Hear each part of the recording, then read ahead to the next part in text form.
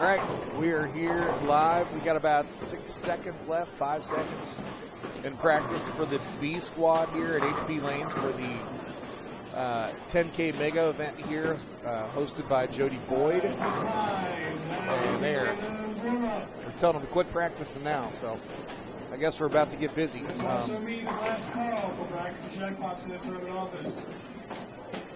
Yep, it's getting serious. Last call for brackets and jackpots. So we've got Kevin Moat in the booth with me. Hello, Kevin. Hi, guys. How are you? Good. Dawn's over here. You can see her now. She's trying to hide behind the ebonite. She was trying to hide. She was trying to hide. You guys should put that up across my face so it doesn't break the camera. No, I think everything's safe. So anyway, we're going to get started with B squad. There are some big numbers to chase. A squad lit them up. Top 25 right now is right around plus 220, give or take. Our leader is plus 324. That happens to be. Is he related to you? The name's pronounced differently. I think, yeah, somebody gave him a French pronunciation. Simon Mote. Yeah. But, all right, so yes. We're going to flip the cameras around. I'm sure you're tired of looking at us, and we'll watch a little bowling. So on 13 and 14, to start off, we have Tim Boydko, Kurt Pylon, Steven Zimmer, Brad Delmarle, and Mike Kahn. And over on 15 and 16, we've got Robert Fusick, Brent Boho, AJ Rice, Ryan Lakota, and Steve Waters. So we're going to be bouncing back and forth between these two pair. We'll keep you updated as the scores come in through each game. They're very quick about getting us the score updates. They do a good job. Yeah, just, they're not getting the scores off of the machines themselves. Yep. They're running and getting them and turning them back around with just 3 or 4 folks. They're doing a fantastic job. Yeah, there's what, 100 bowlers on each squad? 125. So there's a lot of data to transfer in that period of time. In a quick time, that's right. Dawn and her team back there are doing a fine job. Yeah. Yeah, Jody does a good job in those events. Oh, yeah. He gets the right people working around him to help him get it done, and he knows when they're going to be done right. So it takes a team. That's right. So, like I said, the scores are big. About 220 to make the top 25. But the way it works is there were 125 bowlers in the A squad. There's 125 bowlers in B squad. And the top 50 overall, out of all of the 250 bowlers, will advance to tomorrow into the casher rounds. So, and the more pins they get today, the better off they are tomorrow. Yeah, they come back tomorrow morning, bowl 6 more games, and then they go into a modified step ladder final, which is kind of cool setup the way they do that, remembering it from last year. So yeah, this is my first time for this one, so I'll have to see how that runs tomorrow. Yeah, I've thought about putting that into one of my events, the way that they did the modified step ladder, and won't be surprised if you don't see it. Just like the first squad, this squad is loaded with talent. Oh my. Just looking down, Vernon Peterson. And I'm going to skip over some names that probably should not, only because by the end of the night we're going to realize we should have said their name. Tyler Levesque, Dustin Delk, Grady Adler. Grady's a local guy to us down home, and this man can strike a lot. He's pretty smooth. Yep. Of course, Kurt Pylon, I said, right in front of us. Brent Boho, AJ Rice. Everybody knows AJ Rice. Call your babies on this squad. Michael Martell, Mikey Schlebach.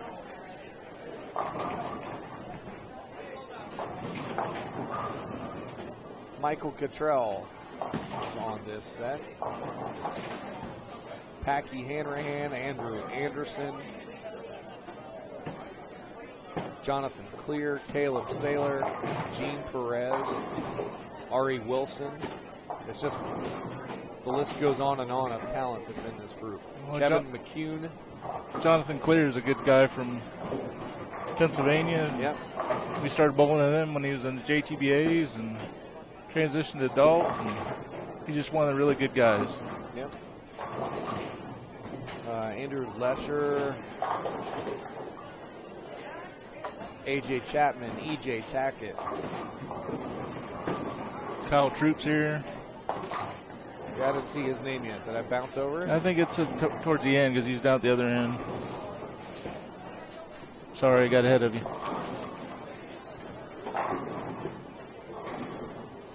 BJ Moore.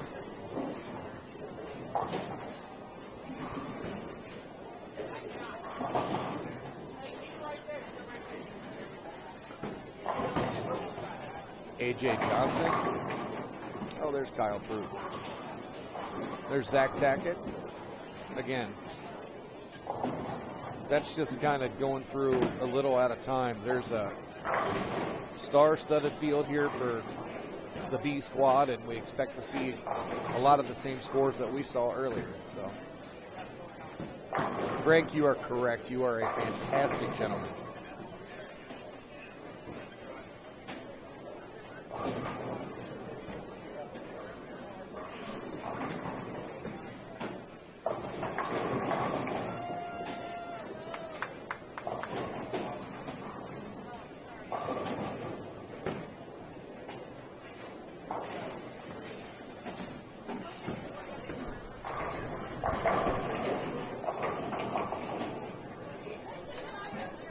So we had a little trouble with the Wi-Fi at the end of the first set, so we had to shut down early.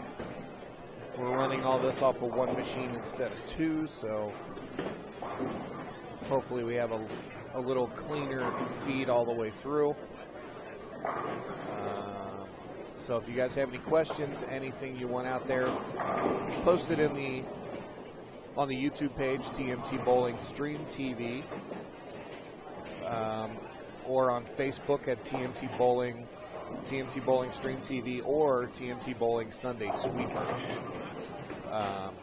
You'll be able to find that. Plus, it's shared around through several other events. One place I did not share yet. I need to put it into the event page itself. So I'll put it in there too.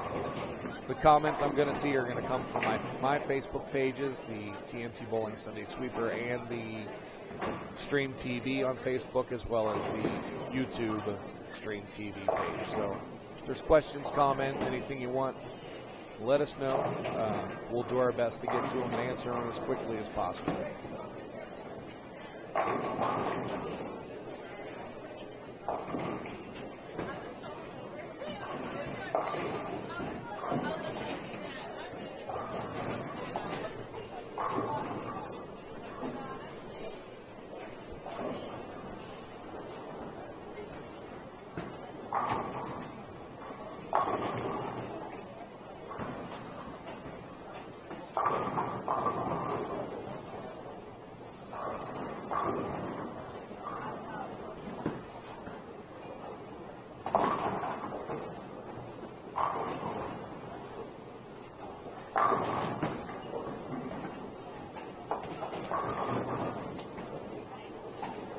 Okay, there we go. It's posted inside of the event page as well. So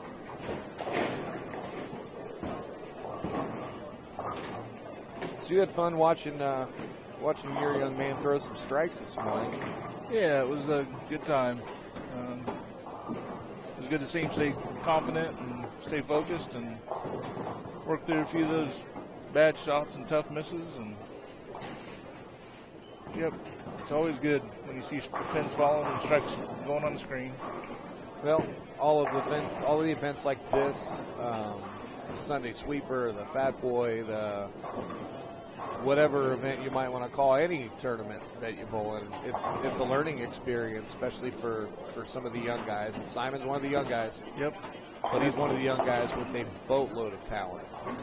So people always are surprised when he says he's 19 and he just turned 19. So see, I thought he was older than that. I thought he was in his 20s. Yeah. So yeah, he gets that a lot.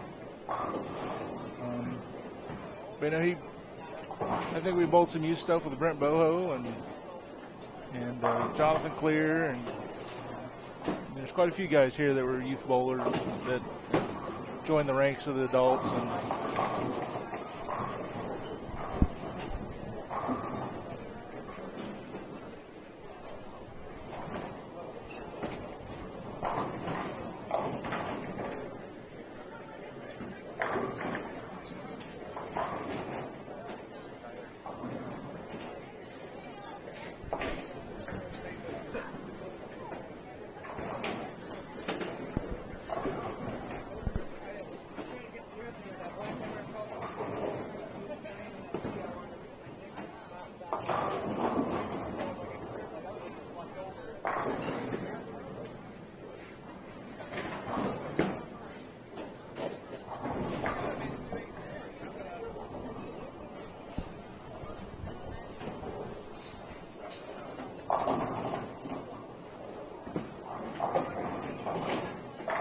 Brett Boho's fairly new to the area. He was from Milwaukee, I believe. really, And he recently moved down to the Indianapolis area. He's making a little noise wherever he goes. He had some pretty good PBA events. He's already gone out there too. And yeah, yep. I appreciate you letting me sit in with you today. And, Oh, sure thing. And, co-host and. Sure thing. We'll try to get several people in and out of here for a while today and just give us something to talk about. Like I said, if anybody's got questions, comments, put them in the Facebook page on the TMT Bowling Sunday Sweeper. I will see them. Or on the YouTube thread at TMT Bowling Stream TV. I'm also going to ask everybody, whichever you're watching on, just find that share button and hit the share. Let's get as many people watching tonight's feed as we possibly can. I know tomorrow there's going to be a ton of people watching because of the finals, and the top 50 that are going to be here tomorrow are going to be something special to watch. There's no question about that. Yeah, it'll be fun to watch these guys shoot at each other and compete.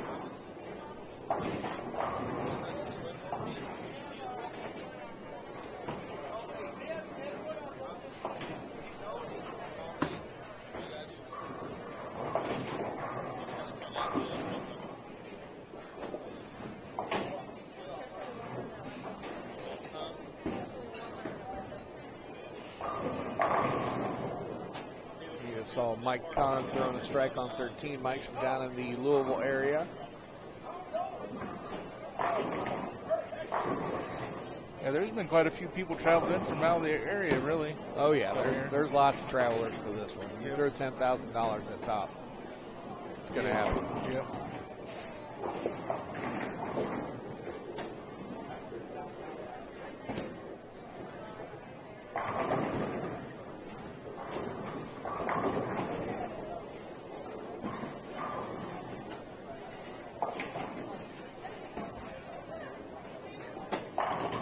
See Packy Hanrahan down there just to the right. Ari Wilson down there. Hopefully we get the way the skip works. Hopefully some of these guys are able to sneak through and we'll get them on the live stream. I think we'll get Brady Adler on the next game. He's just down there, so It just depends on the length of the move. yeah, I think it's just two. Get 9 and 10, Yeah, he should end up. 15 and 16. Yeah.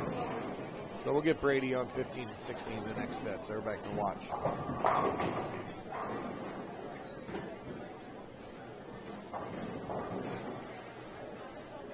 I mean, it's cool to see all the TMT guys, you know.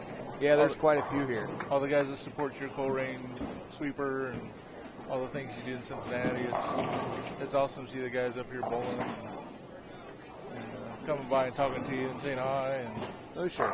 it's just a great community.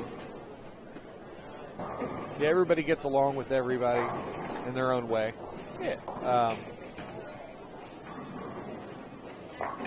There are some people who show their love a different way towards some things. But for a lack of a better way to put it, but everybody cares about everybody. They don't want to see anybody get hurt. Excuse me. They don't want to see anybody get hurt. They don't want to see anybody they have any problems, they'd all have each other's back. And that's what the bowling community is all about. You know, it's always something I've been impressed with. You know, these guys will compete against each other. Then, you know, then after the bowling's over with, they'll go back and sit down, drink, and talk, and have a good time. And, Yep. And you put 100 people in a building, there's going to be somebody along the lines that they're not going to be best friends, but they're going to respect each other. Sure. So that's always the most important thing.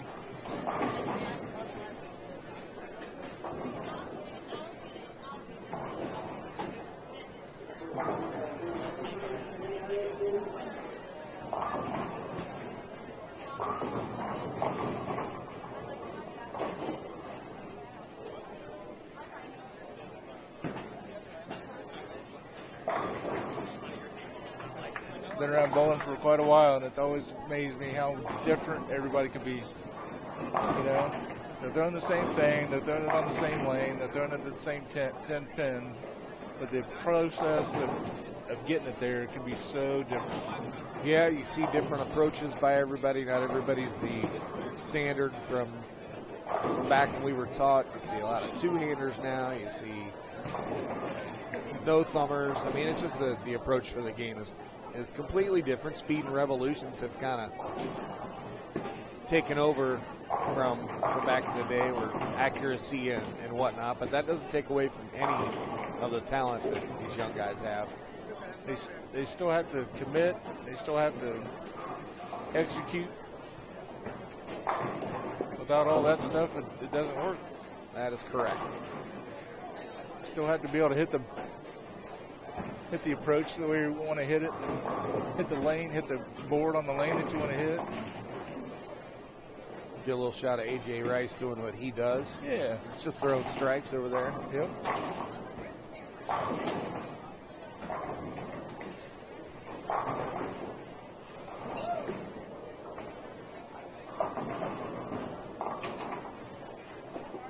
Well, we started Simon out single hand, and he struggled. Yeah. We took a little break, and finally started two-handed, and I'm like, well, that's the way you want to bowl. I'm not telling you not to. So he's been one of the young ones that's kind of breaking the mold. He might not be bowling if it wasn't for that. So That's right. Could have decided that it wasn't for him. yeah. Frank, that is fantastic news. Over 20,000 for the Vanoss benefit today. You're right. Bowling is family. That's awesome. I'm sorry I couldn't be down there to be part of it. I did contribute through the raffle with Chris Pierron and tried to do my part to help out any way I could. But holy crap, that's 20,000 for benefit for just a horrible story in the Fairfield area. Heart goes out to the entire Vanoss family and Fairfield Lanes and everybody that was involved. Amazing job.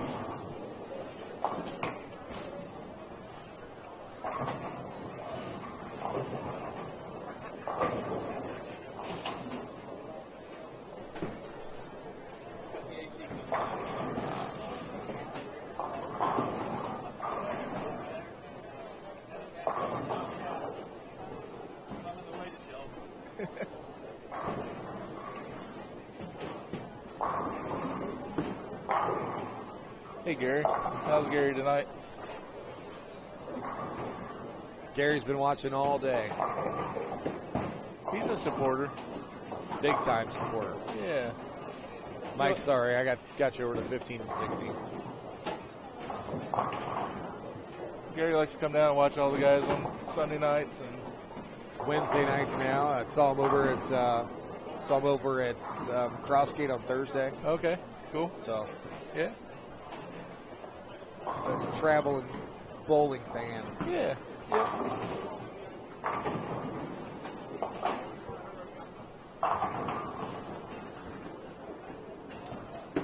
Thank you, Frankie. It was good to see you last night too, buddy.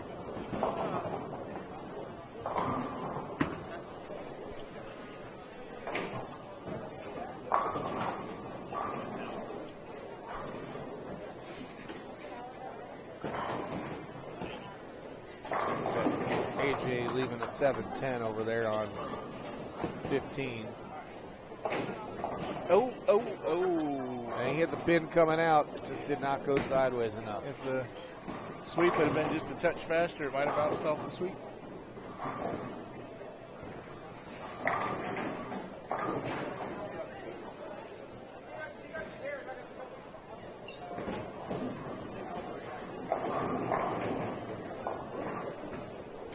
Yeah, they were here last night bowling their action matches until 4 a.m.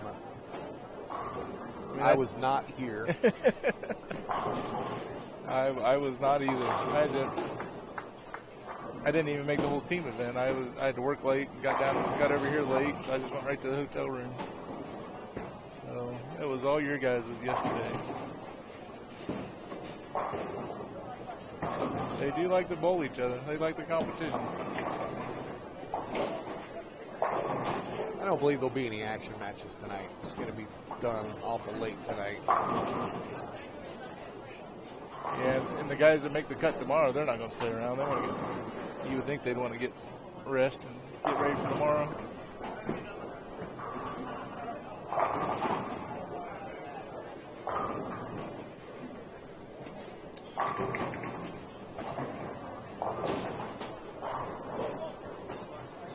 But I am getting to be an old fella, so I like to get my rest. Well, 4 o'clock in the morning, I think is about the time I rolled over to get the other side of the pillow. Yeah. I've actually been going through quite a long stretch there where I wasn't sleeping hardly at all. Yeah. And that's not happening right now. I'm actually getting some good night's sleep. And, you know, I mean, last night was just too short because we got back to the room a little too late. But, right. Yeah, I cherish my few hours of sleep when I can get it. And I've been sleeping good here lately. So let's hope we keep that streak alive. Yeah, that's a good thing. Over the years, I've had bouts with that or just worked too much and not got enough sleep. And it's just not healthy.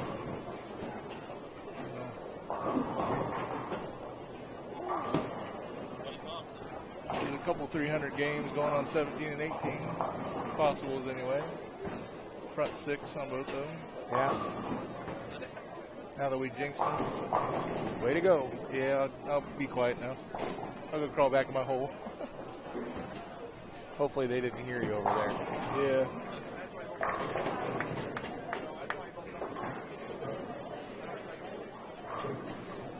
Yeah. What's everybody saying out there, folks? There's not a whole lot of saying, but our Wi-Fi is going fritzy again. Yeah, I saw it blink on you.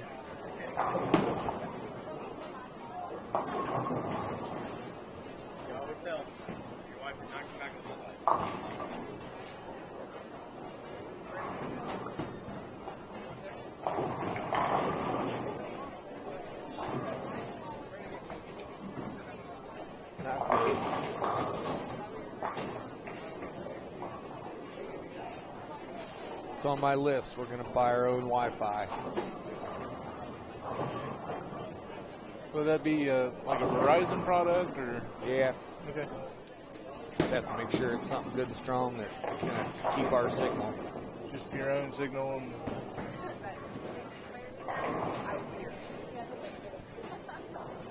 I suppose I could link it to the hotspot on my phone if I needed to. that could be the benefit of 5G for going forward. If Columbus has any, Columbus or Cincinnati has 5G yet.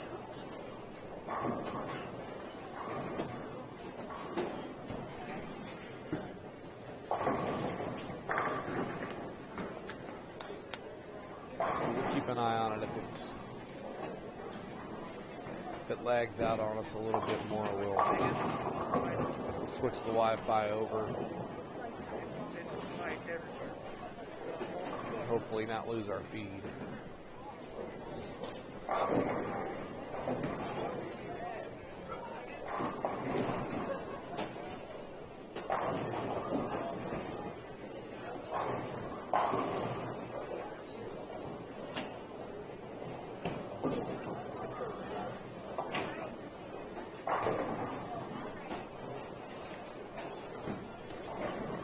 I'm not even using Wi-Fi on my phone right now. I'm trying to keep from getting too much on it. I took my computer off of it over there.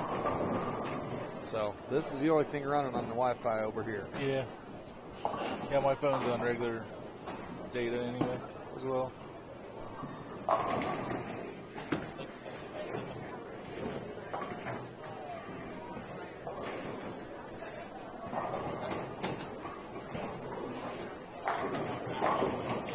So good. Lane having some issues. Dropped the pins out of the rack. Yeah, like 15. He had a pin stuck up there at the table. You kind of think we were in Coleraine with all the deadwood that's sitting in the gutter. Well, they fly around in here, man. Coleraine definitely gets me cooking when they get back in the pits, but Yeah. you see it around. You see it up here too. Yeah, I think the last game we bowled on the first set, there was a lane next to us had 2 of them in the left gutter. It didn't seem to bother anybody. They just kept bowling around them. So. Yeah, I mean, these guys are good enough. They bowl enough bigger events. If they see it there and if it bothers them, they'll roll a ball down and get it. Yep. It's kind of the appropriate thing to do anymore. We don't want employees walking down there. There's just a lot of things that can happen. Yeah. Sometimes it's unavoidable and they have to walk down there, but if you can roll a ball down the gutter and knock pins out of the gutter, that's the best way to go. Yeah, I see several of the guys were doing it to begin the game, but Yeah. once the game was started, they wanted to stay in rhythm, and so they just left to go. If I'm not mistaken, that's a rule on the tour. Oh, really? If you get a pin and bounces out into the gutter, it is your responsibility to clear it.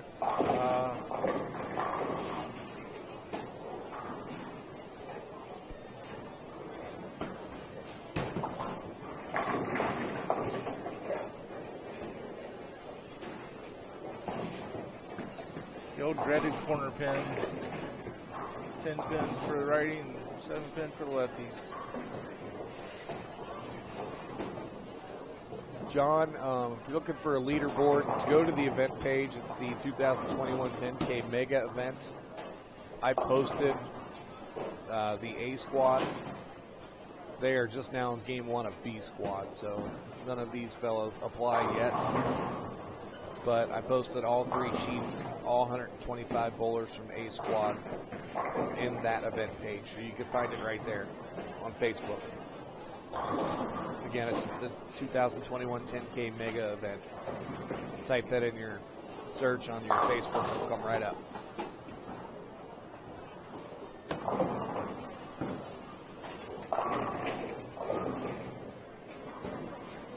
Yeah, it looks like they got the machine down on 15 and working on it.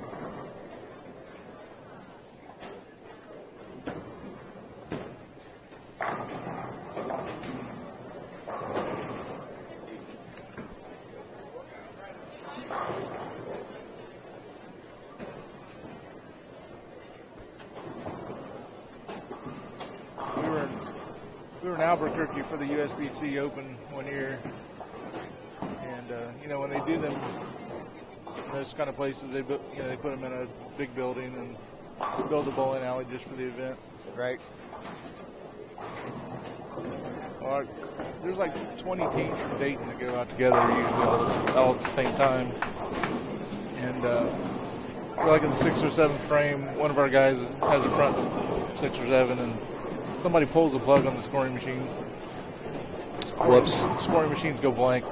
Oh boy. The whole process just stops. They weren't going to let us do anything by hand. That guy was so mad when they finally got back to bowling. I bet. He didn't have another mark after that. I mean, he was stroking it. It was kind of bad, kind of sad to watch it. Natalie Tackett, you are very welcome. This is something that's fun for me to do. Gets me out of my center for a couple days. Dawn was kind of treating this as a little vacation. Just not as much to worry about like lane 15 that was just having some troubles. We didn't have to worry about that too much other than hopefully they got it running sooner than later. It's up and going now. But, this is a little break for us, and Natalie, you and the folks over at Bowler X, I appreciate you being a team member of Bowler X. And everything Lee and Krista and you ladies are doing, you and Mrs. Russell is there now. So top-notch service, and Bowler X does a lot of good things for the game. So if anybody's looking at bowlerx.com, go check it out.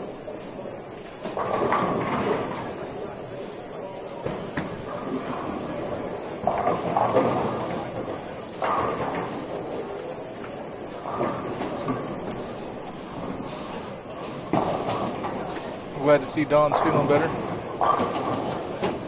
She is. She gets a little winded, gets a little tired.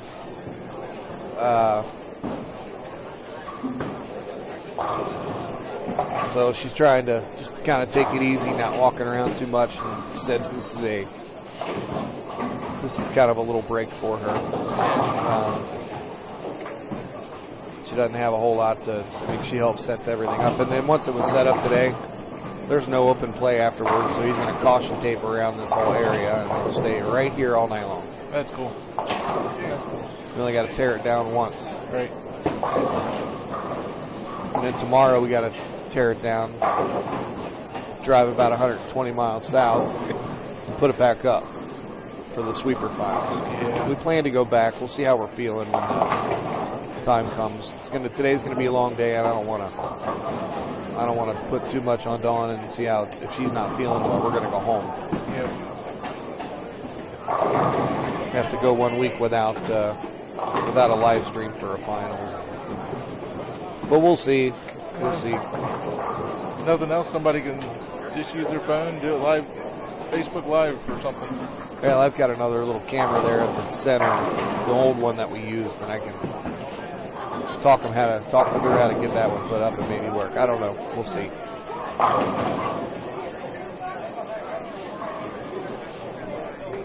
Todd's wingman now? At least for today. Cool. Yeah. I'm getting picked on.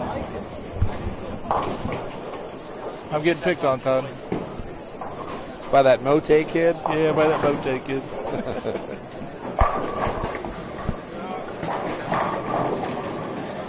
I am going to start announcing it that way on Sunday nights when he makes a cut. Any way to make it a little fun. You still got a 300 going on 18? I did see that. Just trying not to say anything. Okay, sorry. Usually if I did it again. Usually if we at the bowling center in tournaments or in the leagues, if someone's got the front 8 or 9 or whatever and I see it, I get my phone and get it ready to videotape it. It's almost like the bowler trips over a shoelace or something. Well, luckily my son's been on one of those videos for you. And yeah. Terry Kessler's had him on a couple times at Thunder Bowl.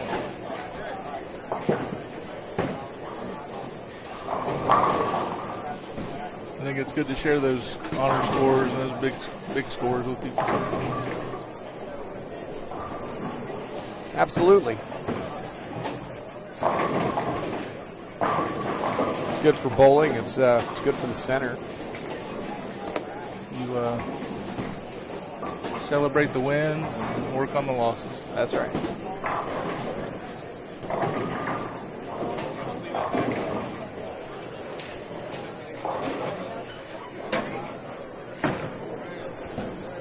Let's see who this young man is over here. E on 17. Matthew Zwig is going to be coming up here just off the camera. We'll see him finish on lane 18 off in the distance. He's going to be bowling right after Michael Martell. So. Leave it right here, see if he can finish one off. Would be a good way to start the set. Yeah. Yep. 100 overs hard to beat in one. Yep. Sound like there was only one this morning. The whole squad? Yeah. Nah, there was 3 or 4. Oh, was there? Yeah, I got the squad sheets. I would check in each game to see, and there was 3 or 4. Okay. Honestly, with the talent that's here and as high as the scores were, not as many as I was expecting. I was just going by the announcements he made at the end, and must have been just a bracket thing that everybody got into. Right.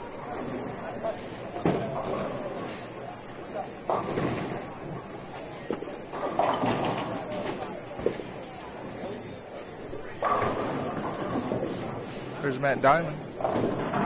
Yes, he's going to be on 13 and 14, I believe, next. He's usually one of your fill-in hosts. He is one of the co-hosts of the TMT Sunday Sweeper Finals. Him and Brandon train him and try to get a host of many in there. He's a good dude, too. Gary, I'll check and see if Chuck Tompkins is on the squad or not. I don't remember seeing his name, but that does not mean he's not here.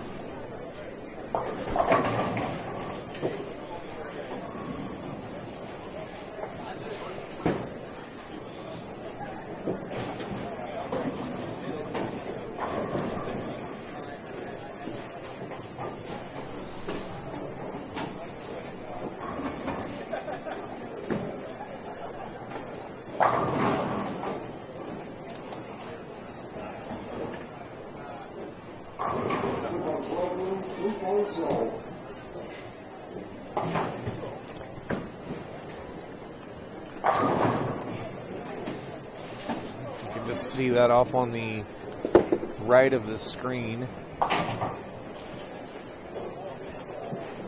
Matthew's wig is now with the front 11. Yeah. Right up the gutter. Nice and straight. Keeping it simple. Yeah. Somebody asked me if I was bowling where I'd go to. I gave him my honest opinion, and I would said for a righty or a lefty, I'd get to the right for as long as you can stay out there with urethane, and then the urethane's been the thing. Then slowly migrate in with a little bit stronger ball down a little bit further.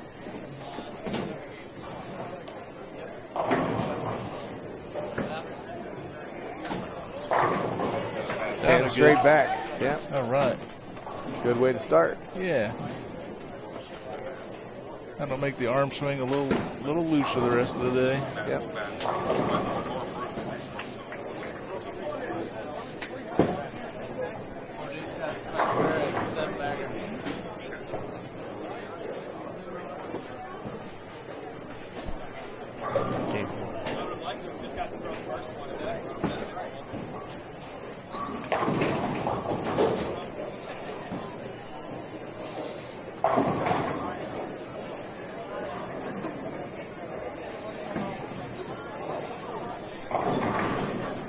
Should have Brady Adler and Matt Diamond and a few of those guys in front of us this next round.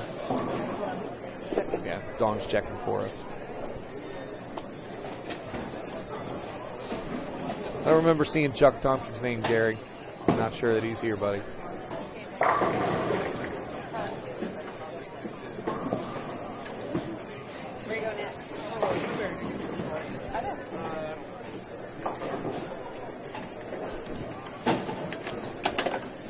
Yeah, we got a mechanic laying on the deck on 12. Yeah, 12 was giving him fits earlier. Had a little bit of trouble with it. We must have missed that one.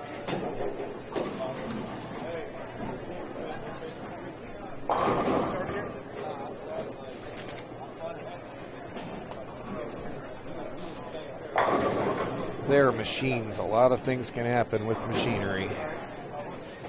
So have you ever researched how many moving pieces is in a machine? I used to know that answer, and I don't remember it.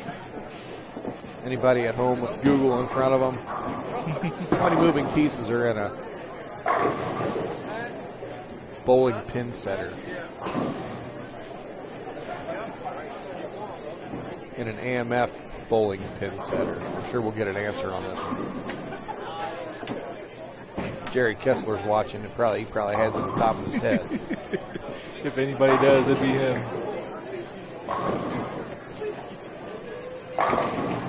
Talk about a man that has lived bowling. Oh, and there's my brother. Just 5. Only 5 moving pieces, and he builds cars for a living. So what happens when he leaves one of them out? There's only 4.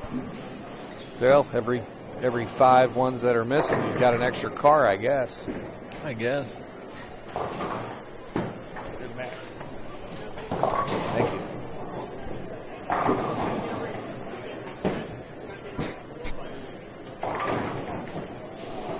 It's what makes it all worthwhile. I just had a young man come over and say, "You're the man." He's somebody I know through Bowler X, but I've never met him. Shook my hand because he was on the live stream the whole first game. Got the family at home got to watch it, and it's kind of stuff that makes this worthwhile. Dawn and I don't do this for a living by any stretch. All the live streams that you generally see are Coleraine Bowl, and that's part of the tournaments and whatnot that we do there are part of our employment. Part of the experience for the bowlers? Yep. And when we get a chance to break away and do this, it's usually for a friend. We haven't marketed this as a job. I guess there's always that possibility that this could be something down the road, whatever. Because we enjoy doing this, and it gets us away for a few days. I don't know. We'll see how whatever pans out. You just never know what the future brings sometimes. That's right.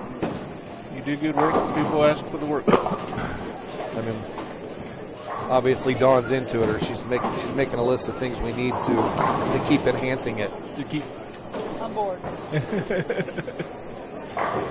But she's like the rest of us. She wants to be better anytime, whether it's good, bad, or indifferent. yes. Yep.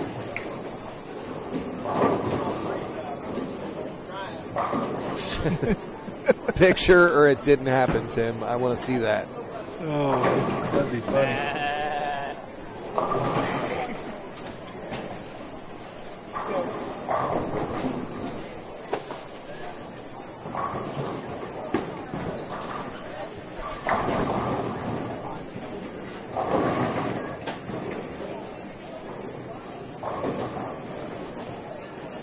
That's right, Logan. He's a leader by a stick after squad 1. Again, how this works is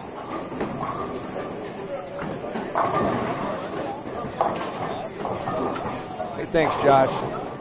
The way this one works, Logan, is all the scores from this morning and all the scores from this afternoon get thrown into one big pool, and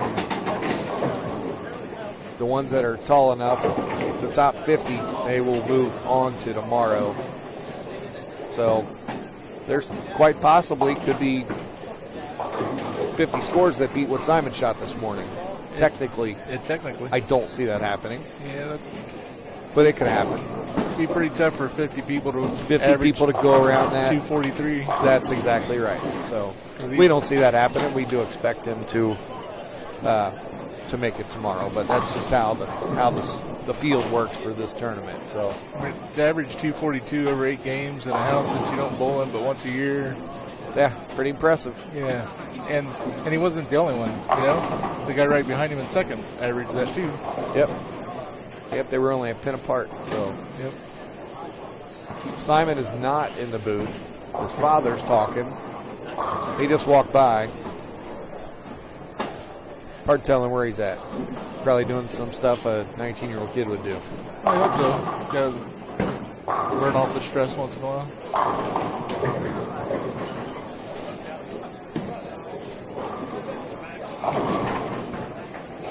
There we go. That's how you get the 7-10 out. Got it out.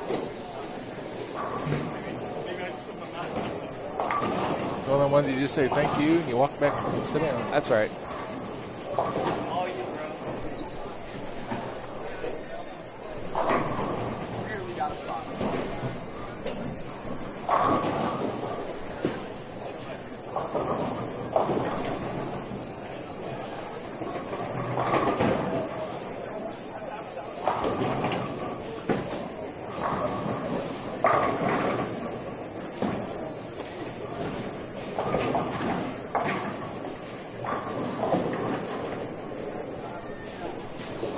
Thank you, Matt. I appreciate that. Did you just feel a presence of someone over your shoulder? Yeah. At least we have headphones on. He can't blow in our ear.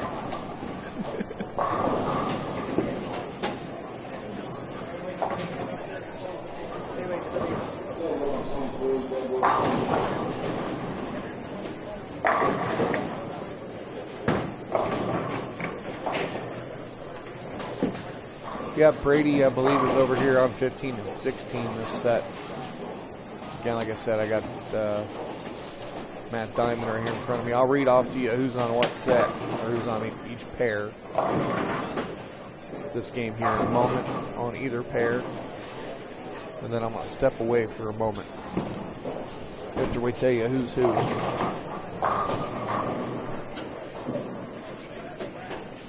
Now 16's giving them a little trouble over there now.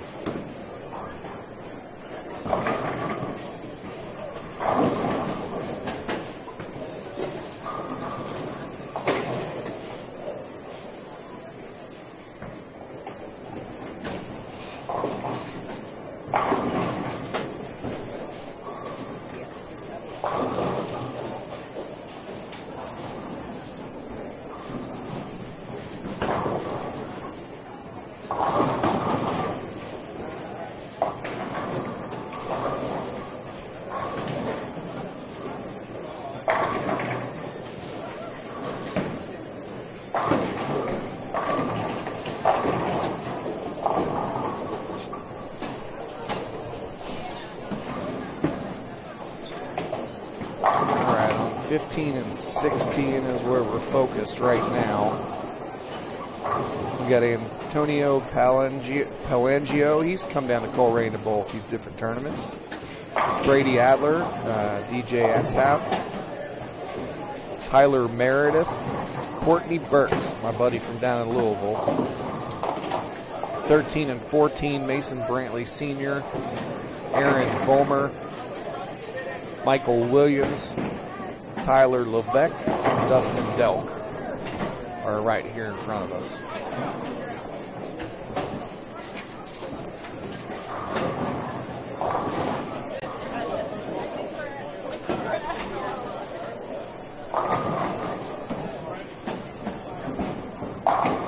I'm going to take a quick walk down the concourse and stretch my legs out. So I'll be back.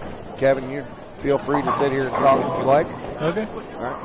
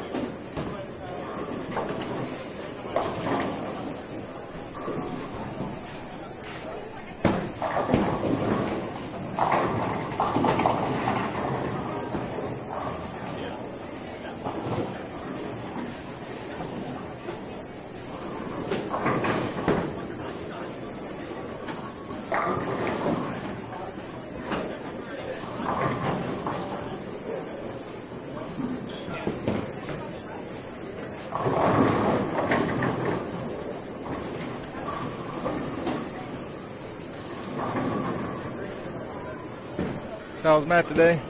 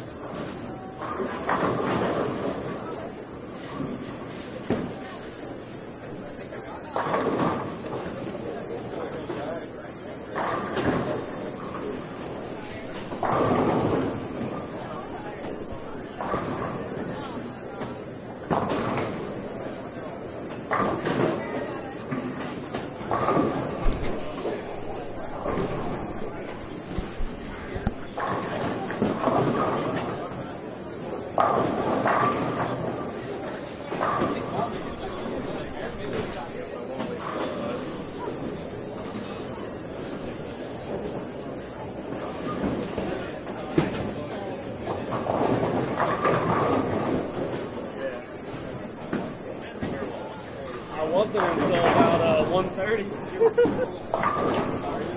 Yeah, I messaged Jody at noon. I'm like, anybody rocking out?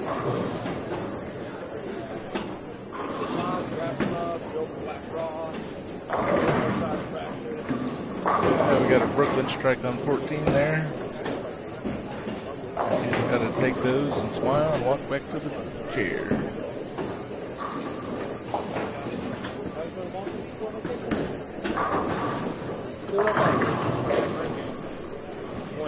I threw yours, and if it was 9 no count, I would have shot like at least 260.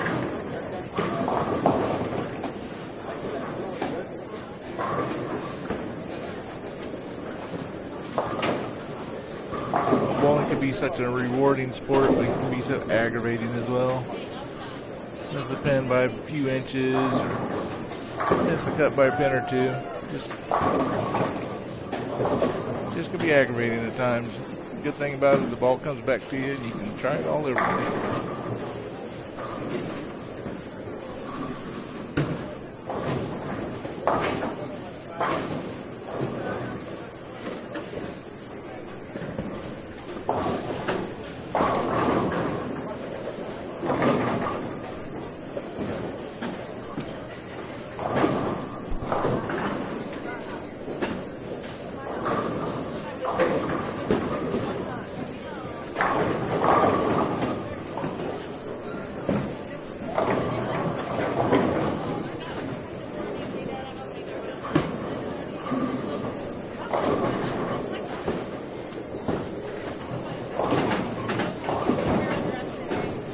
Brady Adler's coming up on lane 16.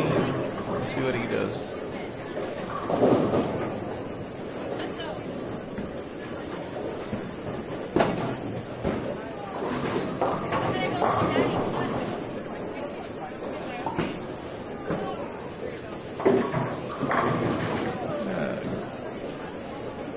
Good solid strike is what he did. That was a pretty good ball.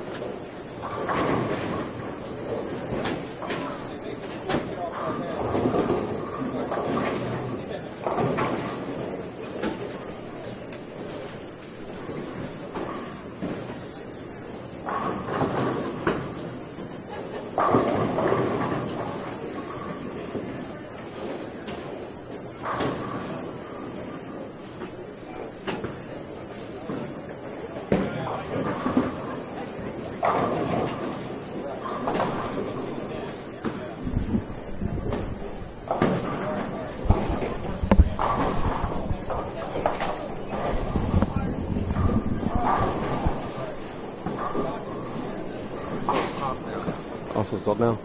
Yeah. What's going on? How you doing, sir? Good, man. How are you? I'm Dougie. I'm bowling right now, actually. I'm bowling kind of bad. I've left 3 7-10s, but how you guys doing? Shout out to TMC Bowling. You are on CMC Bowl. Who's watching right now? Oh, I don't know. There's 50 people watching on this one. There's only a handful on this one, and on YouTube there's about 60 watching. All right, so who are you watching? Who's this guy right here? That's Matt Diamond. From Matt. Cincinnati, Ohio. All right, let's see what he does. And 13. That's good. That's not good. That's not good. That was only 8. I have to go bowl. I'll be back later on, right? 8th game, I'm going to be on the TV pad, right? With Todd McGill and this guy. I don't know this guy's name. Kevin. Kevin? Overalls. There you go. Hey, Dougie, be back, yo. I'm going to play with Andrew Anderson and Packy. Packy is terrible.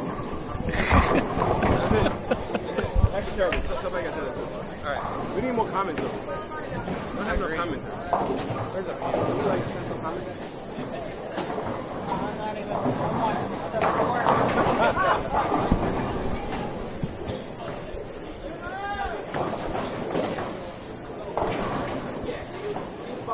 He could be fun to hang around with, I think. Oh boy. You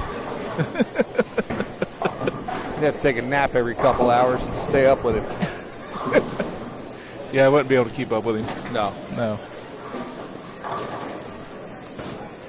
For those of you that didn't know who that was Dougie. Dougie Vision.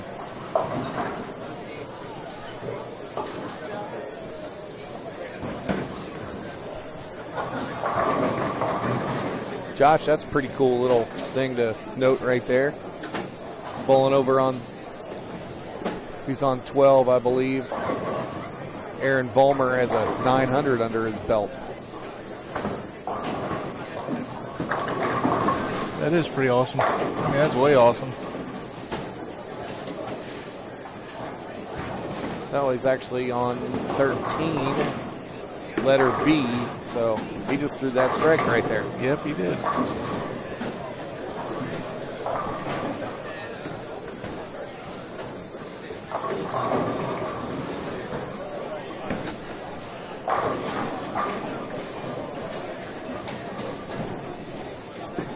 It's a lot harder when you're not here to talk to. It is. When you're by yourself. I turned it on and I was listening to it, and it was quiet, and I thought, yep, I'll get back there. It is tough to do when you're by yourself. Yeah. It's hard You got to to find things to say. figure out what to talk about. So I did a few little things. Yeah. Yep, we pointed him out, Josh. They don't have their names up there, but I've got a squad list and the letters. And right on cue when we picked him out of the crowd, he threw 10 back. So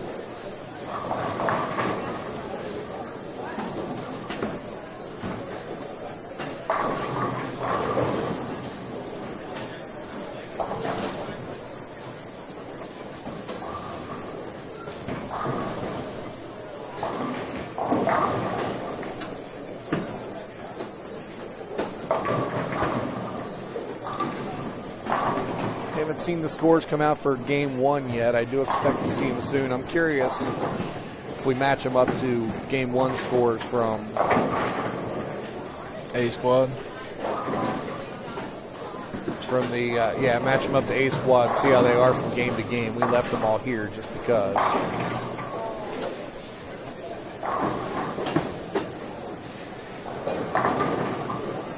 Tyler Levesque right here having a tough game. Yeah. Pretty unusual. Kid can bowl though. Yeah.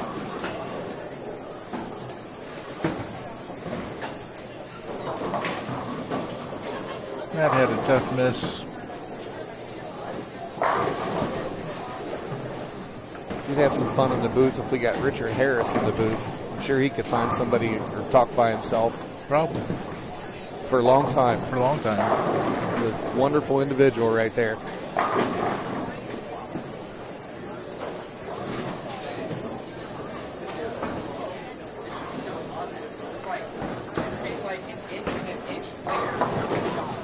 It gives a little appreciation of what these guys do for a living, that talk That's right. You know, I always really admired. Right on cue. Here are the scores for the game one. We did know that there was one 300, Matthew Zwig. There was also another one, a gentleman by the name of Hunter Kempton shot 300 game one.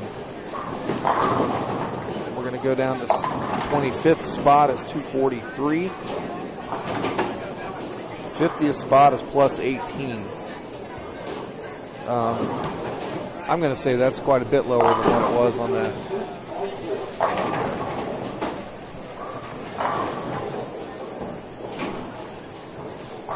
Oh, That's it. That's the whole. That's the whole.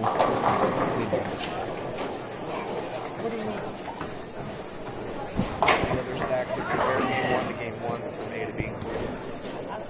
It's okay.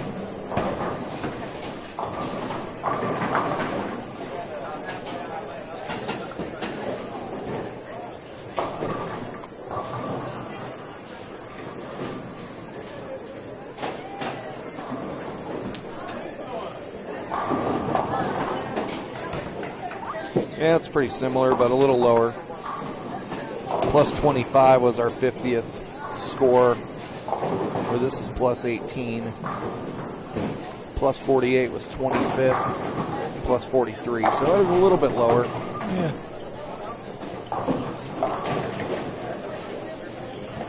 So it is set up where if 50 people from one squad bowl better than 50 people from the other squad, it's Yes. so it's not 25 from each.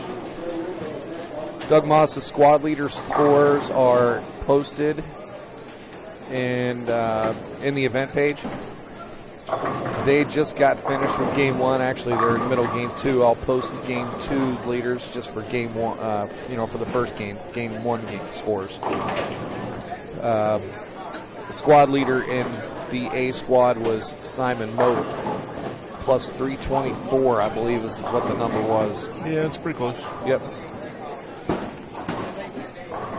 So let me get a picture of this front page, and I'll post it in. I'll post it in the event page, and then I'll share it to my page. Doug's a Dayton guy. Doug Moss is a Dayton guy. Doug's one of my good friends. Okay. He's probably going to want me to send this to him personally, just so he can see it himself.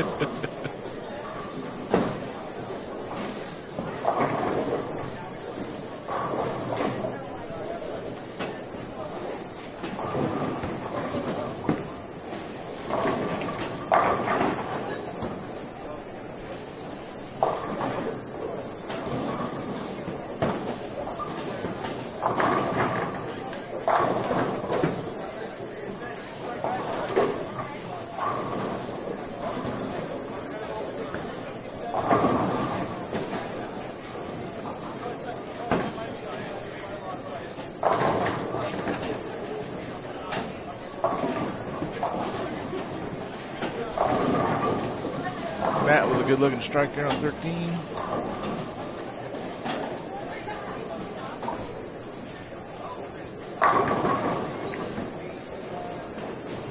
Brady's up on 15. See what he does.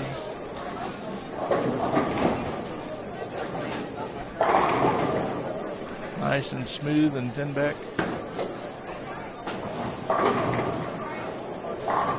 Here recently in one of my Sunday sweepers, on a fairly difficult pattern,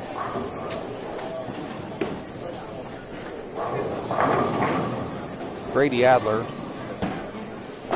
goes 840. We had 97 bowlers that night. And he shoots 840 for the first three, where it only took 550. And this is a handicap tournament. We took 550 to make the cut. So he shoots 840 for his first three with the 300. And then he gets in the next three into the elimination rounds and shoots 820 for his next three with another 800. Yeah. And was just lapping the field. Yeah, he had her going that day. They averaged 255 for 9 games, and that was with a 170 game in one of his match play games. So it was enough to get by. Wow. That would have That would have ended the day very badly. Yes. They bowled that great and then lost the match by 170. Yep.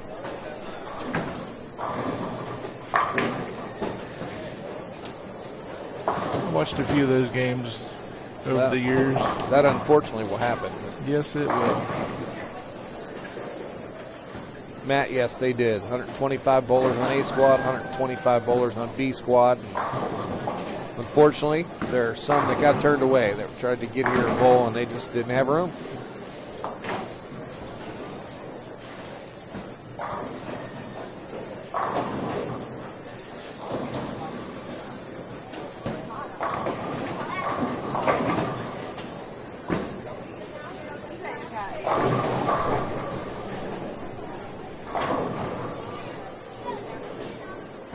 Who's your favorite broadcaster? Oh, I don't know. That's kind of hard to say. It's kind of hard to say. I mean, I enjoy what they do. I'm a big baseball guy, so, and there's a lot of very good baseball announcers. I was always a big fan of Marty Brenneman. He just kind of told it how it was. Yeah. Just had that tone. Yep. He was very good. But that's kind of being a homer because, right here in Cincinnati. But we had one of the best, in my opinion. Yeah. And the pair of them, you couldn't hardly get much better than him and Nuxall when they were together. Yep. So I was always impressed that the Reds gave him that much latitude to talk the way he did. Well, he didn't pull any punches. There was something he didn't like or something that they did. Oh, even on numerous occasions, even called out Ken Griffey Jr. over the years. That's right. If he didn't think somebody was giving it their all, he let them know. Oh, yeah, for sure. Yep. Here's a guy that spent his whole career being an announcer, and he probably could have been the commissioner. He probably could have been a commissioner of baseball. Yeah. Yep. And he just enjoyed what he did and did it really, really well. And liked being in the city of Cincinnati and not having to relocate to do something like that. He's got to be right to the top, but there's just been so many good announcers. The other voice in the booth right now, Doug Moss, belongs to Simon Mote's father, Kevin. Hey, Doug. How's Doug today?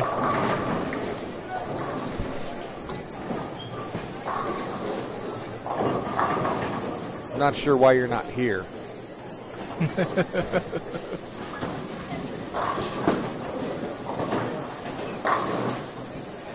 He might be here, though. You never know. You never know. He could be on his phone. So how's your women's sweeper doing? Well, the next one's not till August 15th. We did a small series of senior sweepers. There is one of those tomorrow.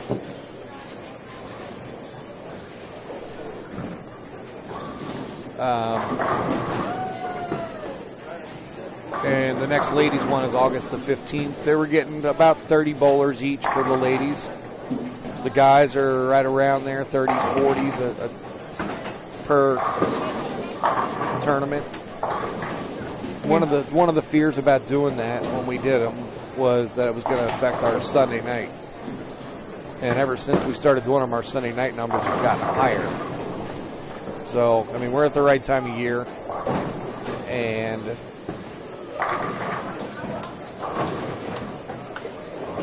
Doug Moss, you're on the IR. I'm sorry to hear that. His pattern is 43 feet. I believe it was 43 feet. 30 plus mils, and 2.8 to 1 is the ratio. But, yeah,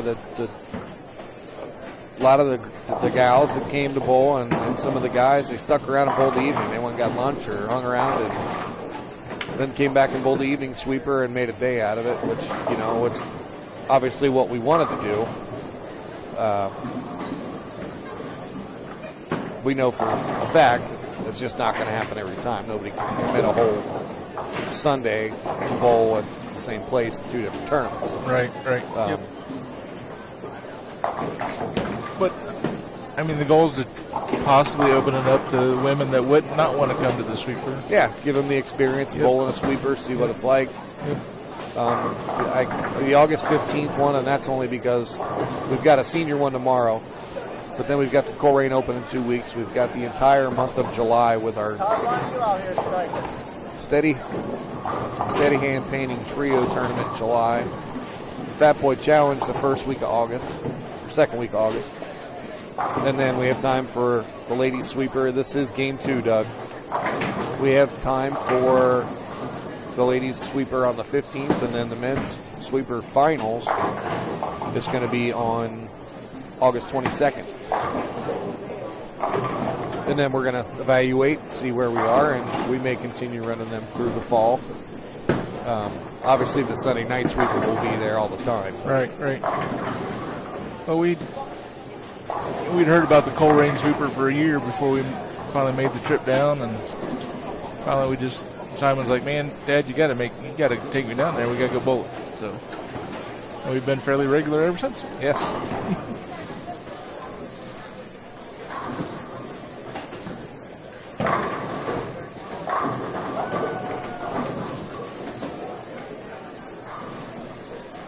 One of the guys that helped kickstart that once we came over to Coleraine, other than the fact that it just was a little love there on that one. Yeah. Things just worked out well when we switched over to run the sweeper over at Coleraine, and a little bit bigger house, a little bit more tournament friendly and whatnot. But Brandon Trainham, who was in the booth with me pretty often, he started bringing the entire Wright State bowling team down with him. Oh, wow. We get the majority of the guys, majority of the girls, and that certainly helped recruiting for Wright State. Yep. But it also helped our tournament, where we had a lot of college kids, and then they started talking to their buddies and friends from other colleges, and on any given Sunday night, there's quite a few college students bowling in these things, where they can choose to bowl for smart money, they can choose to bowl for adult, however they declare for their college, and that's definitely what has kind of put us to where we are, sticking in the mid-90s. He's a super nice guy. Yes, he is. He used to work at Coleraine Bowl years ago. Okay. But yeah, he's always he always lightens up a room when he walks in. He's always smiling. He's always cutting up, having a good time. Yep. It's very, very hard on himself when he's struggling on the lanes, but he's a good young man. And aren't most bowlers hard on themselves when they're struggling though? It's we're our own worst critics, that's for sure. I'm right there with you.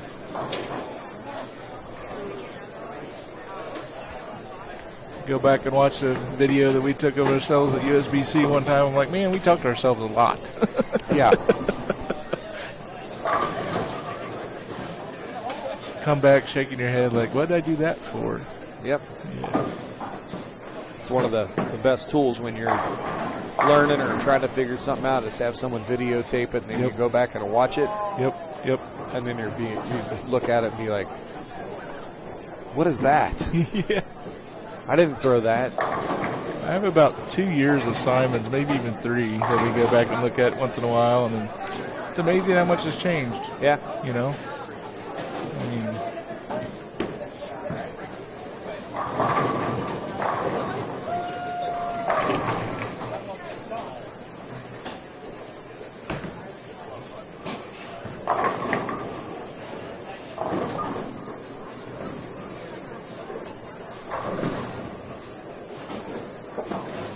Yeah, this is not a reverse block. It's fairly flat. Reading through the comments here, but it's definitely not a reverse block.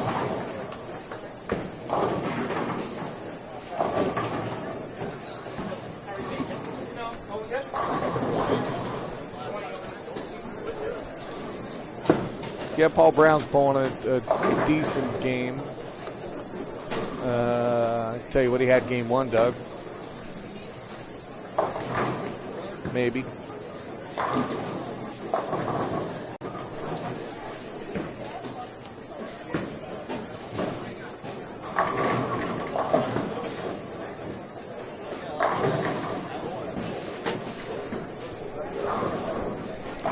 Hey, the Reds get a sweep of the Cardinals, according to my phone. No, I got a friend in St. Louis. I'm not going to be happy about that. But your friend in Cincinnati is. Yeah. Oh, yeah. I am too.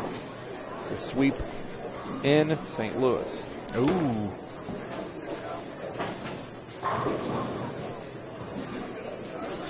Well, I can't find Paul Brown's name.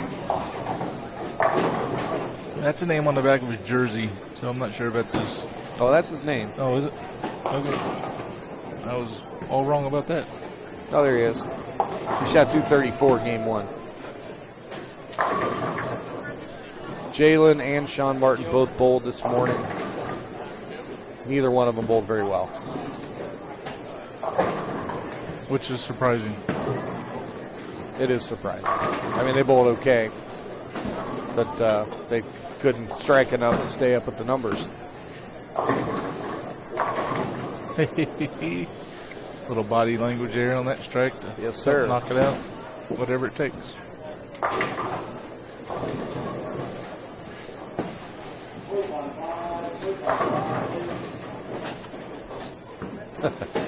I just switched over to the YouTube. I got a boo, go Redbirds. Sorry, I'm sure you guys will get your chance to do the same thing back to us here soon. But I will say one thing. I hope Albert Pujols gets to retire a Redbird. yeah, he's we know what lane he's on, Doug. He's bowling right now on 12. Hey, Tim. How we doing? Good, man. How are you? Tim Layton from Stardust Lane, Next Gen Pro Shop, standing behind us. One of the good guys. Jesse Hart's over there waving at me, making fun of me. Next time you see Jesse, call him Big Red. Oh, yeah, He's a ginger through and through.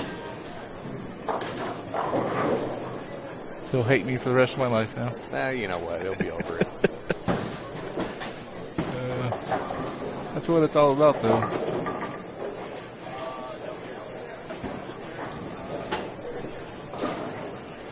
You know, Tim and Jason from Next Gen Pro Shop, Stardust, they do some pretty amazing things. They're a couple of really, really good guys, and we met Jason when he worked in Dayton, and have followed him around. Is that Jason Lundquist? Yeah, I know Jason. Yep.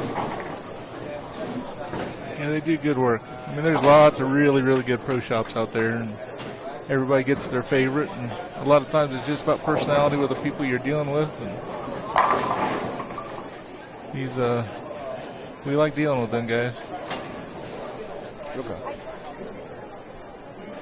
Can't talk if it's not like live. Sorry. We're going to switch over on the 15 and 16 until, there we go.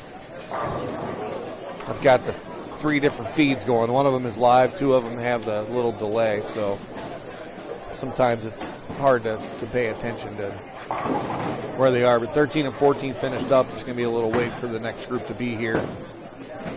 So we'll watch. Let's see if Brady can finish the game here. I understand Brady stuck around last night after Kyle Troop was finished bowling DC, and Brady called him out, and they went out and bowled a few games. Oh, yeah? Kyle Troop beat him 266 to 265 first game. Oh, my goodness.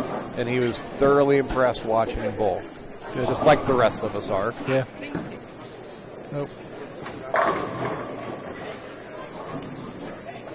Just smooth and consistent. And Yep. I go to 13. I wanted to make sure. Hey, he's Ty. How are you? Ty Zeroff's going to be on 13. He's a young man that bowled with Simon at Junior Gold in Detroit. Different JTBA events over the years. He came into Coleraine on a Monday night when we had our challenge shot league, and I guess he knows Audrey Wilson. And he just came up to the desk and asked if anybody needed a sub down there. And I was able to get him on a team, and I went down and watched him. It's like, holy cow. Yeah. Yep.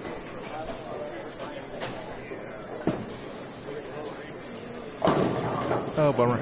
It's all right, 223. Yep.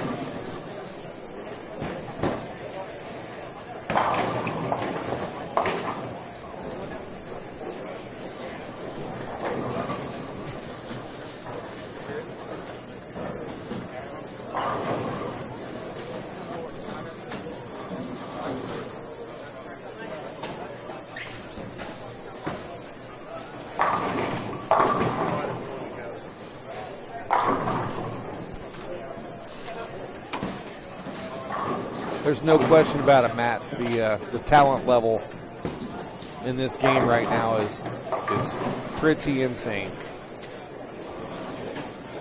That it is. And it just keeps getting younger and younger. I mean, there's more coaches available. There's more tournaments available for the kids to get into. I mean, yep. It's a great support system to keep them focused on something. Somebody asked me how Scotty Kramer bowled. Scotty Kramer bowled pretty well in the A squad. He was in A squad at the.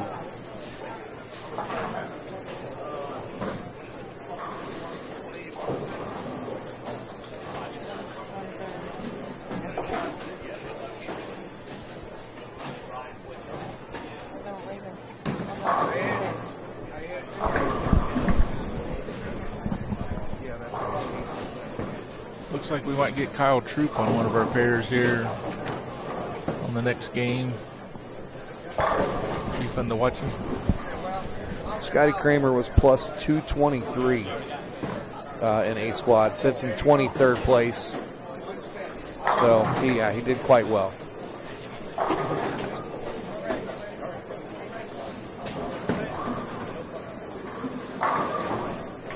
Dougie's not bowling so great. Let me see what he had his first game.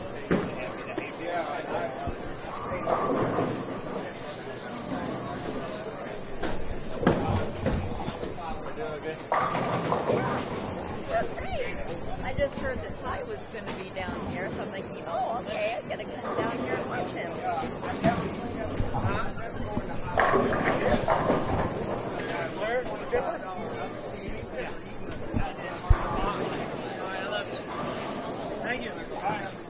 Doug had 178 his first game. Roof.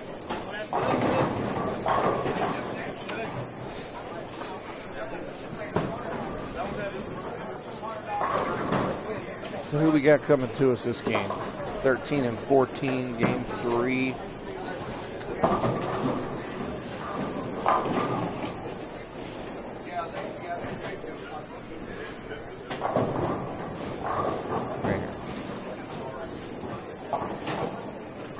We have Dejan Smith, Parker Capra, Daniel Freeman, Brian Ivey, and Mike Kirian is on 13 and 14.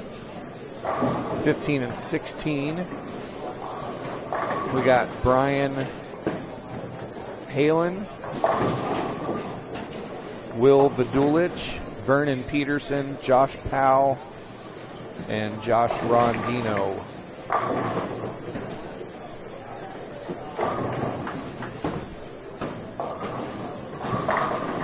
It's all the guys with harder names to pronounce are bowling the B squad. I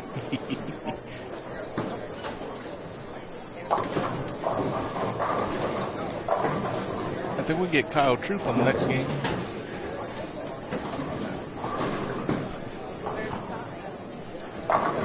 I thought he was going to be here, but For game 4. yeah. I'm in the white. Okay. Nope, he's going to bounce over to 17 and 18. So we're going to miss him on Bummer. the live TV. moves get a little different each game. Okay. Do that so they're not always following the same folks. Long last time, wasn't he? Tied.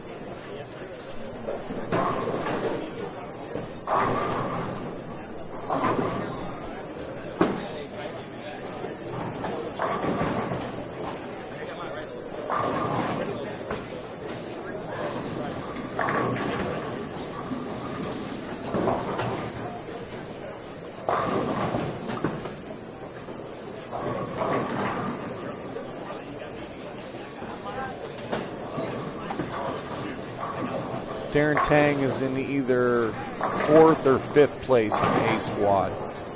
So he's certainly moving on to tomorrow. He was plus about 280.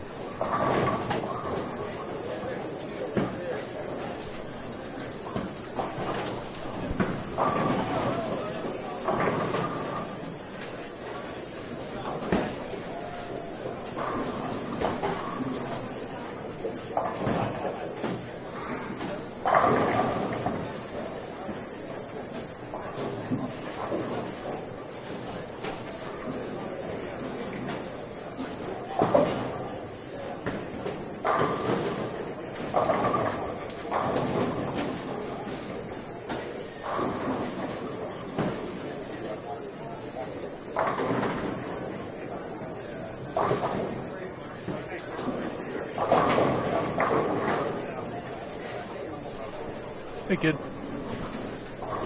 The other Mr. Moat's behind me. Mote. Mr. Mote. It's not my fault. Nope. I mean, I call him Cy Mote, and I almost think Cy Mote sounds kind of cool. More cliche, yeah. Maybe a little bit. Just got handed the official prize fund for the mega event. The cost to bowl this tournament was $300.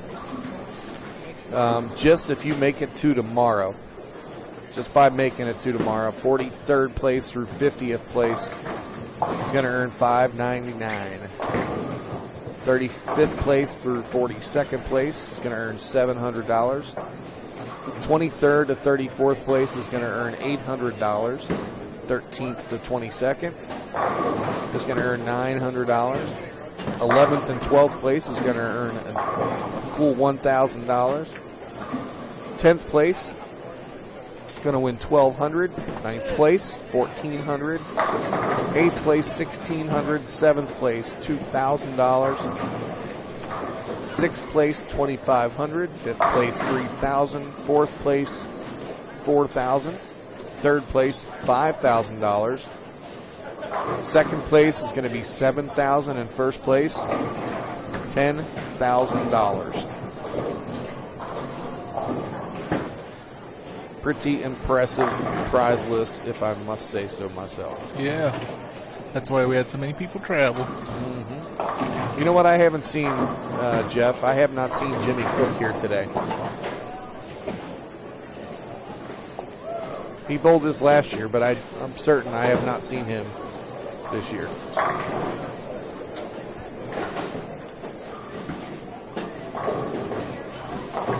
Hey, I would like to say something about a gentleman we met in Owensboro, Kentucky, Jamie Simpson. Had his services today. He was a silver coach, passed away from COVID complications. Just a super, really nice guy, and really helped for the little bit of time that Simon got to be with him down there at college. He really helped Simon, and Seth Kolowski from Beaver Creek is down there as well, and he's going to be missed. He's going to be one of the good guys that left us too soon. So hearts and prayers out to his family and his wife. And absolutely.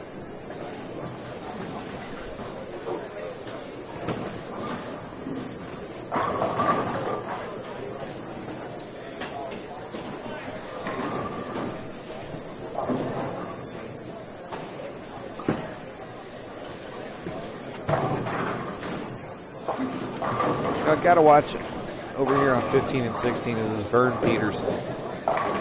guy doesn't do anything special to the ball. He doesn't do anything great. He hits the pocket. He knocks over pins. I've seen him in several different tournaments. He will surprise you and sneak up on you when you don't think he's there. But he can play.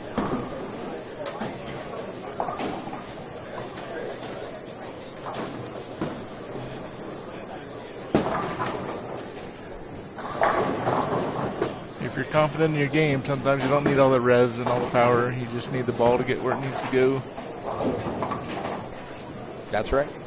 Especially when you've never seen all these honor scores being thrown by, the older crowd. Yeah. I mean, it's not always about revs and speed. It's just about getting the ball in the pocket, letting it do its job.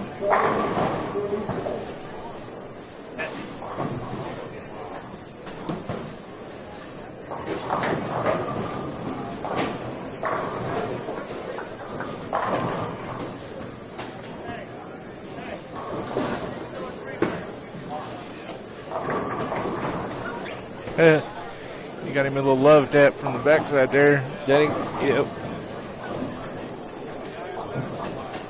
Watch this strike just through. That'll help.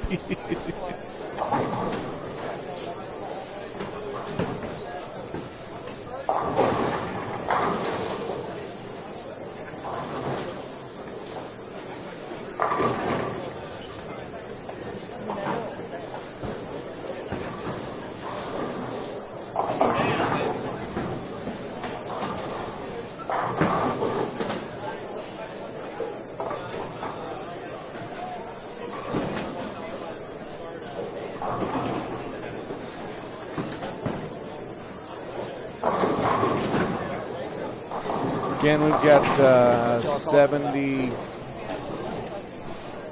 We've got about 130 people watching right now through the 3 different streams, and then wherever else they might be watching it through. That's awesome. Thanks, everybody. Hit the share again. Make sure we see if we can get that to 250. Yeah. And let's at the same time. Anybody has any questions? Anything they want to know? We should have Game 2 scores to us here soon. I just read you the prize fund. It's a pretty stout.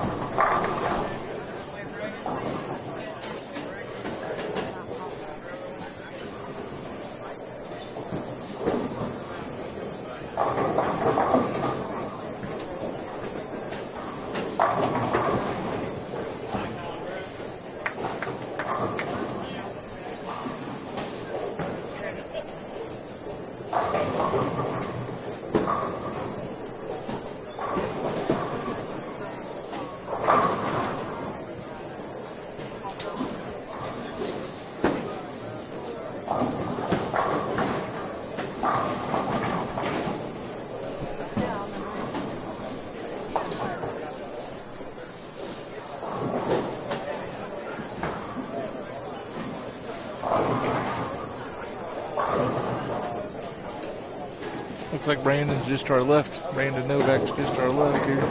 Yeah, we're gonna miss him on the trip pass too, I believe.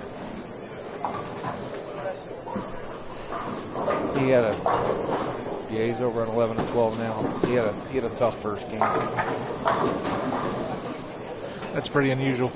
Yeah, we sure hope find a way to start striking or keep striking from here forward. Yep.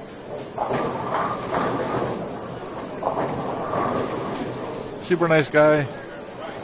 But he is, talking about one of the guys that's got his unusual in his own delivery. Wow. When he puts it down on the lane, it's just right where it needs to be. Well, it's about repeating what you're doing. Yep. Yep. Saw several unusual styles of bowling in my life. Saw a couple unusual styles today. But if they do it the same every time and they repeat the same shots, that's what makes it work.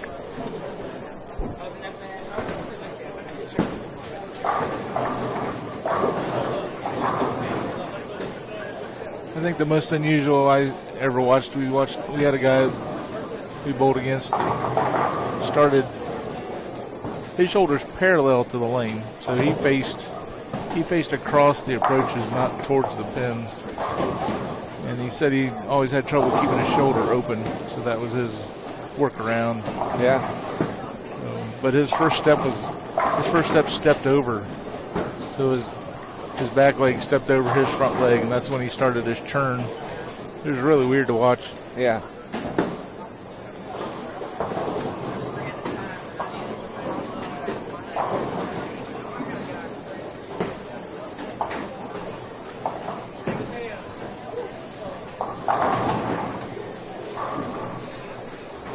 I'm not seeing R.J. Pollard this year. I know Evan's up here. I haven't seen Jeff Fair wasn't able to make it. Won't believe Kenny Abner's up here. Just imagine how much stronger the field could be. Oh my, yeah. Had some of these guys come up from Cincinnati.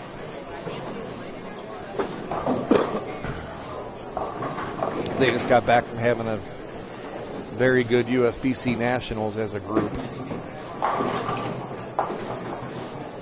32-50 or 60 or something like that. Oh my goodness! Left a bunch of pins out there too. Felt like they didn't execute.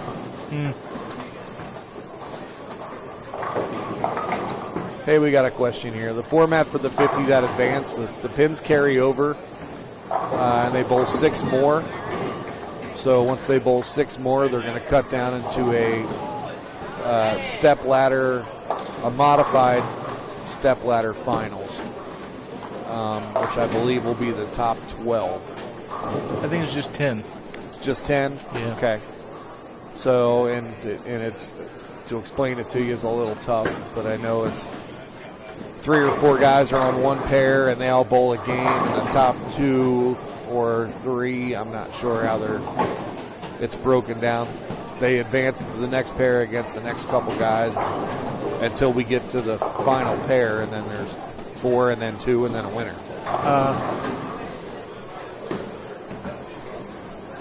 So it's still one of the deals where the more pins you have today and tomorrow, the better off you are for step ladder tomorrow. Yeah, if you want to seed yourself into step ladder. Yeah. So yeah, the six games do mean quite a bit. They carry over. You wouldn't want to bowl 8 games today for them not to mean anything tomorrow for a longer format like this. Right.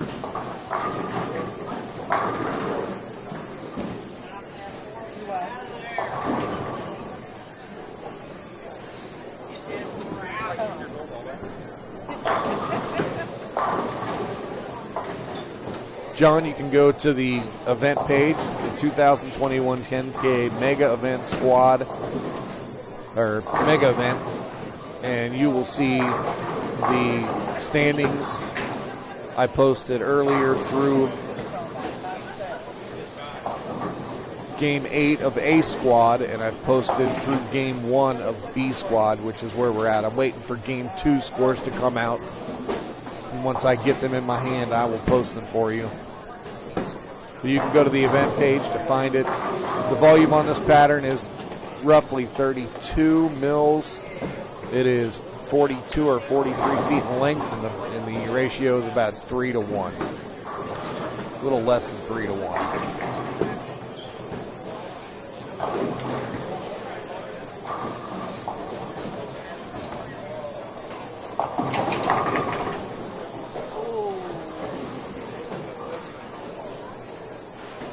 Oh, the dreaded 7-10 splits on lane 11, just outside of our view.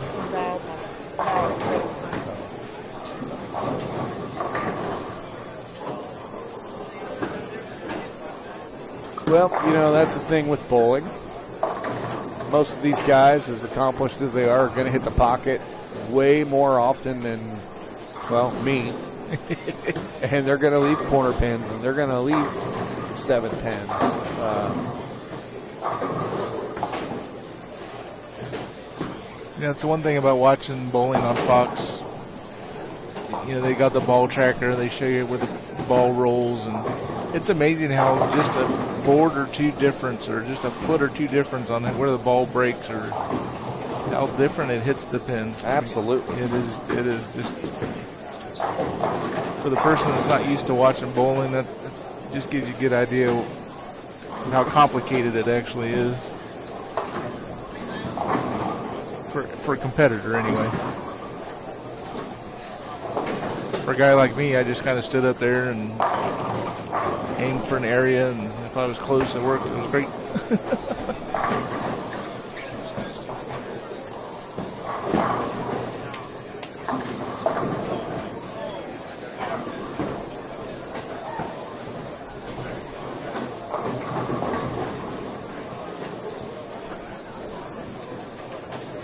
Yeah, Brandon's still struggling a little bit here on 11 and 12.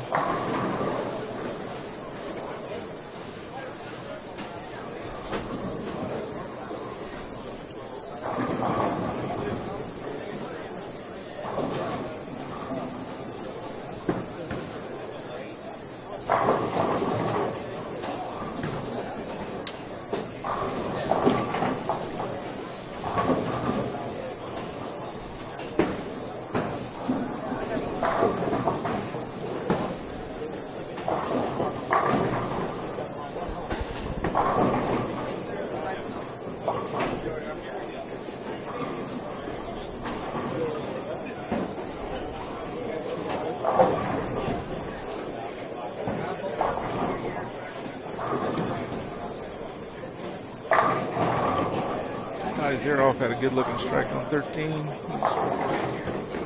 doing well.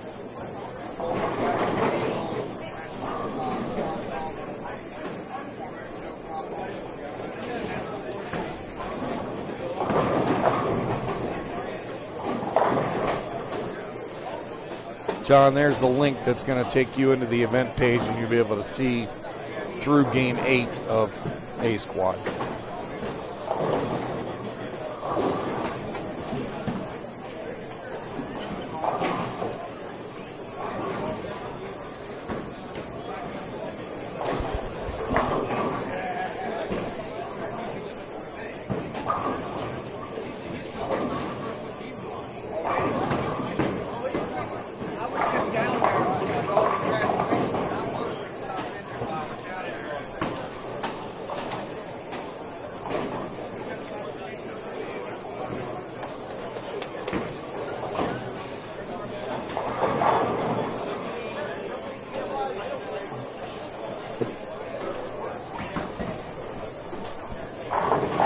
You're welcome, sir.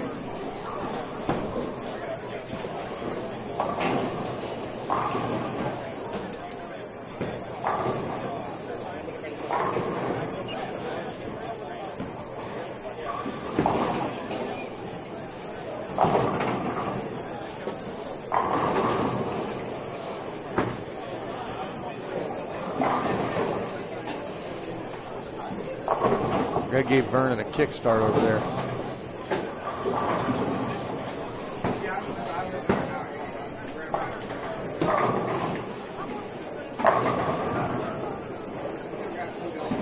We got letter A over on lane 9. Oh, yeah.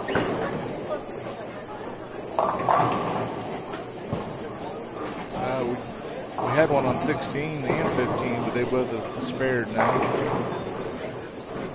There we go. Oops. You got the drops. We get late in the days. I'm dropping everything.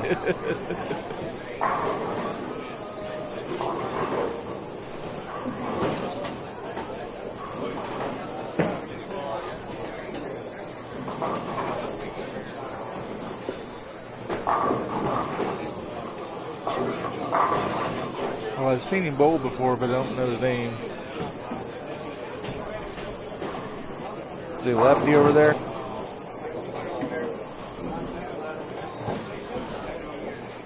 Yeah, it's Tyler Slayball. Okay. Another Louisville guy. Louisville Lexington guy. He's a player.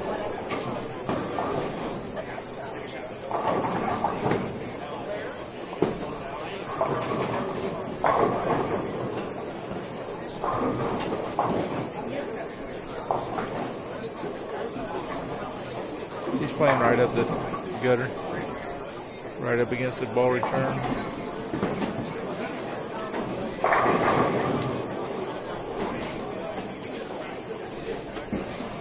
I think Mike Jasinski was calling that a thing banger. Yep. Get your thing. That's Mike J's favorite thing. Banging on Thane.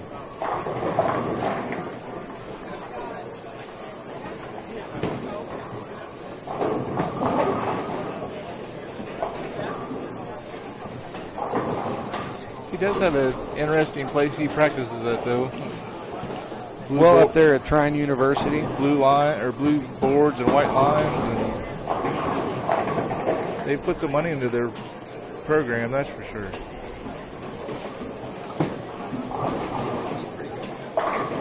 Well, to me, I think it's a beautiful facility. When I first saw him, before I really knew who he was, and I saw him practicing, and I saw that it's a little 6 or 8 laner, I believe. Yeah, but just the makeup of it and the blue and just the man, if I was a bowling kid getting ready to go to college, I would have to really consider going there because of just what I see there. Yeah. Especially when it's their own place. Sure. You know, they're not sharing it with any open bowlers. They're not sharing it with any, anything else. We had dinner with him. I think we bowled at Lex Lanes, and we had dinner with him after we got done. He's a really super nice guy. Oh, Mike J's good people. Yep. All right, here's the scores after game 2. Our leader, Matthew Zwig, with 537. There's a 300 over there. Yep. Tyler Slayball. Congratulations, Tyler. Sure, that's going to jump him up the numbers for game 3 because he was in 42nd place. He went from 48 over to 148 over real quick. Scott Matthews at 527. Daniel Freeman, 525.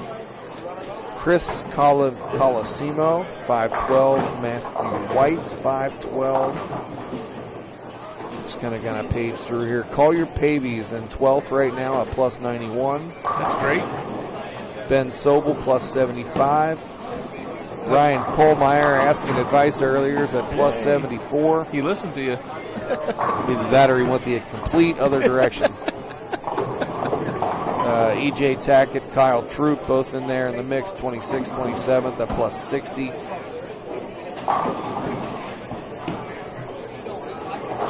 And after game 2, the Cutline sits at plus 41, or that's 50th place. Where in A squad after game 2, the Cutline was Cameron Doyle with plus 52. So it's 41 over after 2. So we're about 10, 11 pins down from A squad on the scores right now. And the leader scores are down too. Some of the morning guys were talking about the shot being different on second squad because they weren't going to strip the lanes; they're just going to re-oil. I mean, you think that's got anything to do with it, or just that machine? happens? That machine they ran down the lane strips and oils every time it goes down. That's kind of what I thought. Yeah.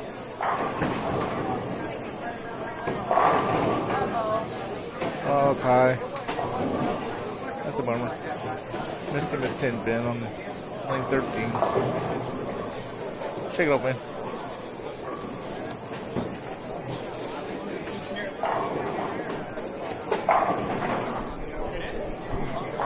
Hey, buddy. I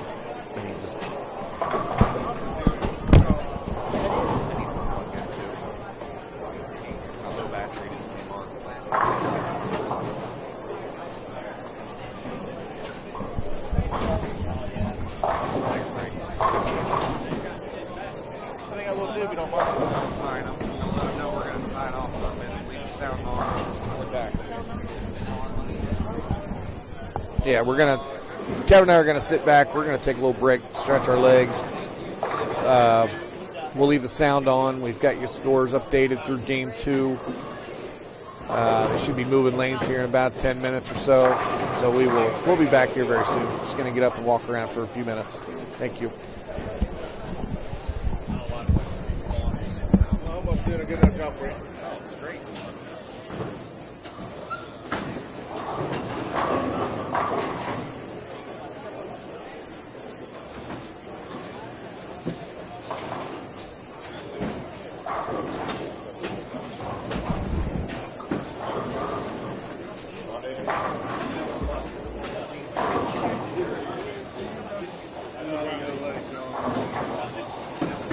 Better than just sitting here.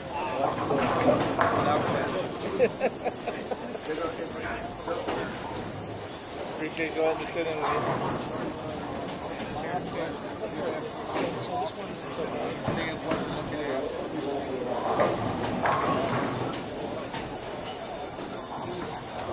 Never was as good as these guys, but understand how they are that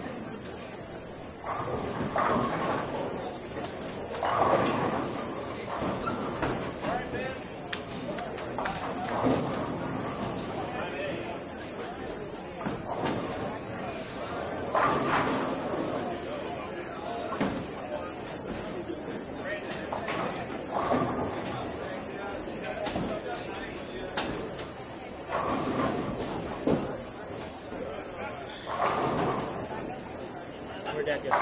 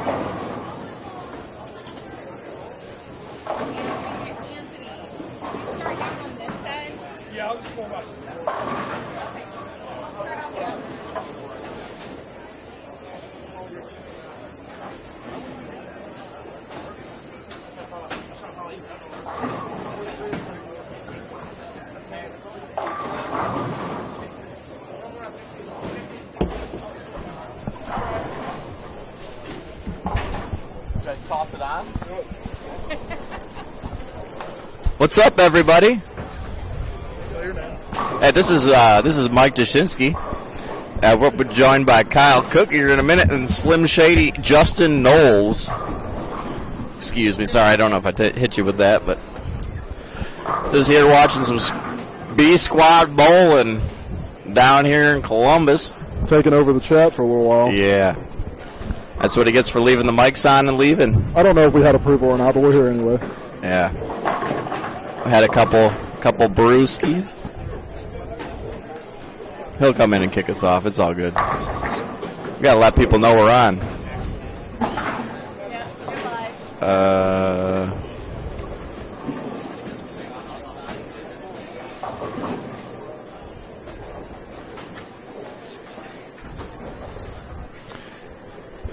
I'm about to tell people, let them know we're.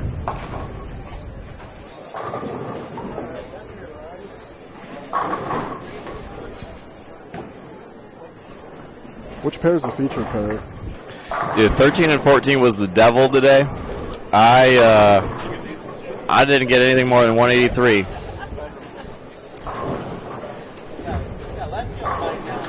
Lefty on the mic, yes sir. I think I shot 220 on 13 and 14. About to drop the freestyle beat. Justin Knowles. Why does every mission? You got a freestyle verse? Are people commenting right now? Josh Solomon's on. Hi, it's Maynard. What up, dog? What game are we in? Game 3. I think we're going into game 3. Going into game 3. $5,000 AJ Stone 8s. $5 grand right there. Stone 8. Here it is. $5,000. Dude, are you kidding me? It's not like a 10-second delay. Oh, I was like, you gotta be kidding. I need to quit watching the screen. That's gonna mess with me. Do we watch the screen or do we watch them? We watch live. Watch live. We Okay. watch live. And Scott Matthews ripping the rack. 10 back. Ripping the freaking rack.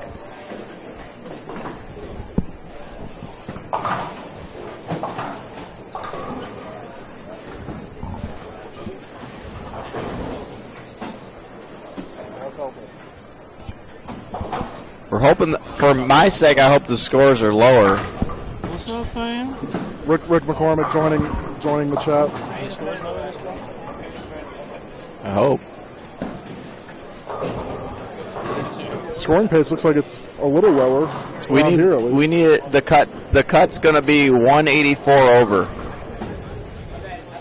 so I can sneak in by one. I was going to ask you, Michael, what did you shoot? Well, I shot a lot early and a little bit late. What'd you think of the pattern out there? What'd you throw? I thought it was pretty fair. It was high scoring, but it wasn't too bad. I think I could have been a little bit better. How about you? I crushed them early. You'd be proud of me. I was a member of hashtag Team Thang Bangers. Thane Bangers. The first 3 games, I threw the purple daddy. The Purple perp daddy is eating today. Daddy's home, by the way. You're gonna be able to get it in July. Daddy is home. Make sure you go get Perp Daddy in July. Was it July 1st? Yeah. Yeah, get your Purple Hammer pre-orders in. They're gonna go quick. They are going to go quick, let me tell you. I'm going to go out on a limb and say that they are a little bit better. Yeah, go ahead.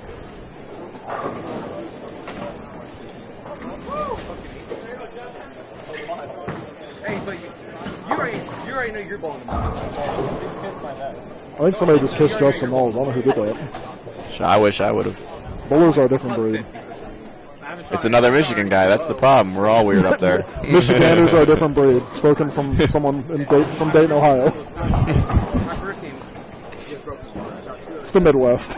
We're all off up here. We have a lot of good bowling, a lot of good football. It's about it. And some crappy weather. A.J. Johnson's. And cicadas. It's cicadas, yeah, and ticks and June bugs. I don't know if that's everywhere or not. If you have ticks, that means you don't clean your house enough, I think. Yeah. That's what that means. Unless you live on a farm and you're Amish are the neighbors. Do you live on a farm? Across the street from a farm. What's going on? You know you're talking to me like I got headphones on. I don't hear a word you're saying. Oh, what up, Ben Sobel? Team BFC, Team Thanebangers, taking over the mics. This game of... Oh, you thought we were joking. I told you we were going to take it over. This game of the 10K mega event of Squad B is brought to you by the Best Friends Club. Give the people what they want. More BFC. Well, you didn't know you needed the Best Friends Club, but you're getting it anyway. Yeah, absolutely. I didn't need it until I joined, and then I realized that what I was really missing out on was life. So, yeah, life. The Best Friends Club will change you. My life got better when I joined the Best Friends Club. It easily adds us. Hey, chat. Where's the camera at? Where's it at? We're live. We are live. Look at our big ass foreheads. Let me tell you. Thanebangers. Hashtag Best Friends Club right there. I'm gonna get that out of there. Yeah. People would rather watch the bowlers than our ugly dogs. So. No, I didn't know where to look. There's so many cameras everywhere. We lost followers after that. I said we lost followers after that. Oh, yeah, I guarantee that. Yeah. Right, oh, that's what they look like? They look like bowlers. Well, I'm going to give up my headset because I'm terrible at this. And we're gonna put the professionals back on, and someone's got to stay on. We'll leave him on. You're going to leave me on by myself? We'll get Slim Shady on the mic. Justin Knowles. Yeah, Justin can talk for a little bit. Come here, Eminem. We're going to switch you up. You struck more than me anyway, so they want to listen to you.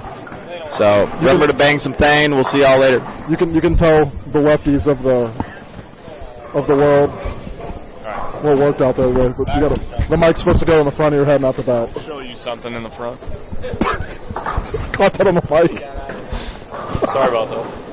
I'm joined by another Michigander, two-handed lefty, Justin Knowles. Welcome to the chat. Thank you, sir. Good bowling today. What'd you get to? I appreciate that. 287 over. 287 over? Yes, sir. What'd you throw out there today? I threw 2 pitch blacks today. Really, really hammering them at the bottom, playing up the lanes. Just gnawing on them? Yeah, just nosing on them? Absolutely nosing them to death. Yeah, maybe Cool Lick will get you a shirt like that. Hey, they should. Shout out to Cool Lick on that one. They look a little bit tighter in this squad than what we had. They do. They do. You know, they have the run. They ran them again, obviously, because they were bowling on fresh. And I'm curious to see how many right-handers saw A squad throw a bunch of urethane and see if they did the same thing. Yeah, so absolutely. You get the double run plus a bunch of people throwing urethane, they get extra tight. For sure. I mean, I think urethane was really good if you stayed out. The guys that were throwing it in the track, I think, just made a couple of pairs impossible. Yeah, I think that you could throw it up the gutter the first 2 or 3 games, but I mean this house has so much built-in friction that absolutely. you have to eventually make that lateral or make that get steeper through the fronts. Yeah, it's definitely going to chase you that way. And that's about when. Behind the little number 3 on the box. Behind the number 3. Here you go. Put you on the great Ben Sobel and JJ's pair. Sounds good. You got Kyle just on the right of them. And the Ebonite shirt. We got another Best Friends Club legend, Ben Sobel. Want to shoot a 10-pin. Kyle Troop just off to the right. But yeah, when I lateraled in, like I pretty much had to get away from the urethane. I didn't have that 8-game option. Yeah, I didn't stay there, right? I crossed with Andre Gonzalez, and he kind of overpowered him to the left. I was unable to do that, so I feel like a couple pairs I had to get far right. I lost pin carried. He's one of those rare two-handers you see that can throw it as hard as he wants, and it just seems like he doesn't ever miss it at the bottom. Like a lot of guys that throw it hard don't seem to catch it as much. He seems to be able to do both. Absolutely. I mean, you know him a little better than I do, but I just see him strike on everything. He does not miss many shots, period. Andre Gonzalez. I want to know what music he listens to in his headphones to make him strike so much. I've been so curious. I think it's My Heart Will Go On continuous loop. That's what I would do. I'm going to have him send me that Spotify info. Definitely need to get that. Hey, Andre, if you're watching B Squad, I'm going to start balling with headphones so I can strike more. I need to know what that, We need to know what that works. playlist is. We gotta have No country music. definitely not. I got a charger in the car. I'll be safe. All right, Ben Sobel up again on 16. So if I get in the car, I can get going. So 25th on A Squad was what, plus 219? Yes. Do you think that goes up? Do you think that's going to go down? I think it's going down. Yeah. Interesting. Okay. Our statistician / head commentator Todd McGill says the scoring pace is about, say, 10 pins? About 10 pins lower across the board on B Squad for 2 games. Okay. That's why.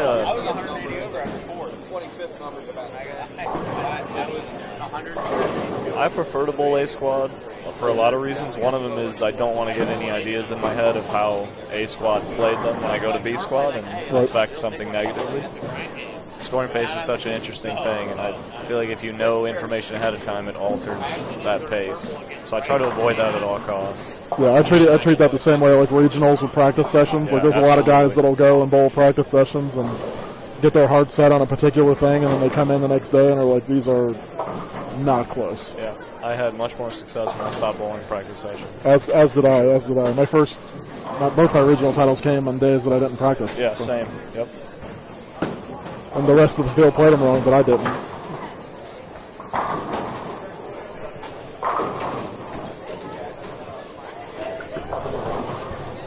It's such a baby girl. Please. What time does the catcher's round start tomorrow? What time does the catcher's round start tomorrow? 10? Oh, that's the best news I've heard all day. I bowl so much better in the morning. Me too, but not like 8 a.m. 10 a.m. definitely. Yeah. I would rather bowling be like one of the first things I do in the morning Yeah, I totally get it, for sure. versus like getting up and like either just waiting around to bowl or getting into some mischief or whatever. Absolutely. I bowled so poorly when I bowled B squads in every event. I don't know if it was like the anxiety, the boredom, the whole day. It's nicer for me to just get going. Yeah, or you're like traveling same day, Yeah, like you're driving 2 or 3 hours, and then you bowl B squad, and you're like, I don't know if like jet lag in the car is a thing, but I mean, you're definitely tighter. You're definitely tighter. Yeah.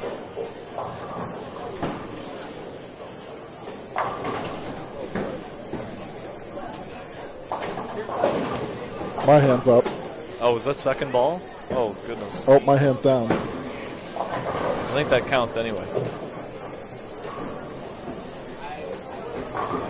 Todd, do you have the standings so far? Do you have the standings for this squad? Did they post those yet?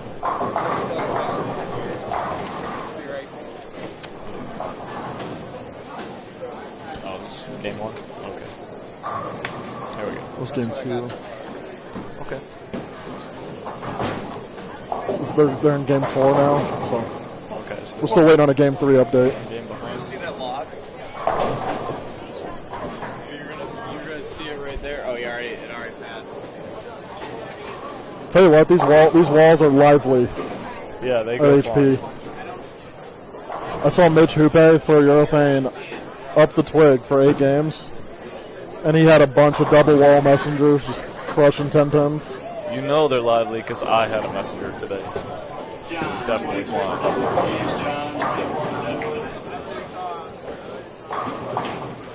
Yeah, I threw a log today too. I don't throw logs. Doesn't happen much in my life. If I throw a log, it's a certified fact that everybody else is swiping. You know you're chasing the number at that point. I'm like, uh-oh, they're too easy. Heavily relatable.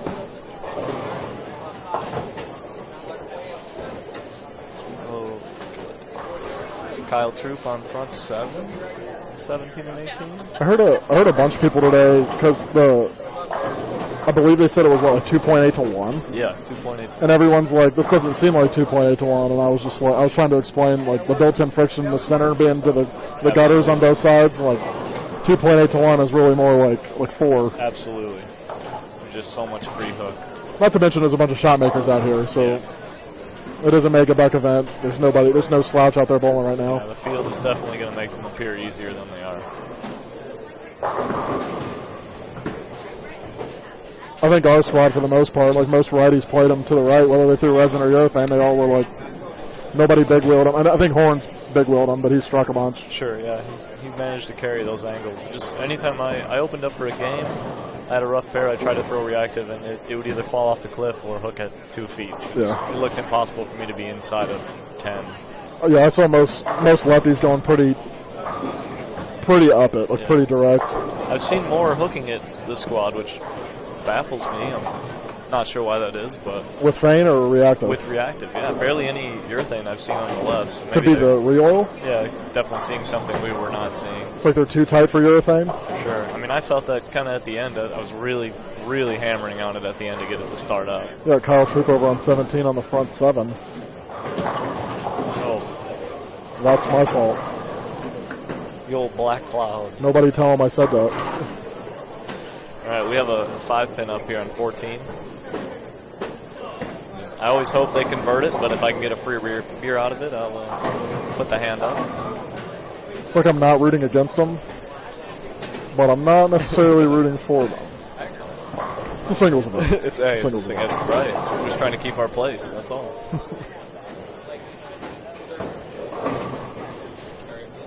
I don't know how recent Todd said this, but if you're watching the feed, go ahead and give it a share. Let the bowling world know that we're live here at the 10K mega event in Columbus, Ohio.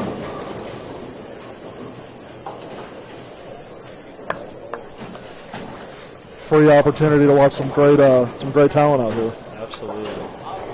You don't get fields like this very often outside of the tour, so it's nice to see a lot of good local guys that you haven't seen before. Some guys from all around the country. It's good to rub elbows with them and compete against these guys every week. While you're sharing on Facebook or if you're watching on YouTube, go ahead and subscribe to TMT Bowling Stream TV while you're at it. Little logo right there in the bottom right-hand corner of your screen. They do a lot for bowling, get a lot of streamed events from Columbus, a lot of them down at Coleraine Bowl in Cincinnati, Ohio. Coleraine Open 2 weeks? Is Yeah, that correct? yeah. June 18th through 20th, Coleraine Open. $1,500 added right now. Great event. 5 squads, 1 and 5 off of each squad make the Sunday finals. We paid $1,500 the last couple of years for first place. Entry fee's a little higher this year. Prize fund's gonna be pretty good. I'm excited. Are you excited? Absolutely. I made a lot of step ladders in that building, but I'm yet to win, so I'm pretty excited to get another shot at it. Yeah, I think you're due. I think so. I'm overdue. It's funny because I tell every bowler that bowls my tournament that they're due. Hey, you know what that is? That's called a good salesman right there. I feel good and bad for a lot of people on Facebook this week. I'll be sliding in the DMs with that link. Coleraine Open. Hit that 4th annual. Definitely show up. Show some love. We had over 150 bowlers last year with pretty early into the COVID deal. Yeah, it was pretty awesome turnout last year. 250 the year before pre-COVID. So I'm looking forward to a good weekend. Absolutely. I get to take my bowling shoes off and put my tournament director cap on. And it's one thing I've never done that I've always wanted to do is host an event. I've never done that. So gives you a really good appreciation for what everyone's doing out here. I'm sure. Running these great events. We got to be thankful to guys like Jody and Todd and Brian Regan and a lot of the other guys that run events around here. That's the Midwest Mount Rushmore of tournament directors. Absolutely is. Stop at those 3. I'm sure there's more. There's tons. We're spoiled. We're definitely spoiled. I'm very thankful for the Midwest and all the events that they bring us. I also like that I don't have to fly to any events in like my area, That is like the West Coast. Fantastic. I got away from AJ Johnson over there. It makes my heart sing. If only I liked a better hockey team. The Blackhawks are so bad. Not a gigantic Blackhawks fan. No, Pittsburgh Penguins, baby. Next year's our year. It's time. It is. Malkin will be back. Are you a Penguins fan? Of course I am. You didn't know this? I think we just became best friends, honestly. I think we did too. We need to go on the road, catch a game. I can't believe you didn't know that. I'm thinking a weekend trip to Pittsburgh next fall. Thinking it might have to happen. I hate the Steelers though, so let's avoid that. I'm a Steelers fan, so I can't have a double that. dip. All right. Thank God I'm not a Pirates fan. Nobody should ever be a Pirates fan. They are terrible. Feel the same way It's about like the Tigers. Yes, sir. We know. Relatable. Yeah, the Reds took the brooms to the St. Louis Cardinals. Unreal. Castellanos extended his hit streak. We're getting the point. Great shot by AJ there. Did you finger wag? No, you didn't trip nothing. That is a certified double.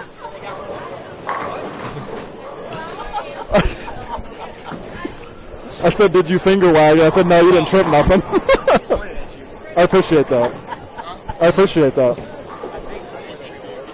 You want me to hit them with like your social media handles or something? You want me to tell the people to follow you on social media? What's your hashtag? Turn around. I can't read that. Go ahead and follow AJ at _ Johnson PBA on what, Twitter, Instagram? You want to give out your Snapchat to everybody or no? Okay, I'm not going to get that one out. I'm out here helping my friends. People helping people. Are you on TikTok? You should probably get off TikTok.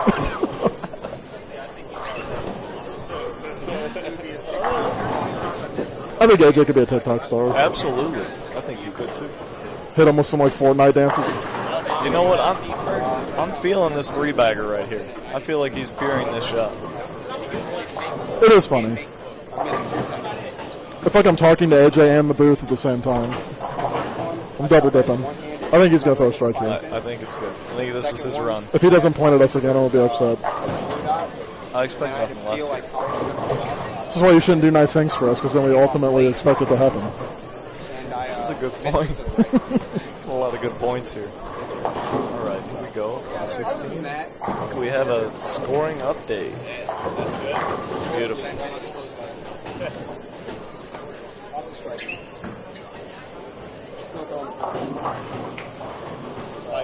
Got another point from AJ. It's now an expectation. We got a thing going on here.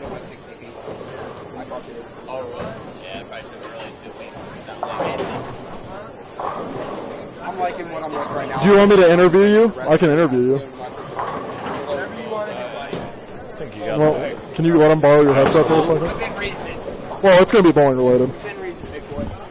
We're gonna have a live interview with current tournament competitor AJ Johnson. AJ, welcome to the booth. What's going on, man? What are you seeing out there? How you feeling? What's the pattern doing?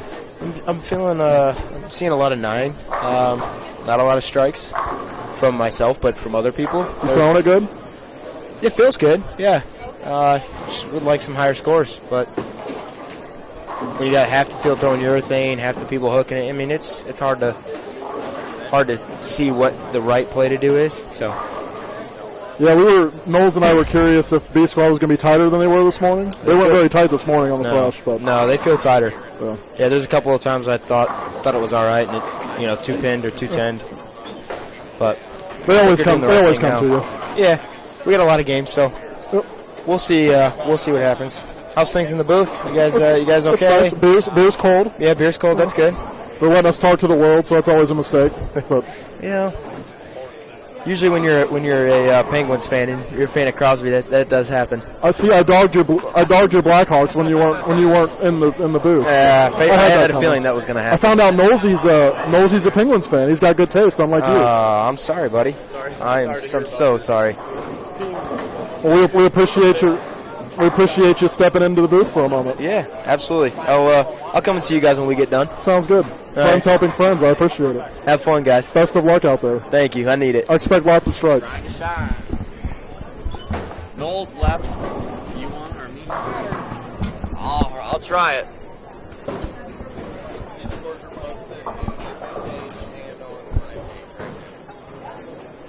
We have a Game 3 scoring update.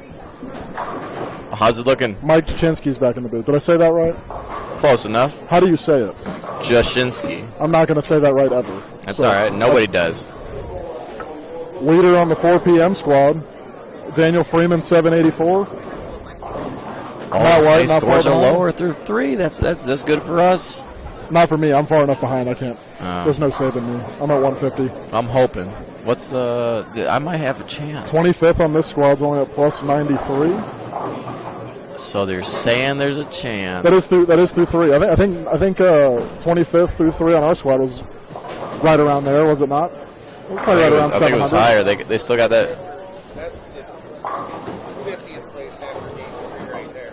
50th through 3 on A squad was plus 63. 50th on B squad is plus 56. So now they're getting pretty close to the same now. How you feeling about that? What are you, plus 1? 185. I'm sweating a little bit. What's 50th? 50th on your squad's 56. I don't have an overall. No, it's not coming in live. Hey, after A our squad squad was was at 150 over. 150 over. We don't Yeah. have them. Yeah. Yeah. We don't have them in real time like A and B combined. We don't have that. We're just the live stream booth. Yeah, you're asking for too much.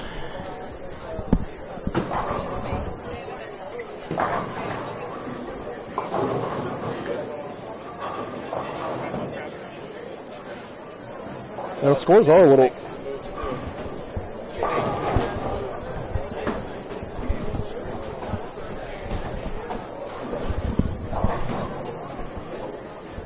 Yeah, Tyler Slawball, after a slow start, he shot 213, 235, popped off 300 game 3. Anthony Lavery-Spar shot 278 game 3 to make a jump. They need to slow down. Slow down. AJ Rice with a slow start, shot 290 game 3 to get to 723. It's going to be close. So, to put it in perspective, I shot 739 on A squad my first 3. That's currently 6th on B squad, but I believe I was 16th on A squad. So A squad kablamoed them on the fresh. Yeah, we gave them the crowbar. They weren't as tight as I'm sure they are right now. I see a lot of righties starting to move in game 4. That didn't happen really right away. Yeah. Fun fact: I had the front 6 game 6 and shot 222. Pocket 710 on 13. Ryder throws it hard. He could make it. Yeah. I hope he does, because that means I called it. Put it on camera 2. Camera 2? Hit camera 2. We're going to go live for him to make this spare, because I called it. Oh, we threw it a lot slower than I thought he was going to. Ooh. See, the nice thing about calling a 7-10 make is no one believes me. Until it's So it's done. like I didn't incorrectly call it. Yeah. But if they did make it, I'm a genius. It's a win-win. Yes, absolutely. It's a win-win. Absolutely. I said the nice thing about a 7-10 make is that, calling it is like, if it happens, I'm a genius. But if not, no one expected it anyway. All right, I'm going to call, and I don't mean this in no disrespect, but I'm going to call a bone 9 on lane 13. Interesting.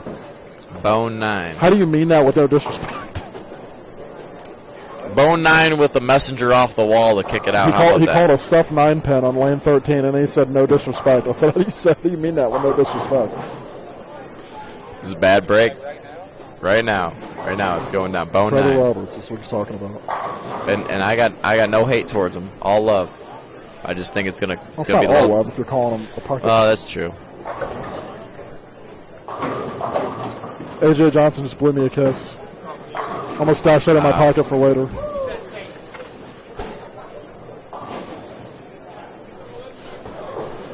We'll pan back over to the other. I don't know what other camera. Yeah, well, just hit a camera button and see what happens. 3. Yeah, that's a good one. That was a good one. We got Scott Matthews striking. I like that camera angle a little better. This one. What you want to try 4 real quick? What's 4 got? 4. We'll go back to 3. What about 1? What's 1? Is that us? us? Is that us? Oh, what up? I wasn't. We'll go back. No one wants to see our ugly mugs. I was waving at the camera, and someone on 11 and 12 struck and waved at me on the way by. I'm done. Oh man, look at this. Look at.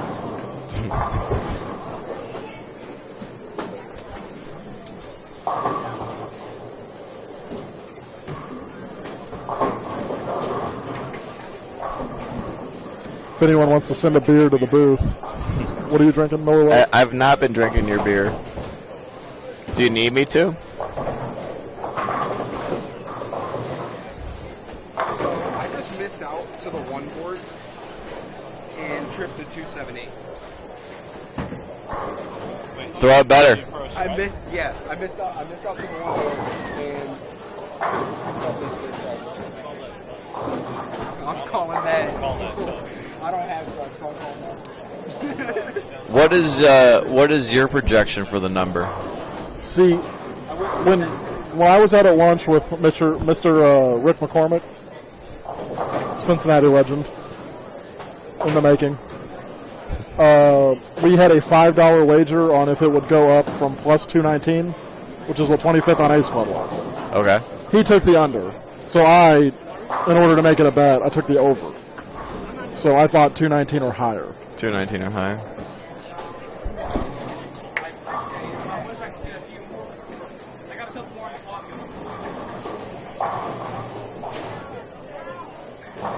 I can't read lips. Hang on.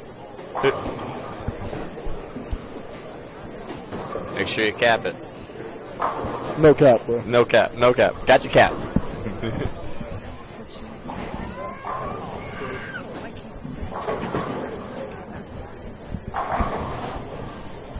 We're not tournament directors this weekend. We're just live stream enthusiasts. Well, mine's based on squad. It's easy. I know what you mean. I sympathize with what you're saying. You need a drink. You want 3? How you feeling, by the way? Feeling better? A little bit? Just get out of breath. When my heart starts. So you're saying I leave you breathless? I'm so good. I struck on this mirror earlier. Like hit light, tripped like the 7-9. Just change the subject. Chipped everything forward, spun around, and pointed right at the camera. Can we go back to 15 and 16? Yeah, what is that as number 3? I think so. AJ Johnson's about to be up. I'm calling Messenger off the wall. And he's going to point at us. He's amped. Here we go. Oh. Some choice words out of AJ Johnson's mouth. Still 30s this game. Yeah. Could have been 44.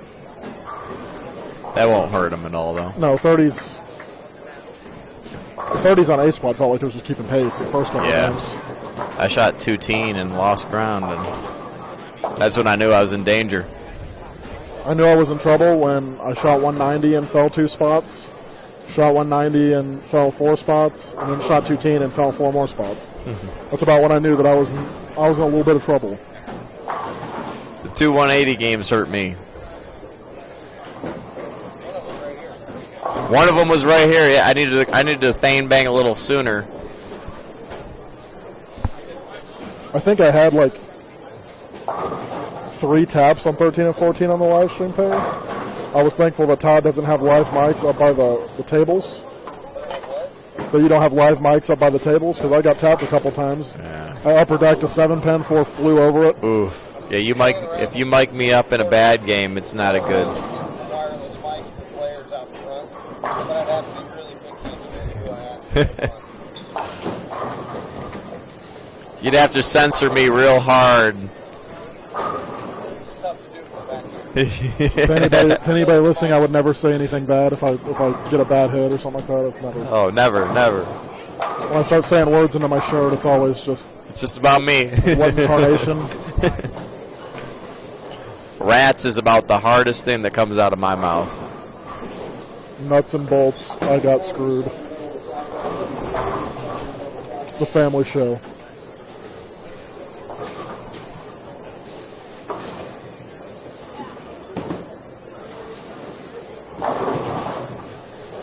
It's going to be a late squad getting done. Yeah, it is. I'm not staying in town tonight. I'm going home tonight, so I'm going to play that by ear. Got to find a good podcast to listen to. How far away are you from here? Only about an hour and 10 minutes. It's a walk in the park. I just listen to Barstool and enjoy my drive.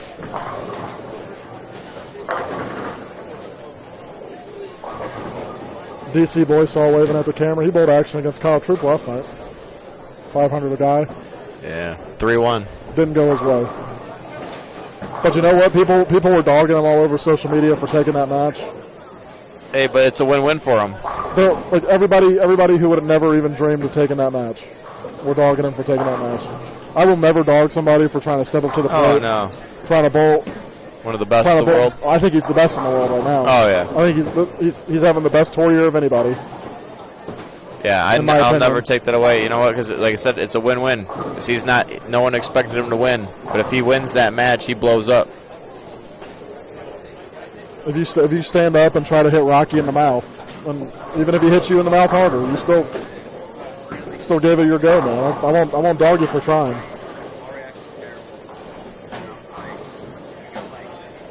I wish we had more action matches in the Midwest. Yeah, me too.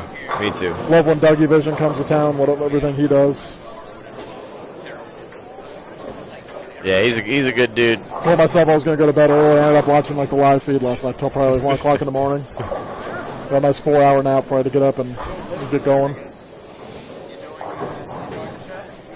What balls did you throw today? Purple ball? Purple ball. I threw, purple hammer up the gutter. When I had to move in off that, I threw a hammer obsession. Not the tour, the pink one. Okay. Bigger ball, so I could. It wasn't like a urethane shape, but it was slow enough in the shim to where it wouldn't. It was slow enough off the hook to where it wouldn't go high, but if I missed into the shim, it was still strong. I threw a Prism Warp Hybrid from Brunswick a little bit, and then I got into a WebMB, which. WebMB, okay. Won a bunch of pairs. Thank you, Ben Sobel, for dapping me up. Oh, dap me up, dog, too. Hello, Mike Maynard. You beautiful man. Yeah, watch what I said. The pause. Are we? No, the pause got me. You pausing. Well, I was going to say something else, but then I forgot that I'm mic'd up. And I'm trying to be respectful for the viewers. Todd told me one day for his sweepers down Cincinnati he wants to live mic somebody. I think that's a terrible idea. As someone who is a participant of the sweeper, and I sometimes make the finals. I don't want to be mic'd up. I am. Not that I would say anything bad. No, never. But I feel like the one time I might ever do it would be when I'm mic'd up. It's like one of those wow, I've never done that before, but I just did it at the worst possible time kind of thing. He'd lose followers if he mic'd me up because people would be appalled with what comes out of my mouth. As I strike, as I miss. All of it. There's just nothing good. I sympathize, but at the same time, it's something about a lefty fry that just makes my righty heart just flutter. Heart skips a beat. I'm like, the left's struggling. Where did Knowles go? He leave us? He dipped. I think he handled the chat very well for his first time in the booth. Well, he was rap battling Papa Doc 2 weeks ago, so. What? You ever seen it? Slim Shady? He dyed his hair blonde. Yeah. I like it. I do. I'm not hating on it. Can Knowles rap? Do you have that on authority? Or Just watch 8 Mile. He's on there. we'll check the credits. That's empty. Oh, that's a fumble. That is a party foul. That's empty. Was that mine? Yeah. I even put the lid on it. Look at that. Oh, I didn't put the lid on it. No, you didn't. I thought you were going to spill beer all over my Air Maxes. Oh. And then the live chat was going to turn to Fight Club. We should turn it back to these pairs over here because this pair's done. 2? 2. All right, there we go. You got Trevor Roberts. You have Hunter Kempton off to the left who shot 300 game round. He's striking a lot this game, too. He's got 9 spare strikes, 7 spare, 5.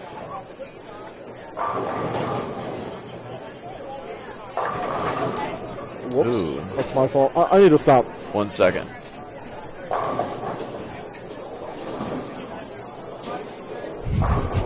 What was that for? Just for doing it? Just for the heck of it.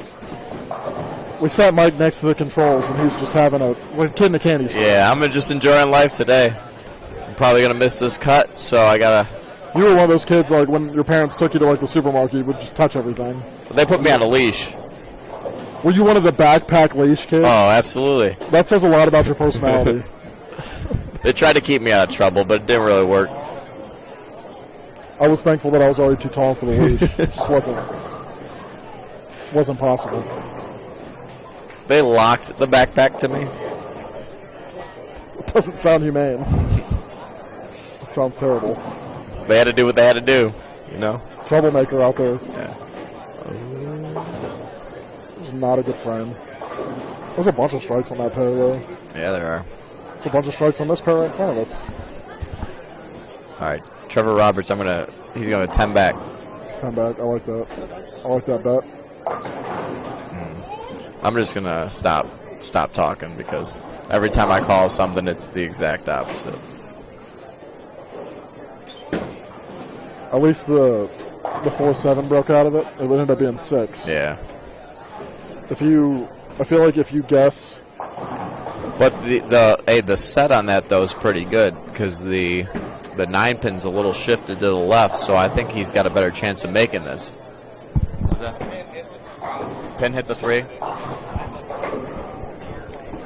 I think we should have a new rule. If you call a strike in the booth and they get less than half, you owe the next round.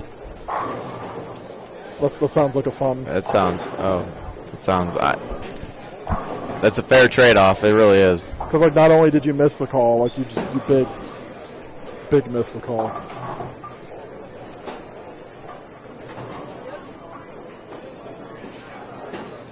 Todd, wave at the camera. I'll throw up the 2 sweet ski. Just in time.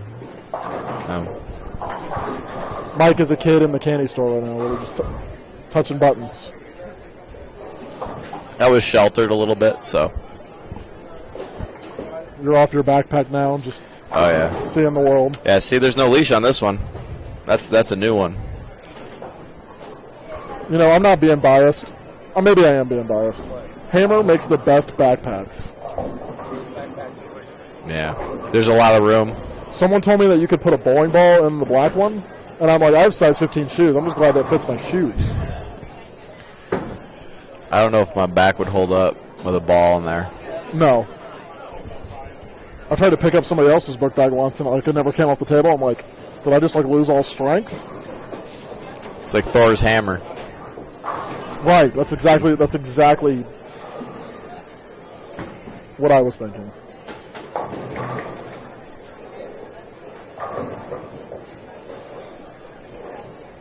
We got to get a booth selfie. You want me to get a booth selfie? That's what we need to do. Let me just switch over real quick. I like that hammer background. Was that a hammer background? Sure is. I like that.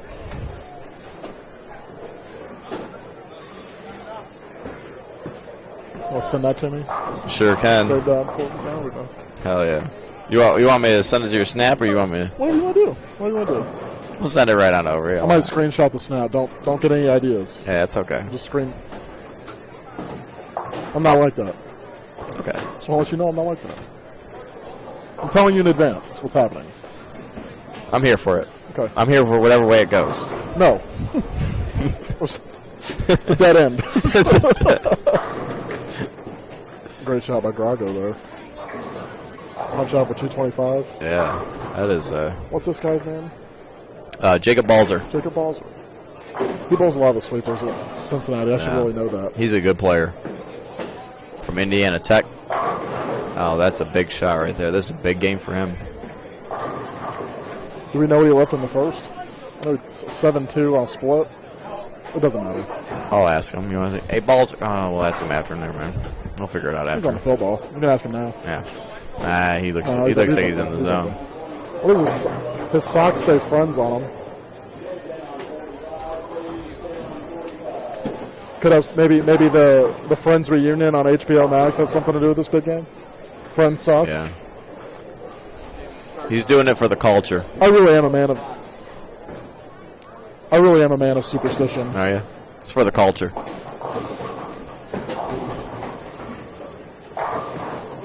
Oh, that looks pretty good. That's a good game. Game.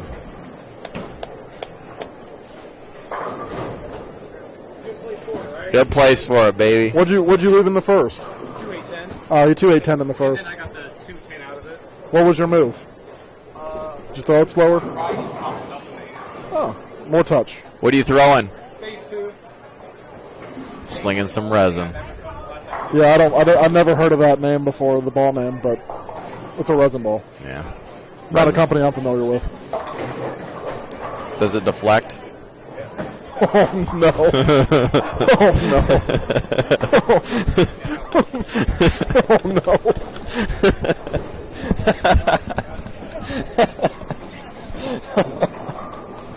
Oh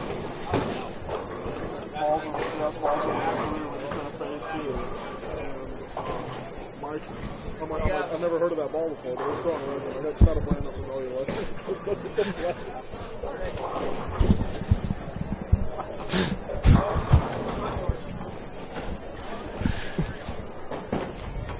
Mike, I think that's a shots fired. Oops. Well, we got PBA superstar Justin O'Shaughnessy. He didn't hear you. You should say it a little louder. PBA superstar Justin O'Shaughnessy. Did I say that right? O'Shaughnessy. You want to let anybody know what's up? Justin O'Shaughnessy is thinking about everybody. Said, hey. Seems very vague. Very vague. Is everybody okay? Yeah. He's just repping for the hometown. What is the hometown? Chicago? I don't even know anymore. I think it's somewhere in Michigan. 30. Oh, this guy. Oh, we have some studs on this pair this game. Who we got? We have Andrew Lusher, McKendry superstar, Guy Poor, Justin O'Shaughnessy. Did I say that right? Yeah, yep. Okay. Anthony Simonson and Chris Arcaro. Might be some scores on this one. Chris strikes a lot, Simonson strikes. I'm sure they all strike a lot. They dabble with it.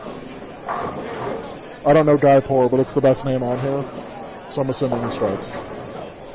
You have to strike with a name like that. Oh, he's got a shirt on that says that guy. I like that. I like the logo on the sleeve, too. Brunswick, rep the crown, baby. Yeah. Some kind of crown. I found my fair share of Brunswick balls as a hammer staffer. I'm a real big fan of the Hero Solid. Oh my gosh, I won with that ball last weekend. That's probably my favorite symmetrical ball right now.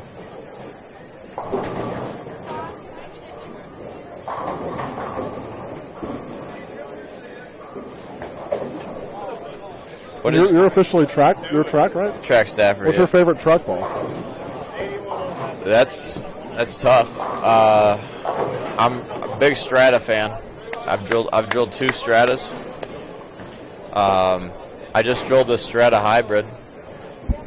Being left-handed, it's a little too quick down lane for me, but we'll find a spot for it. That Kinetic Platinum is pretty good too. I have not drilled a Platy yet.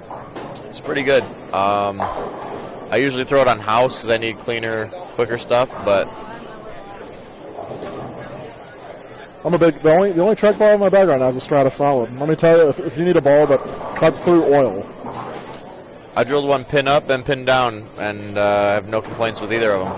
I have a shorter pin. I drilled it out actually out of my ring finger, and I can get it to start up. It's very controllable, but for how smooth it is, it like runs pins over. A lot of balls that are really smooth and really early like that, you think are going to flat dime or flat 7 for you. Yeah. But I don't have a problem with getting that ball to go through the pins. There's a debate going on right now. I probably, as a track staffer, shouldn't say it, but that the Obsession is better than the Strata. I am a hammer staffer. I actually like both of them equally, if I'm being honest with you, and I think they're different. Yeah, I believe that I think the Obsession starts quicker. up. I think it starts up later. It's still slow. Yeah. Oh yeah. It's not as slow, but just a touch more responsive down there. Yes. The Obsession's good. That Obsession Tour, man. I'm gonna have to drill one. Oh, if you haven't drilled one yet? No, because I'm stupid. You need to drill one. Yeah. Well, I was reluctant for a while because I don't throw a lot. I just throw Thane, so it just sits in my bag. It's a little quick, but I think I'm gonna have to now. Well, I mean, the nice thing about the Obsession Tour is, which I think is that's just what Andrew Lesher threw right there on the right lane. I believe that's what he's throwing. Excellent timing. It's cleaner than the what an Obsession or a Strata would do. It's still very rolly, like very much a benchmark shape out of the ASM. Dude, it's so good. So I think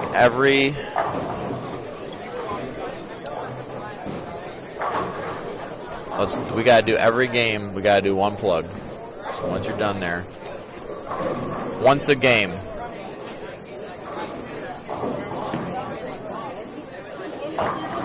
We're live in the booth. Mike is having so much fun.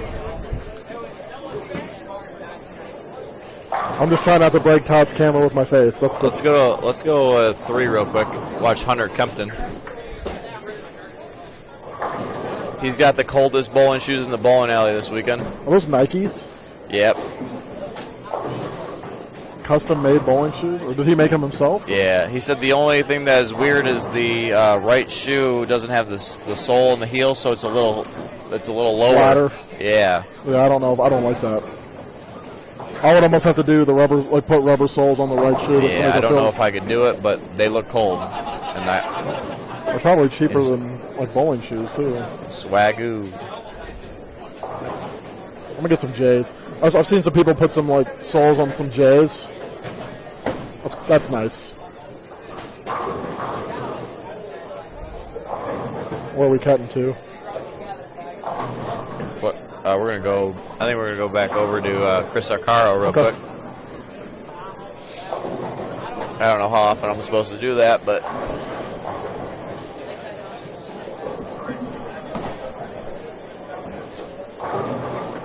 this is our first time steering a ship. The nice thing is if we wreck it, we just get another one. This is our first time. There was no one sitting here. There was no caution tape. We just sat down and grabbed the headsets, and we haven't been kicked out yet. That's the thing right there. We haven't been kicked out. That's a plus. We haven't lost any viewers. Do you like The Office? Do you watch The Office? A little bit. I dabble with it. My wife's a big Office fan. I won't make a reference in. It's like an Office Howard kind of thing. I might know it. Have you seen the episode when Andy wasn't there? He was the manager, and Nellie sat down in his office and called herself the manager, and she got the manager position just by sitting there. No. I don't think I have. See, that's why I didn't want to tell you that. I feel like That's fair. I feel like I wasted your time. I feel like I wasted my time. That's all on me. I apologize. The crowd's time. I dropped the ball on that. I'm so sorry. That is all Michael's fault. I've been blamed for a lot of things in my life, so I'm used to it.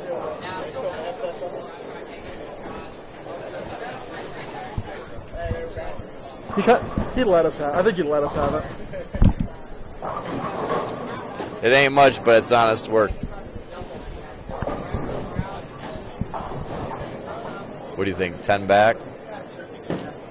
Right here, the guy throwing the ball? Right here, O'Shaughnessy? Justin O'Shaughnessy. He's a good player. Robert Morris guy, yeah. Yeah. Anything is possible. He's got a good game. Yeah, he does. Very solid player. Simple too. Very slick hair. Like he's got the look. That He's got the swing. Best hairstyle in the bowling alley right there. That strike was for Mike. I feel a little cheated, but that's okay. My shoes are off. No, they're not. Not yet.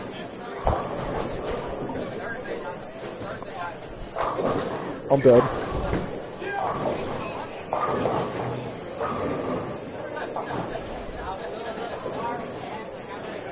Did you tell the missus they let you in the booth?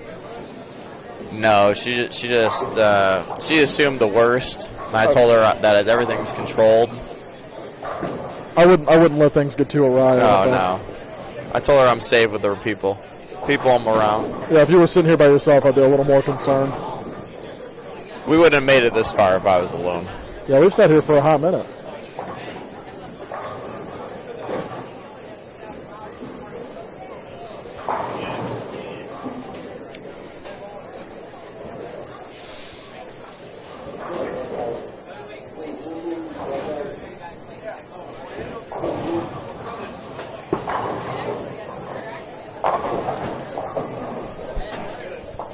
This is game 4, right? Correct. Game 5. Game 5. They got updated standings. That was game. No, I've got game 3 right here. Game 3 still. Yep.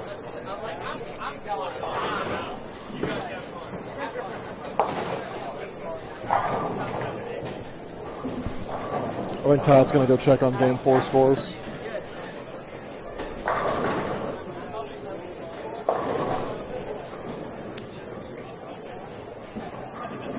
Simo's displeased. I would be too. He got screwed. I think righties are more upset when they stuff a 7-pin than lefties are. Yep. And I can attest, I upper decked like probably 4 7-pins a day. 3 of them in one game. I shot 218 game 5, 10-pin 3 times while making moves on the right lane. Yeah, I had 1 pair today. I struck on 1 lane all game, whole game. As easy as they were. 1 lane was tricky. As easy as I thought they were still very, very tricky. Yeah, like I had 1 lane on lock on probably every pair, and then I'd also.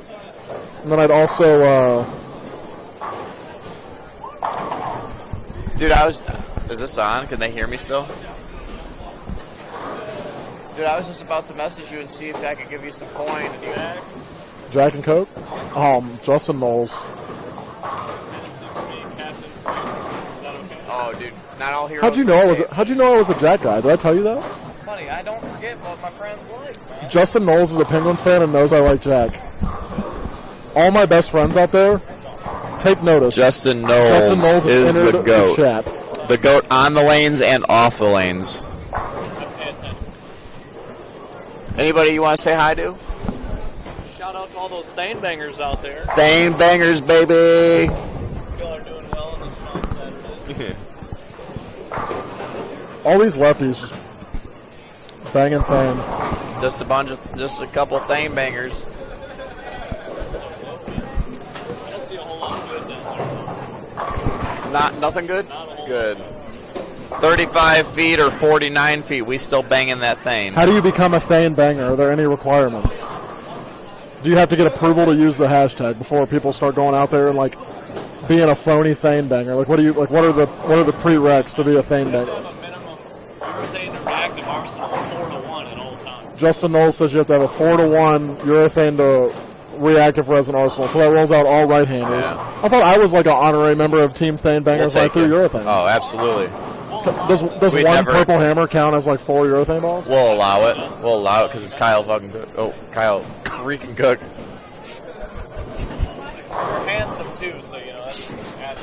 He's calling me handsome. That get you a friend like Justin Knowles, but don't get Justin Knowles. He's my friend. if you can't bring, if you're limited, so how do I want to word this so that everybody understands? Why don't you not cuss? Don't cuss again. I'm trying. I apologize to all our Not viewers. only did you cuss first, you also said the big one. So I wish there was 3 mics. That's the one thing I wish.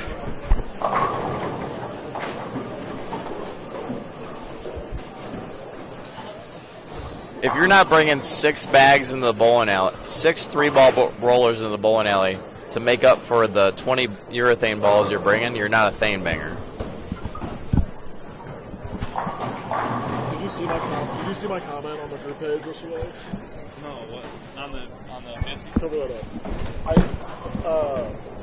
Vinny was like, "This is such an accident post." Vinny was like, "My girlfriend wants to put a finger in my ass. I don't want her.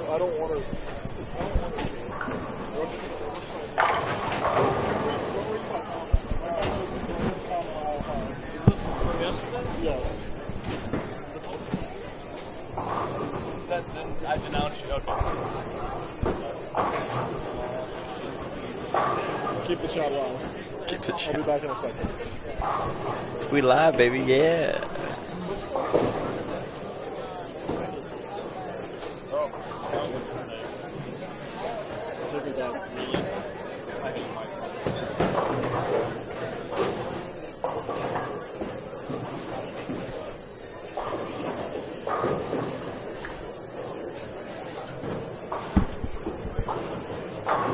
Is it the mother sent me? Oh, it's right here.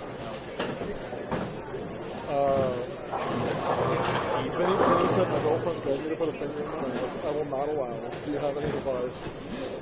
That was my comment.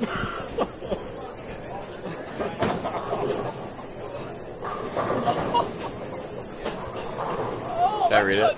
That's a good one. Let me read it. Don't put it away. I can't say it out loud. That is, It's very NSFW.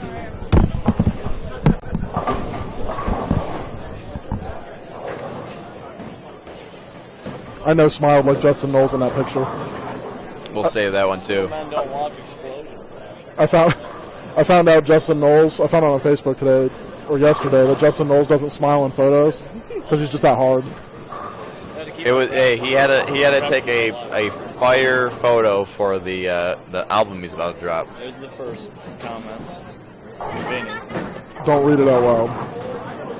And then there's Kyle's.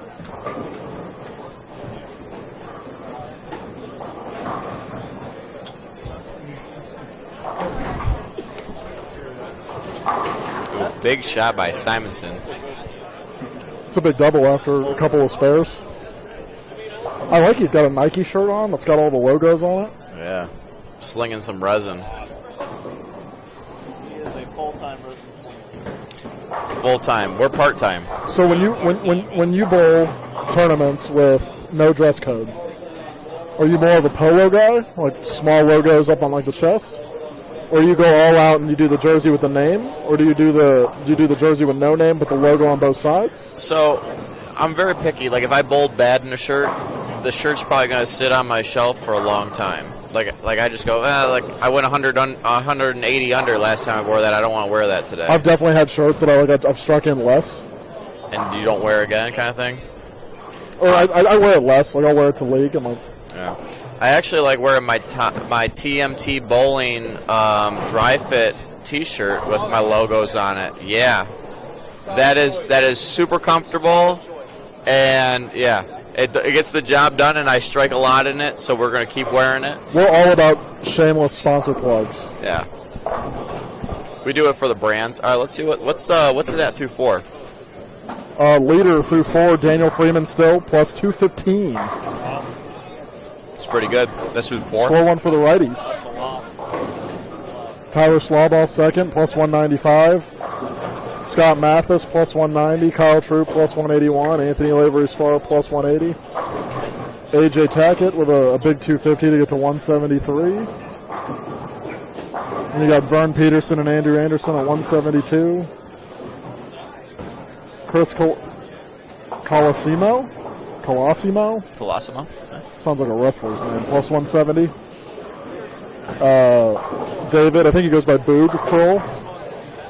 Plus 169. That rounds out your top 10. 25th on this squad is currently plus 122. Justin Knowles in the chat now. Oh, he's. Mike, if you ever quit this bowling thing, you could be a tournament commentator or podcaster. I always thought about, like, what if we started, like, a Best Friends Club podcast, and then I scoffed at the idea because there's no way that... We would have a hard time finding a platform to host that. We'd be reported. It's a very niche audience. It is a very niche. We'd have a solid viewer base of about 40. Yeah. It's all of us. Barstool of the North. Barstool of the North. Dude, that'd be a dream to work for Barstool, honestly, though. I don't know if I have that kind of... Like, my Twitter... Like, I think my Twitter ratio is great. I don't think I have what it takes to be in Barstool. Follow me on Twitter at K_E_Z300. I'd be sued or arrested. That's what would happen. If you had Twitter? Either. If you had Twitter, you'd be arrested? Yeah, I deleted it for a reason. I'm going to go back and try to see if there's archives somewhere. Oh, BJ Moore's up on lane 15. Let's see what he's up to. What's he throwing? Is he throwing a Zen as well, or is that a... It's a Zen. Zen? Don't know what that is, but...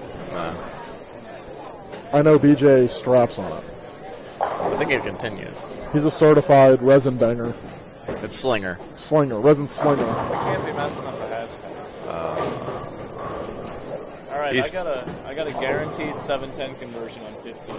See, we had this talk earlier, and Justin Knowles is calling a 710 make by BJ Moore. I like calling 710 makes. It's coming. Because if it happens, you're a genius. Absolutely. And if it doesn't happen, it's like no one expected it anyway. So it's a minimum risk, high reward. At the very minimum, this one's but beforehand, it's a flash patch. How's that water? Treating you good? All right, let's go. What are you eating? What is that? Where'd you get that? At the counter? Bryce Oliver's mom? Oh, sign on that.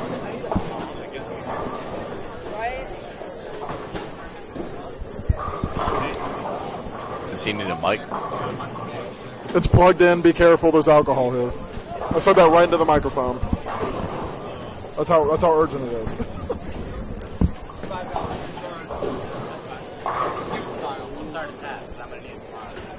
Do you do mid-game interviews? I don't know. I'm just curious. Well, probably not then. It's the only way to hear what one of us is saying. We can't hear you. We've got Anthony Simonson here. What are you seeing out there? How they playing? Harder than A squad. Definitely harder than A squad. Hey, what's your cut prediction number? He doesn't even know.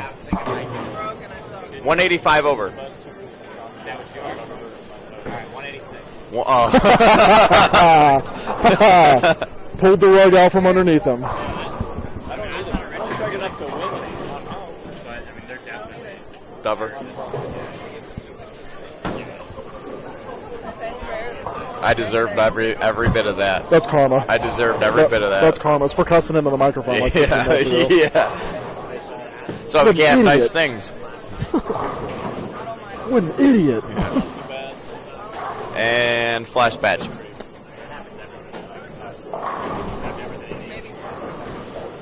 You're getting the hang of the controls out here? We're getting... Learn how to fly.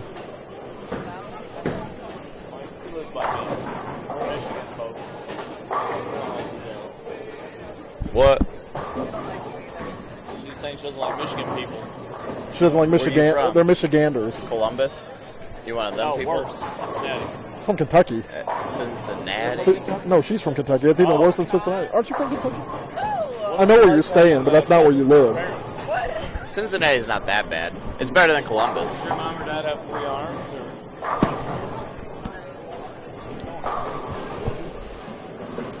We got to get back to the bowling. Yeah, let's get back to the important thing. Let's go over to 15. Oh, Simons is up. Let's watch him strike real quick. See if the blue charger is good luck. Nope. No. Let's go over to 15 and 16 real quick.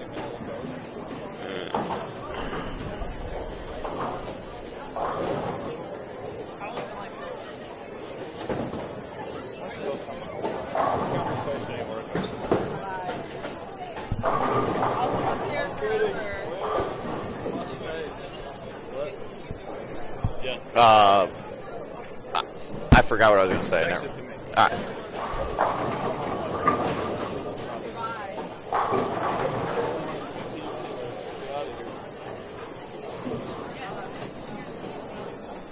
This is nice. Thank you for the hug. I appreciate it.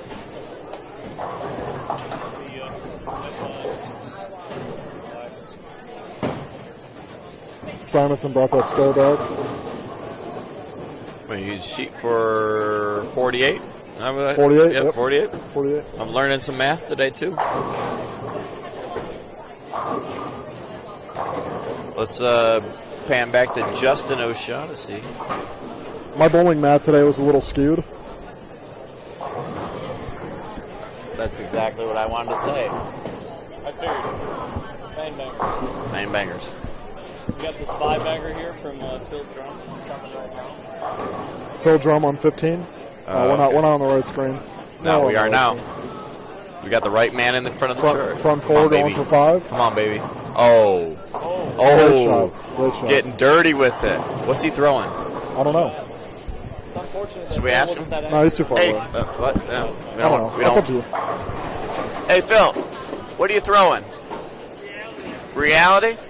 Thank you. Good shot by Chris Arcaro. Phil Drum is throwing the reality on 15 and 16, and he is working on, we said, the front 5. A Cinco bagger. Cinco de Mayo. Beat that head pin like a drum. Is that No pun intended. Todd does this thing on Facebook every morning where he shares something that's like very wordplay. I don't know what the right term is. It's punny. He's got a punny post every morning. Turn it on Simonson on lane 13 real quick. If he strikes, and we flash patch.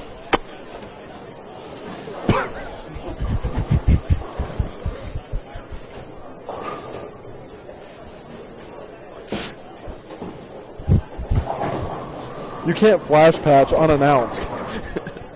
Oh, I announced it. As it was happening. You gotta do the pop too when you flash patch.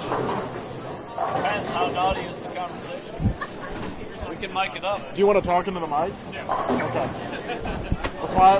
That's why I asked before I just put the mic on you.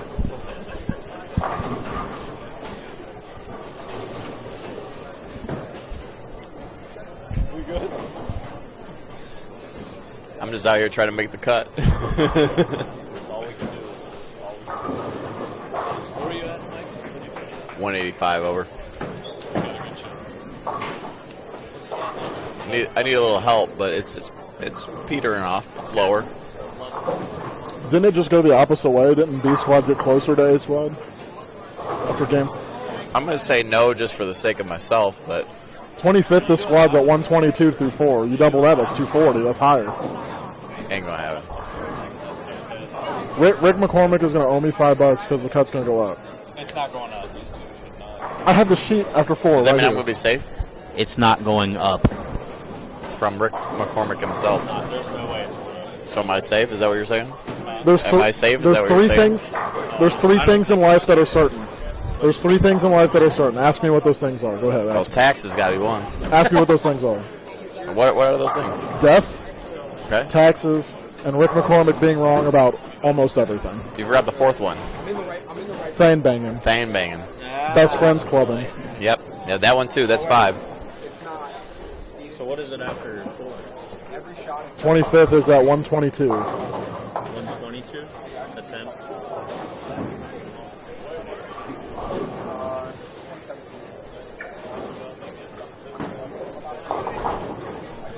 Justin Knowles got asked for help from somebody, so he's walking away. I'm not gonna lie, I just think, personally, but I could be wrong. A good shot by O'Shaughnessy there.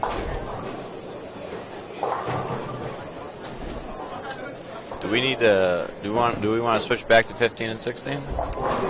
If you want to, you got the control. Okay. You're having a whale of a time over there with the control. I just feel like we gotta give them some love too. So I don't know how often, but So, are you one of those lefty bowlers that are actually left-handed? I put a thumb in it, so I would assume. Or are you like a Or are you like? I'm talking about everything else. Like, are you a natural righty? Like, when you write things, do you write right-handed or left-handed? This right hand just is here to make me look like a normal human being. If it was cut off, I'd still survive. That's how left-handed I am. I think you're going to win the Amazing Race one day. I really do. You know what? Survivor. Eric, can I say this real quick? Phil Drum. I don't. 6. Zach Tackett. This is the bet. We got the better Zach. BT, what's up, baby? What's up? You got something to say? Say name bangers. No, absolutely not. Would you like to tell the people at home to stop calling you EJ? I know you hate it. Would you tell them to stop? Stop. Zach Tackett. In the name of love. Zach Tackett is getting tired of being mistaken for EJ at every place he goes. I'm 126 over. He's prettier.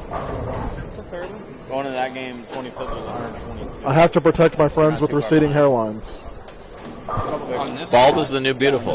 It is. It's 2021. We can't judge anybody. Yeah. I'm starting a movement out here. I'm tired of it. If Hunter Kempton strikes on lane 16, we're flash patching. Mike loves seeing himself on the camera. No. Oh, after 8. Oh, okay. We should have live squads of the Cutline Open. I still don't think it's going to get that. I think Mike could make the cut on like Friday night and then do like he could do the live feed on Saturday. I'm going to throw a turbo up one. it's at 219. Make the cut on the Friday night squad. We can have you in the booth on Saturday. I'm here for it. I'm coming down Friday, so it might work out. Go ahead and hit the terminal with a plug. June 18th through the 20th. Hey, everybody, if you're in the Cincinnati area or if you're not in the Cincinnati area, make sure you bowl the Coleraine Open. If you're within June 4 hours, you have no 18th excuse not to show up. through the 20th. I don't care what you're doing. Is the best tournament in the country. If your wedding is one June of 18th, the best tournaments. If your wedding is June 18th through the 20th, cancel it. Push it back. Yeah. It's the Coleraine Open. It's the Catalina wine mix. Your wife will understand. Yeah, push it. Leave her at the altar. Bowl the morning squad of the Coleraine Open. Go get married in the afternoon. You have time to do both. Nice shot by BJ Moore on lane 16. I think, we might have a 7-10 conversion on 15 coming up. I love 7-10 conversions. If you 7-10 converts, we're flash badging. What? 220 what? It's a shame. Let's see if Phil can drum up another strike here. What lane's he on? 15. All right, we'll stay with The that. shirt says drum. Oh, that's drum. Yeah, he's throwing the reality. Never heard of that ball before. It's not a ball I'm familiar with.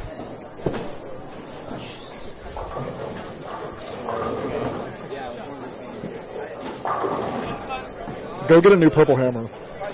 The new. I'm going to go out on a limb and say they're a little bit better than the old ones. Yeah. What pair you hit? They are very close. I've thrown both. They're at least equal, but I think they're better. Purple. They got hammer logos on them, and they strike a ton. And they're Thane. Let's see what he's got here. Roll it. 4-pin. Let's watch Simo.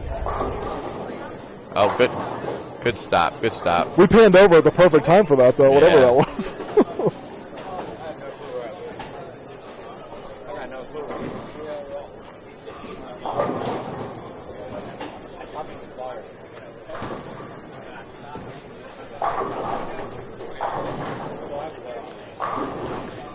If Simo sends the messenger, we flash patch. If he just goes 10 back, we just keep watching. You got a patch on? Make sure you flash that if he sends the messenger off the wall.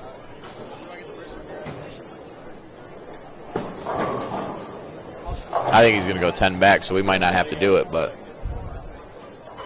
Do we get Mike Clark Jr. on this pair next game? Big shot. He's 25th on B squad right now, so he's striking. He's trying to move his way up the.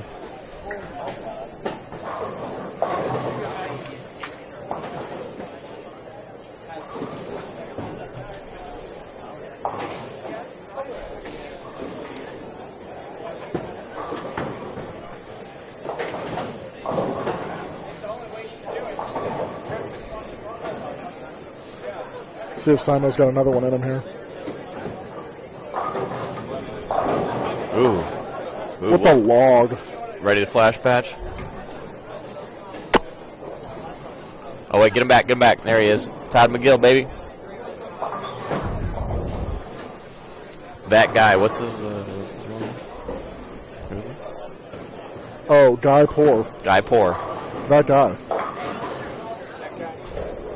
He had a big game going. Let's watch Hunter Kempton up on lane 15.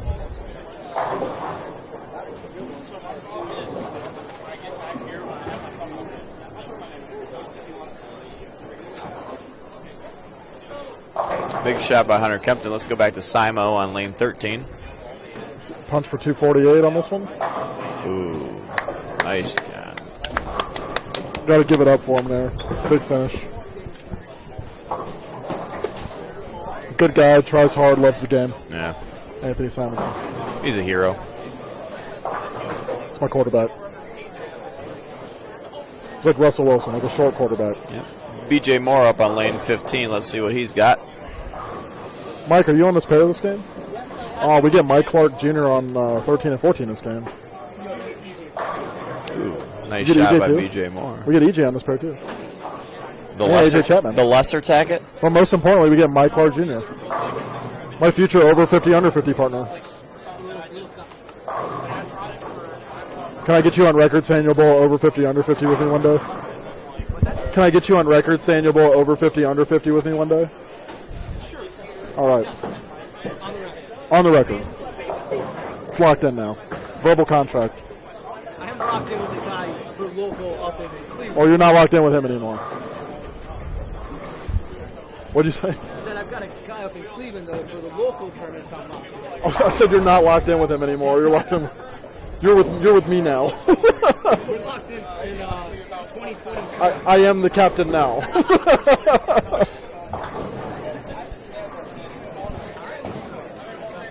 O'Shaughnessy's got 79 working. Phil Drum's Dude, where has he been? Because I didn't see that earlier. He was quiet, sneaky about that. He's 79 like the silent too. assassin. Yeah, let's get back to him. You just panned over right before Phil Drum hit the pins. What do you leave? He 10 pin. 10 pin. Maybe it's good that we panned. Yeah, he'll be happy about that. Shaughnessy, baby, come on. Get that. Great shot. Yeah, baby. Flash the patch. That's the second time he shouted you out. He's officially shouted me out 0 times. I don't know if he doesn't know me. Oh. Hey, Justin. Shout him out next. Shout him out next. I want one too. He's got me. He's got it. He's got me. I believe in him. I'm a Justin O'Shaughnessy guy now. Big fan of Justin O'Shaughnessy. I'm officially a fan. Does all the right things. Strikes a little bit. He even bangs on some pain. If you support the booth supports you. ELE, everybody love everybody. Yes, sir.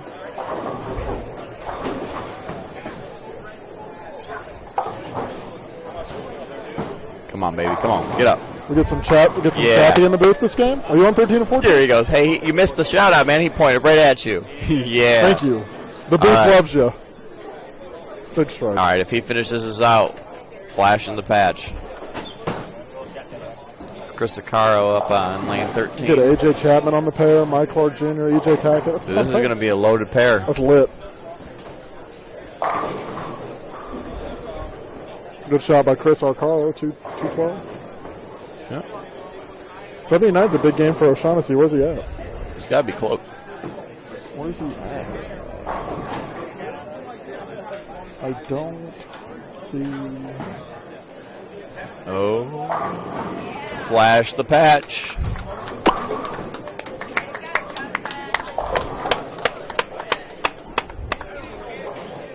No better guy for the job. No better guy. Ice in his veins. I'm waiting for someone to like come back and like do the ice in my veins. Like I want to ball an action match and hit one for the dub. Oh, not ice, not the other thing, not the other thing. No, I don't know what the other thing is. He's got to be. I don't know what O'Shaughnessy's at. Ask him. I don't know. Oh, he's plus 30. He's plus 31. So he's 100 and teens over now. Gives him a chance. 110 over. All right, someone want to take this over while I run to the bathroom?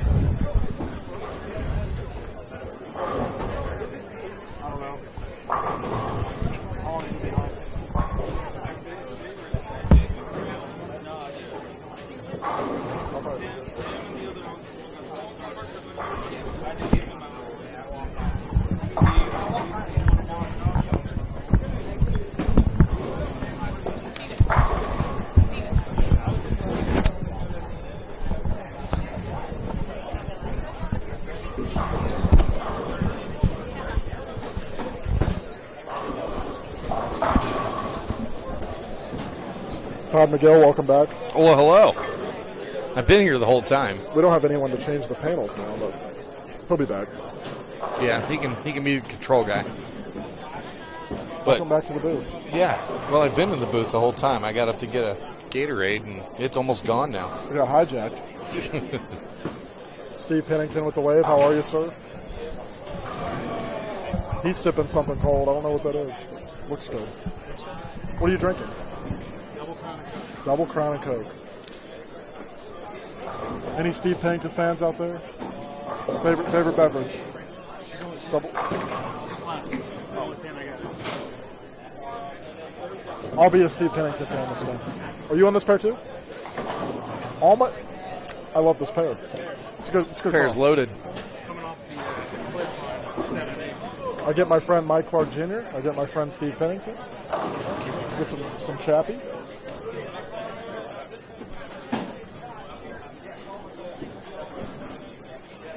Mike, welcome back.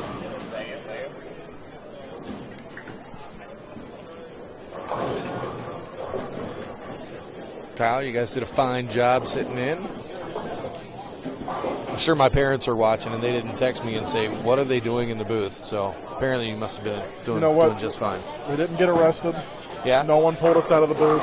Mike cussed one time on accident. He said the big one. No, I got like halfway through. No. The only thing you were missing was the G. You said the rest of it. Whoops. When I saw the 1-2-4-10, I'm like, oh, I'm a rookie. I'm not used to being on here.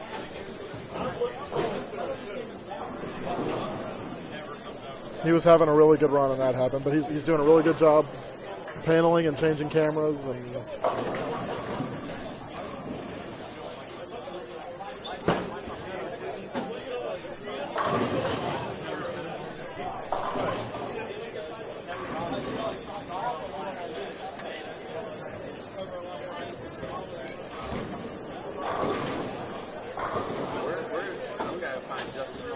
some kid asked him for help. Some kid asked Justin for help. And yeah, green shirt, junior gold shirt. He's from Toledo. That's Ty Zero. Yeah. See, I know the name, but see, the names and faces thing. We have a loaded pair of this game, Todd. Yes, we do. You want to name them off? Steve Pennington, Mike Clark Jr., Chappie, AJ Chapman, Bowler X, hashtag Bowler X, EJ Tackett. The heck was that? Something big happened down there. Awful lot of cheering going on down there. I wonder. Nobody claps for 300s on the China. No. A what? Oh, we left a sour apple. There's a bigger eruption at the high end for someone leaving a sour apple than there was for anybody shooting 300 today so far. Well.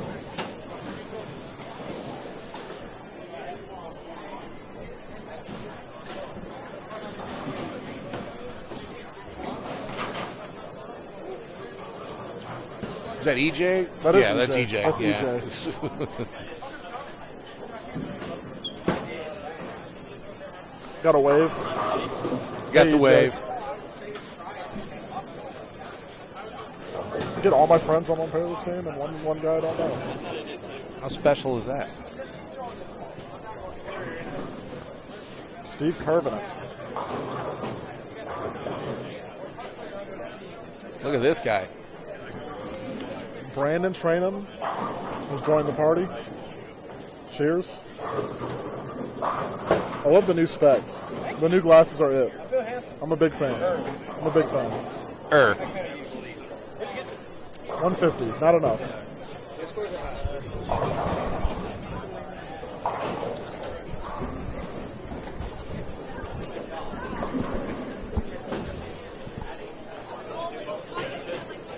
Sounds good, Austin.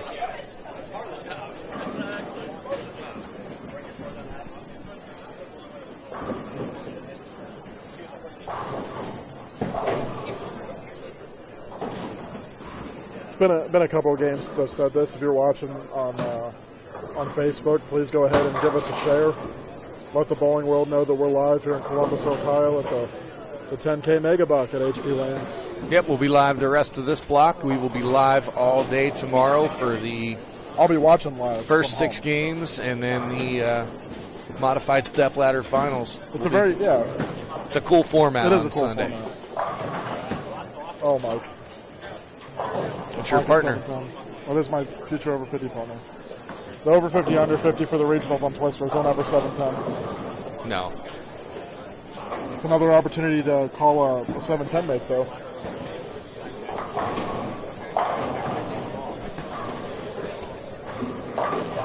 Nice thing about a 710 make is I can call it and we can clip it. He's going to make the 710 right here.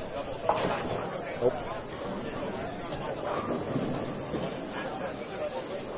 Hello, Darren. How you doing, buddy?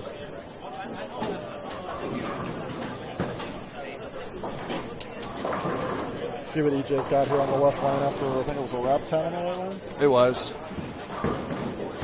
He's curving it. Oh, look at that. With the leg Kicked it kick. out. Giving BJ more of the business on the pair to the right.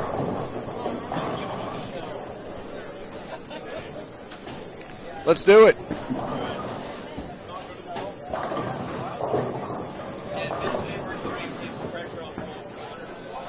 That's facts. EJ tacket mindset, 9 spare the first frame, so you're not worried about shooting 300. Takes the pressure off, yeah. Because he gets nervous, I guess. Could have fooled me. Yeah. One thing I will point out is righties on this squad have migrated left much faster than they did on A squad. Yes. I noticed that earlier as well. A lot of the A squad righties, even when they went to resin, stayed right-ish and tried to throw it to the gutter. Not the case right now. No. Looking across the center. Chappie's scrapping on it. Good Lord.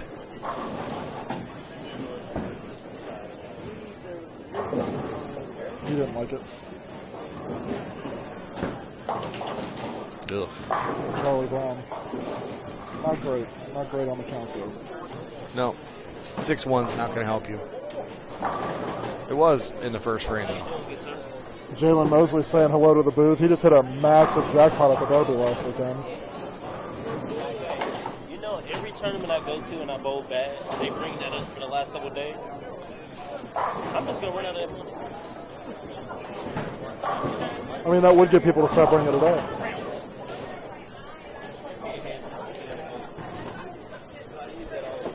I'm going to step out so Jalen can... Oh, never mind. Jalen doesn't want to talk. Okay. I was going to let you talk. I'm like going to tense up and not know what to say. I know. You took over Dougie Vision yesterday, and he said you got to talk and give updates. You didn't say one word when you held that camera. I can't commentate. If I asked you questions, you could commentate. If it's me, more than 5 people. Jalen Mosley, not a fan of crowds. Fun fact. It's not a very fun fact. He says he only wants to do commentary with me when it's just us. I don't know what that means. So we need to have, oh boy. So we need to have an actual booth where there's nobody around him. I think that would help him. We need a Todd McGill bowling podcast. Except We could do that. Separate from the lanes. Yeah, I don't see why not. Get to know your bowl. Get to know some bowlers. I know Collier wants to do something like that, so Todd McGill behind the lanes. I like it. Don't have to name it that. I don't even. There might be some copyright issues with that. Could be. We'll have to look.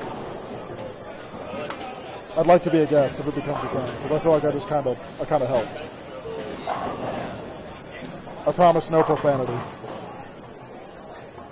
Good shot.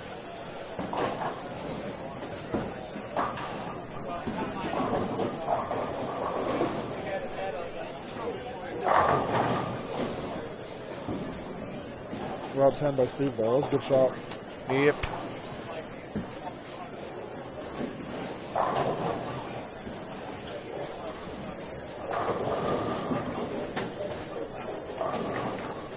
Cool.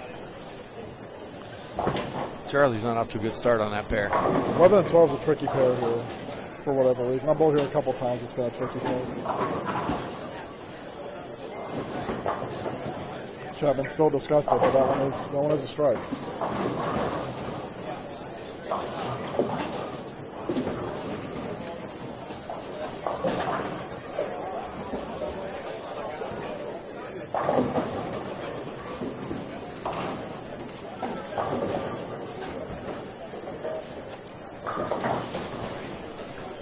I believe this is game 6. Is that correct? Yep. No, this. Yes, because we're waiting on game 5. We're waiting on game 5 scores.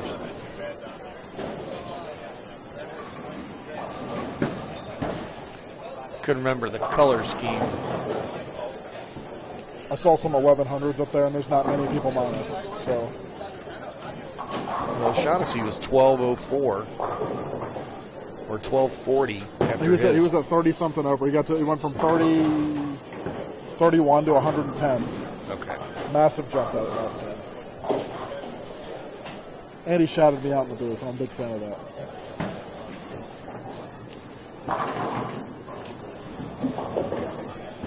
Zeke Bates already thrown his name in the ring. He wants to do the live stream tomorrow for the finals. Assuming that means he's not striking the lot. I'm guessing so. I said, if you're not bowling, you can have it. And he says, I probably won't be. It's a good volunteer. Yes. Zeke's a good guy. I know Brad Bridges is going to be up here too, so we'll have to split the duties. A lot of bowling knowledge and that Zeke Bate brain. I think he'll be a good commentator if he's not bowling. Good shot by EJ out there. EJ throws a lot of good shots.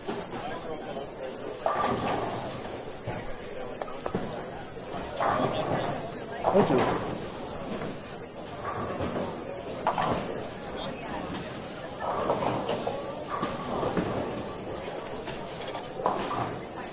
Shout out to all the kind people bringing me drinks in the booth. I'm cutting everybody else off.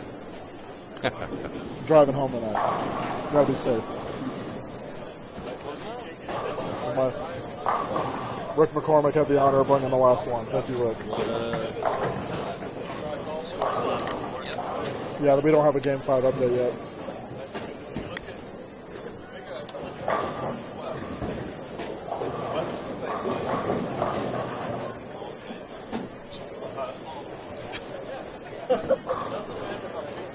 Should have him sign it.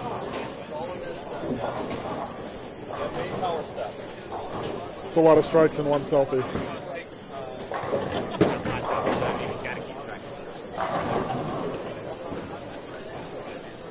Wonder if he's got his phone locked. That could really be dangerous if he's sitting phone in front of us unlocked.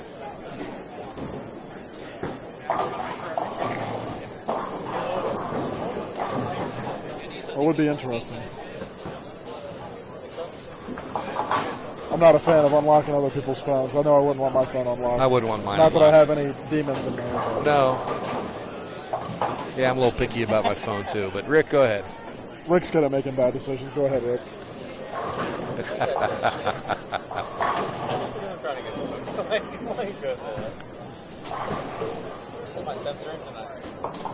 As he was saying. He's not driving. You're welcome, Kyle. For those folks at home, that joke is in reference to Rick McCormick not having his license. Oh, thank you. There's a lot of new people watching. We're in Columbus. Yeah. You want me to get out of the front of the A lot of YouTubers. Rick's got his own YouTube channel, so you can jump on over and check that out what's too. What's your YouTube handle? What's your YouTube handle? Check out Rick McCormick on YouTube. He's doing ball reviews and stuff. Shameless plug.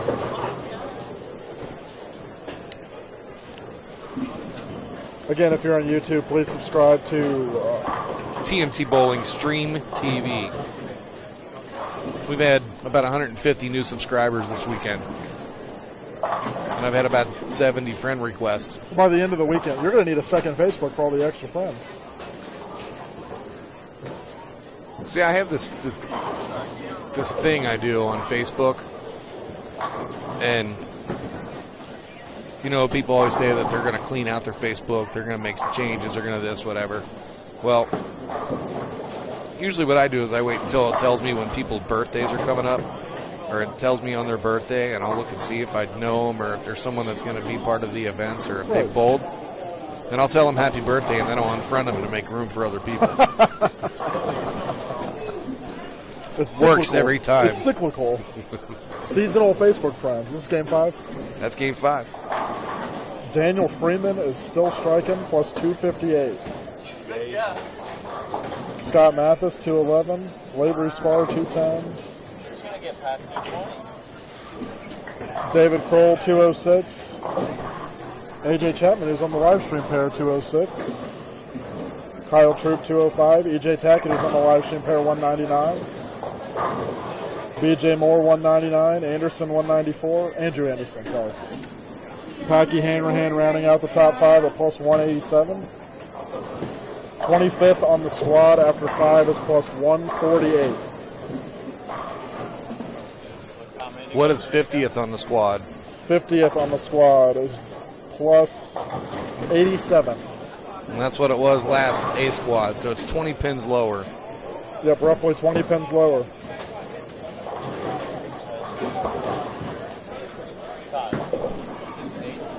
Top 50 is that? Yeah.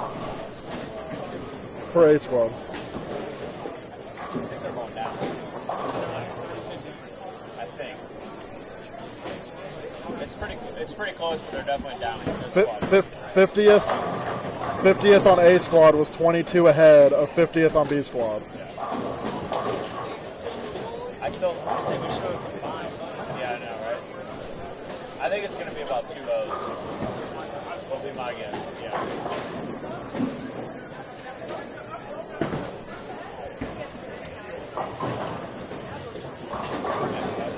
I don't think it's going to be 2 O's. What is 25th after 5? 148. 40. Yeah, I definitely think it's going to go down. 48. Matt, good stuff. So Rick and I are discussing Cutline a little bit. 50th on A squad after 8 was 219. 25th on B squad is 148. I think it's going to be like 2 O's. Shouldn't be right at 2-0. 230 average. But 230 average for the top 25 is possible. That pushed it to 220. I just think it's going to be 2 O's. Somebody I said did too. we were plus 209. I think that's going to be close. That was Ron Holiday. We were at Roosters. I called Charles Easton being in at 215. I think that's pretty safe right now. Based off of these.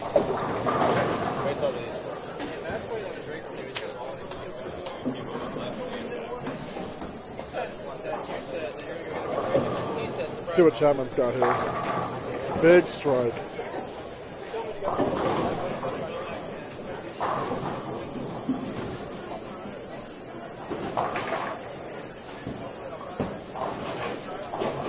He's busy. He's got like 6 messages. AJ Chapman is not a fan of the left lane. First double of the game, though. First double. Sounds like you're lined up now. I believe in you. I need you to throw a strike and point at the booth. Like, Give me some love. The booth supports people that support the booth. Make it about Bowler X. Bowler X staffer. Bowler X staffer here. As am I. As is Todd. As is EJ. As is EJ. That's facts. Shout out Lee Sant. He does a lot of good things. Yes, he does. He He is lots a of good great things. man for the the game of bowling. Great Yes. man. Hopefully he's watching and he hears that. If not, somebody can relay the message We'll for clip us. it and send it to him. Yeah, we can do that. I like that. By the way, Matt Malton, happy birthday.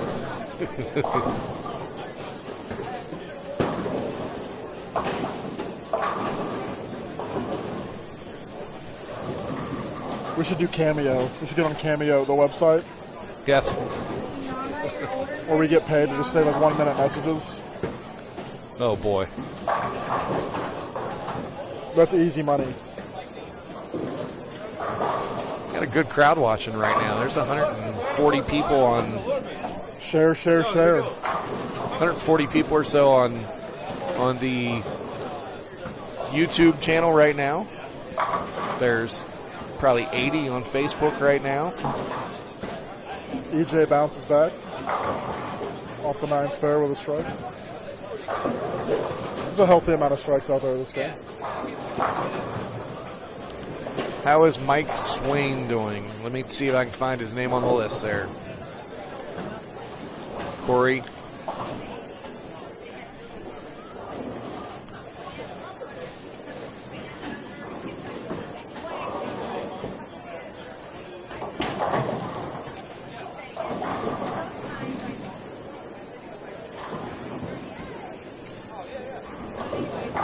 Chappie just doubled. He's trying to go for a 3-bagger here.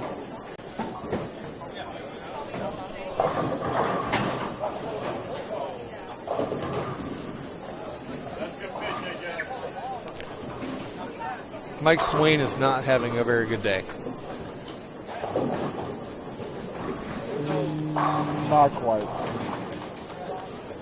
Let's just say there are 125 bowlers in this squad. He is not 125th. So he's struggling. The standings are posted in the event page, which is the 2021 10K mega event. They're also shared onto Todd McGill's personal page, which is public. Anybody can see it. But go on to the event page. It's okay, Bradley. This is game 6 right now of B Squad. But go to the 2021 10K mega event page, and you will see the scores posted.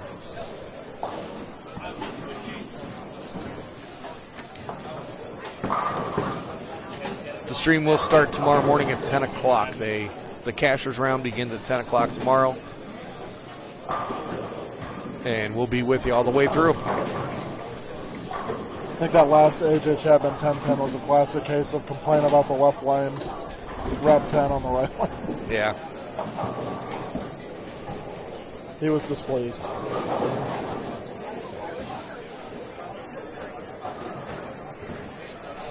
He looked at me and nodded, and I understood completely. I've been there. You're very welcome, Corey and Jeff. How many we got in the chat? 133 on YouTube. I think we should get that to 200. I don't think there's any reason why we shouldn't have that to 200, especially with a group in front of us right now. Yeah, this is a star-studded pair.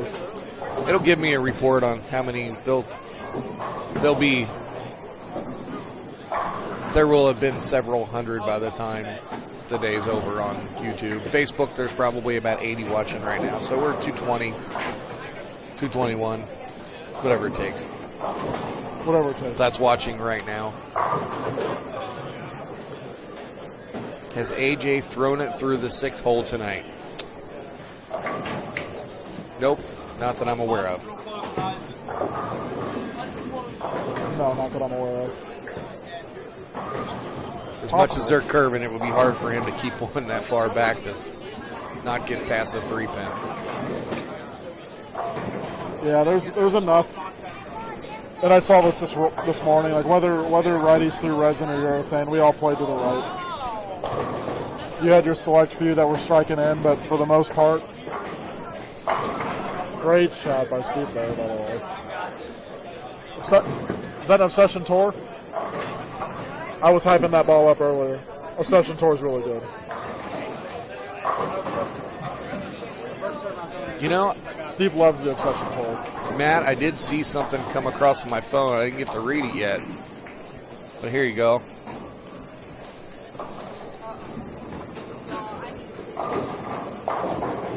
Oh, right here.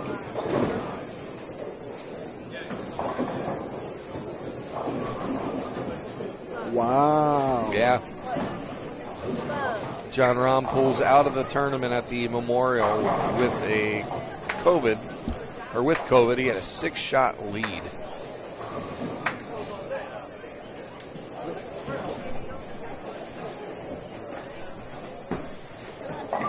There is no question about that, Bradley. EJ is something special to watch.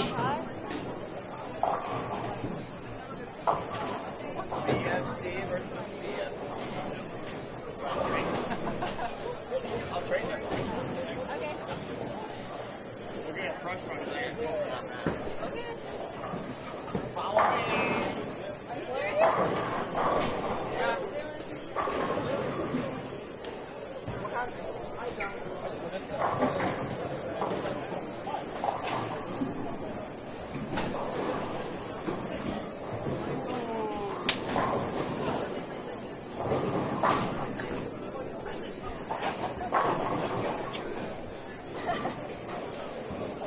AJ's not a big fan of this pair.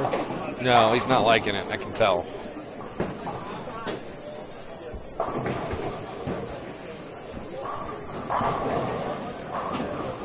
Can I interview you? Can I interview you? We got AJ Chapman here. Go ahead and put the headset on for a second. I don't want to mess up your hairdo. No, you're good. Got AJ Chapman in the booth. What are you seeing out there? The left lane looks like it's super cliffed left to right. So, if you guys don't know what that means, it's super wet dry and not in the right spot for either of them. It's been looking like that the last couple games, and it's just getting even more exaggerated as we go here. Yeah, it feels like the track in this building is so absolutely dominant. It's taking the flatter patterns and adding more shape to them, but not in the way that you want them to. Yep, there's a lot of built-in hook in the topography here. Yeah, for sure. Yep. For sure. Thank you, sir. So, no problem. Best of luck out there.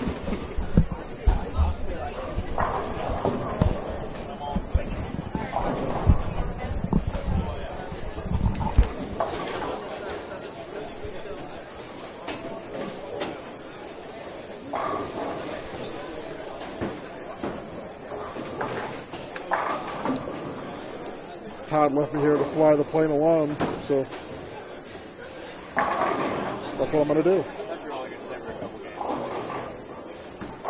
Yep, you say you're going to stay here for a couple games, and then people are so generous and bring adult beverages to the booth, and then you just decide to stick around. 4-pin by Steve there. That left lane is getting very clipped. Shout out to all the players that are letting me interview them tonight. Simo let me interview him. AJ let me interview him. Johnson and Chapman. I'm 2 for 2 on AJ's.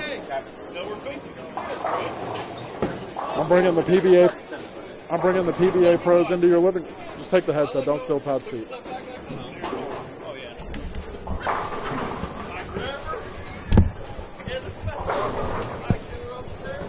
Thank you, Don. Strike one.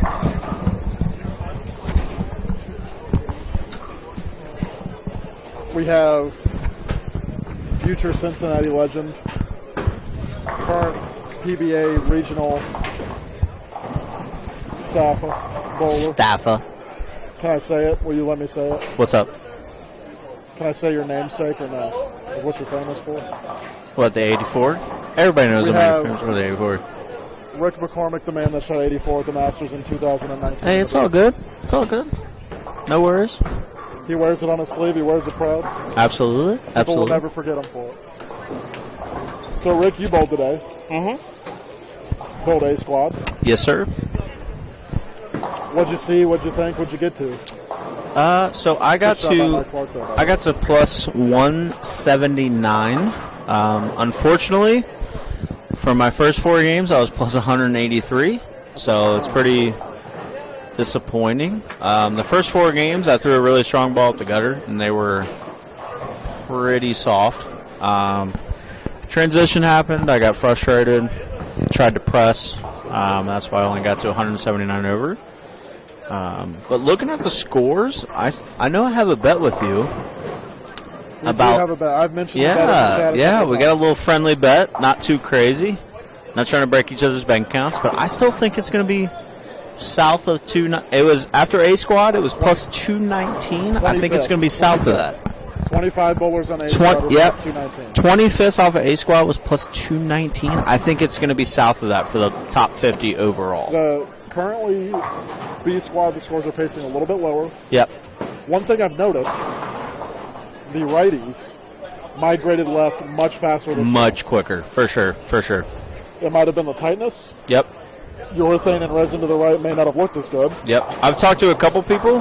They said that when we bowled A squad, because you bowled A squad too. I did.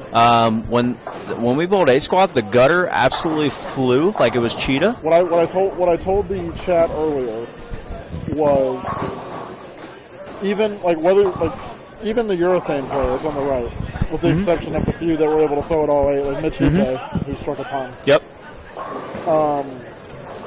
When we moved from urethane to resin, yep, we did not migrate very far. No. To where we were still throwing it to the gutter. Yeah, you were still, because there was built-in shim left, so we knew if we traded it in, it would hold. Correct. It wasn't. It never was a point where you stood on like 20 to 25 and threw it at the gutter. It was never that point. Most righties, with the exception of like Jordan Horns and maybe a couple other guys who were carving it all day. Yeah. Like they weren't as far as left as like EJ and Chappie. Right Correct. And EJ and Chapman probably have one of the higher rev rates on tour. So they're out here this weekend. Yeah, for sure. They're able to shape it a lot more.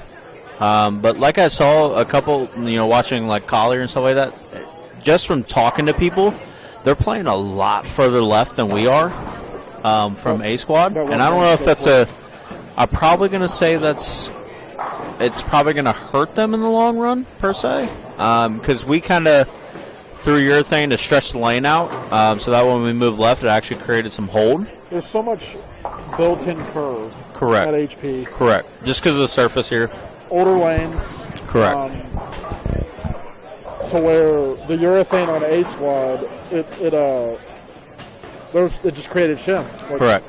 Shim that I think these bowlers may not see as much of. Correct. There was a decent amount of people. I mean, there's a couple of guys throwing urethane the first game. For yeah. The Oh, yeah. Not as many. Mm-hmm. Like there was a good bunch of urethane going on in the first couple games in A squad. I actually didn't bring urethane because it was 43 feet. I didn't think I needed it, and because of my tilt and everything, definitely didn't think I needed it. But definitely could have used it to kind of slow down the bowling ball in the middle part of the lane for sure. But watching like Charlie Brown, I just watched Charlie Brown throw a shot. He's kind of doing the right thing. He's kind of left, but he's not super far left. He's kind of playing the track area. But I've only watched a couple people, and they've definitely, from like game 4, I'd say actually probably 3 or 4 on, they've gotten substantially further left than we have in A squad. A squad, we kind of try to play them a little bit straighter for as long as possible. And the reason that it was really nice is we had hooked to the right because the gutter hooked. And because of the length of it and the mills, it kind of created some hold. So it kind of made them really, really nice for the first 4. That's why I was 180 over at the first 4. But other than that, it was just kind of... Yeah, other than that, it was kind of the transition. A couple bad pairs, frustration. But they're 100% playable this year.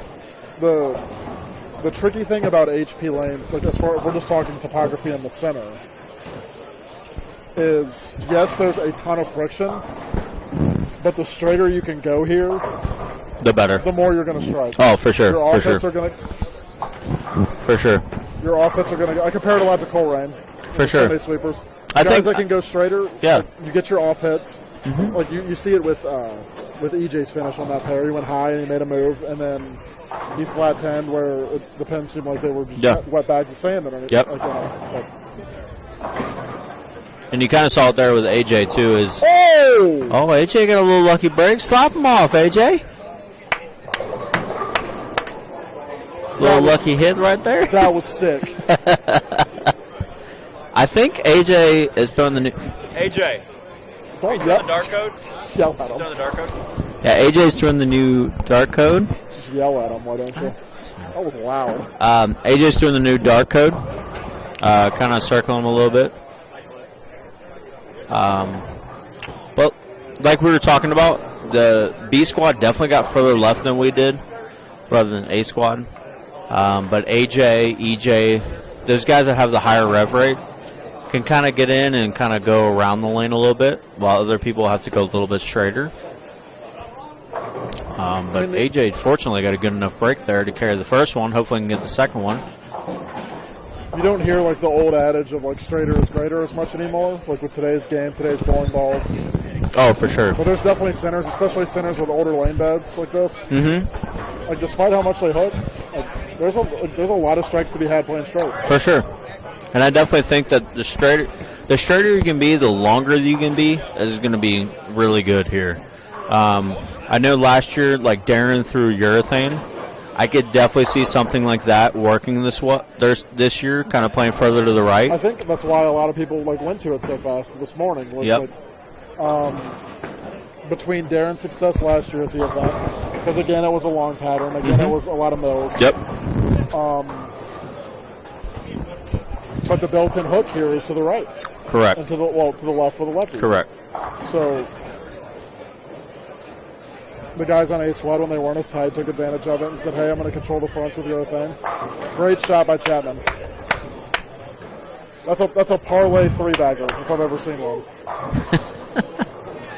He's breathing a good sigh of relief right there. That was a good parlay on the double. That's crazy. The pin that hit the rag, it literally would have been 207, and now he's got for a sure. for 27. For sure.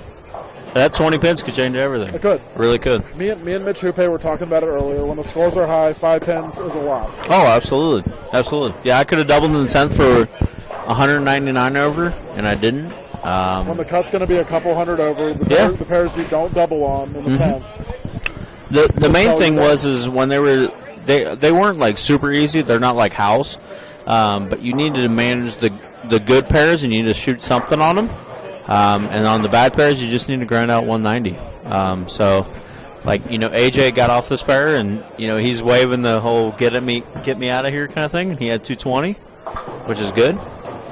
And AJ is currently. Let me take a look at this real quick. That's a 20-pin hit off the sweep. So AJ was at plus 166 on this game, so he is at plus 192 now.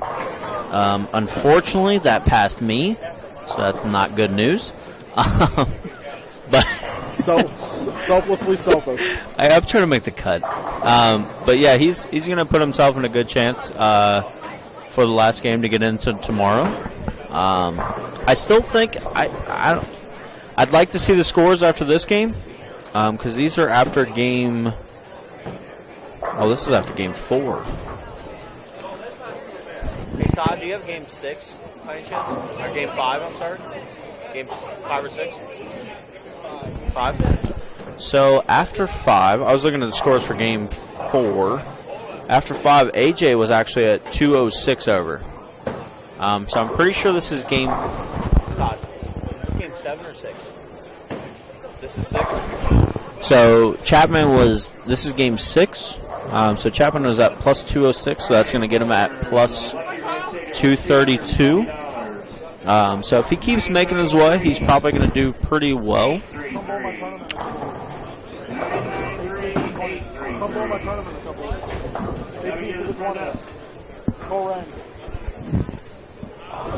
We'll take a look here at Mike Clark finishing out. Still a good game, even though he's split in 10th. Still a good game. Let's see where he's at after 5.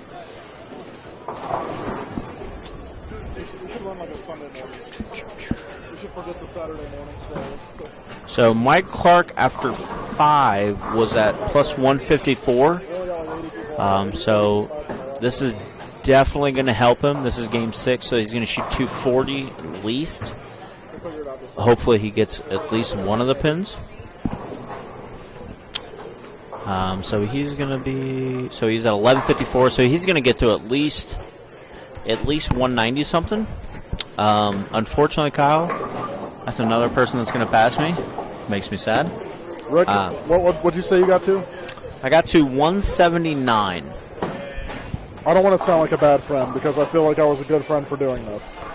It's all good. We sat down at Roosters earlier, had an amazing lunch. With me and Rick bought our mother's dinner because we're just swell guys. Yep.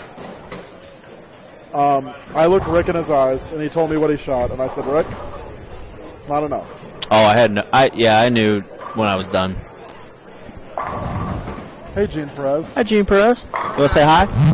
Hi. That was Gene Perez. I don't know how Gene Perez is born. How you going?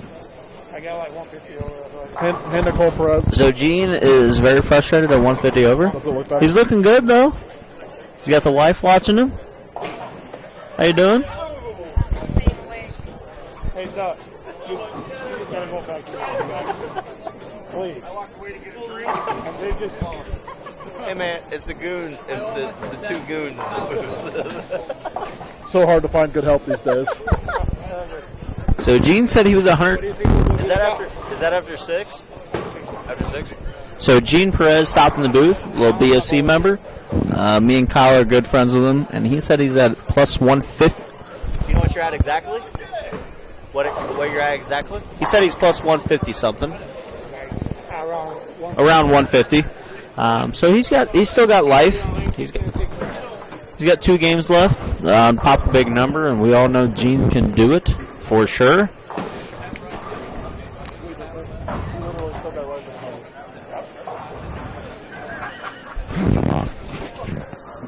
What do you say? I'm not saying. Yeah. So, let's see you make. I'm gonna enter. I'm gonna. Is trying right now? Yep. Okay. No. So what are you throwing? Are you really?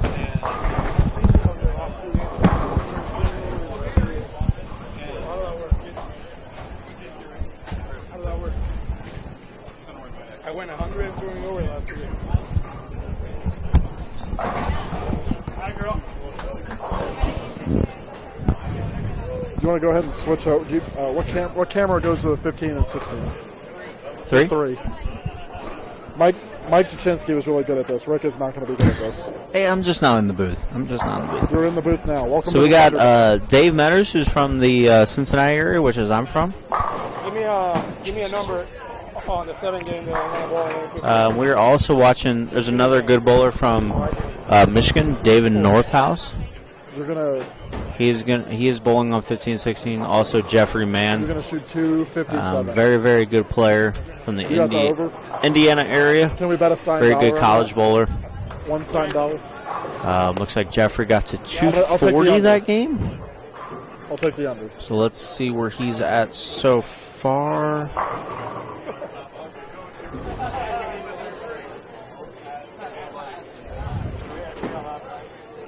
Hold on 1 second. Okay, so Jeffrey was, after 5, Jeffrey was at plus 36.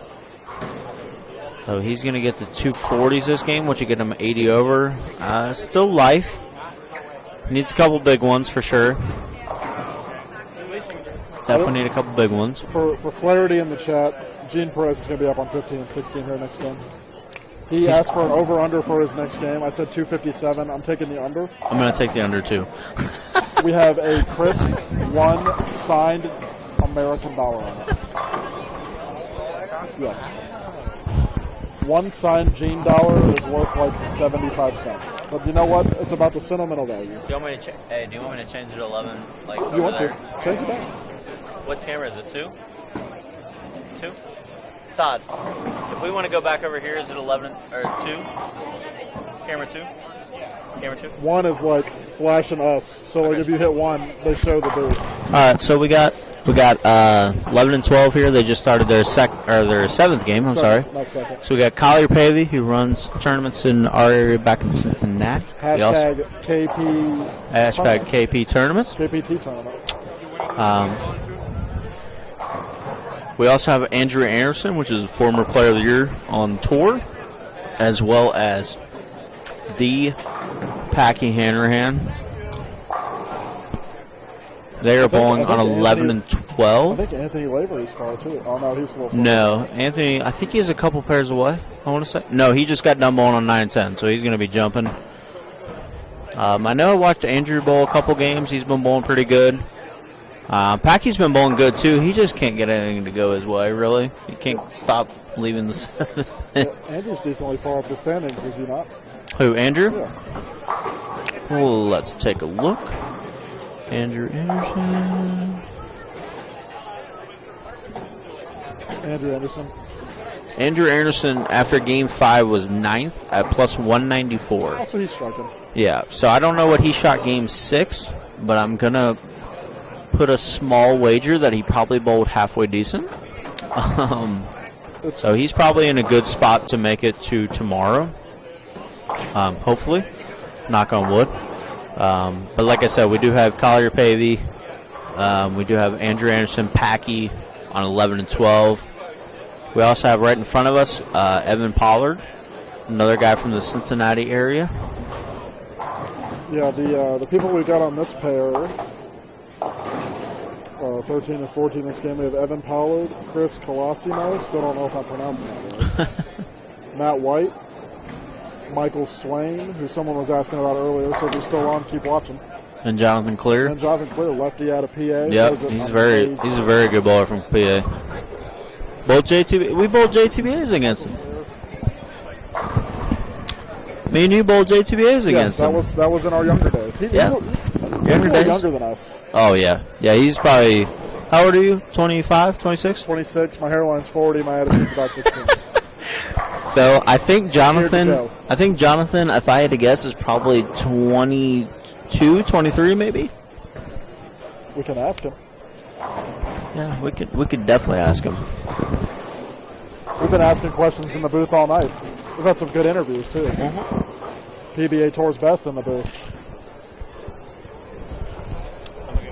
I'm gonna use the restroom real quick. I'll be right back. Everybody says they have to leave to use the restroom, but they never come back. They never come back.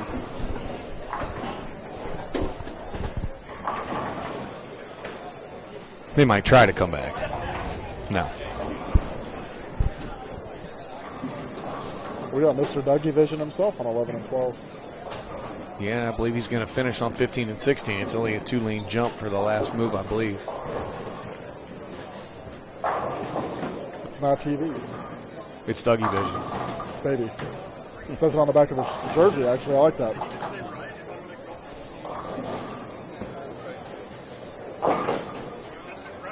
I like the custom jersey. Yes, it's nice. That is nice. Evan Pollard with a big strike right here in front of us. Cincinnati's own. Lawrenceburg, Indiana. But, you know, Lawrenceburg. He bowls in Cincinnati. We'll claim it as Cincinnati. He strikes a lot. We'll claim it. Yeah. Andrew Anderson walking it out over on 11 and 12. Big double.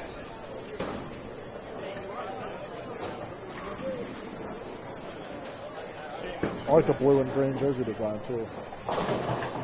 Yes, that's a good mix of colors right there. Black, green, and blue. That's very nice. Speaking of bowling jerseys. Yeah. If you're looking for a quality, well-made bowling jersey, I suggest you head over to bowlify.com. That's a good place to go. A lot of design options. They can do customs. They can do team orders. You got a team going out to nationals this year, next year. League teams, high school teams, college teams, youth teams. Quality jerseys, quality material, affordable prices. Yep, got some high school seasons where it's time for them to start working on it. So, yeah, there's a place to go. Make some quality jerseys. Feel free. Give me a holler if you need some help. Happy to help. I'll also help. That's right. Kyle Cook.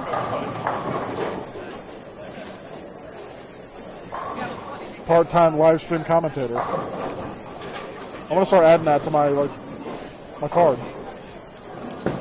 We should get you a card. Full-time bowler? Or full-time worker? Full-time bowler. Hey, the top 15. Stout. That's a lot of good talent. Andrew Anderson looking for a 3-bagger on 11 and 12. He's deep. Doesn't quite. Those half sevens have not gone today. That's the HP special, the 7. I have upper deck 7s. I have half 7. How many tournaments have you bowled in at HP? A bunch. I bowled in a lot of tournaments at HP. On the China, you might as well, if you're a righty, you might as well start the left gutter and just throw it to as far right as possible.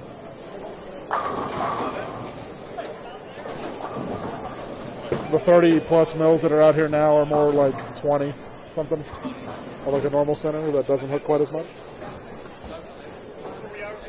So if you had to get top,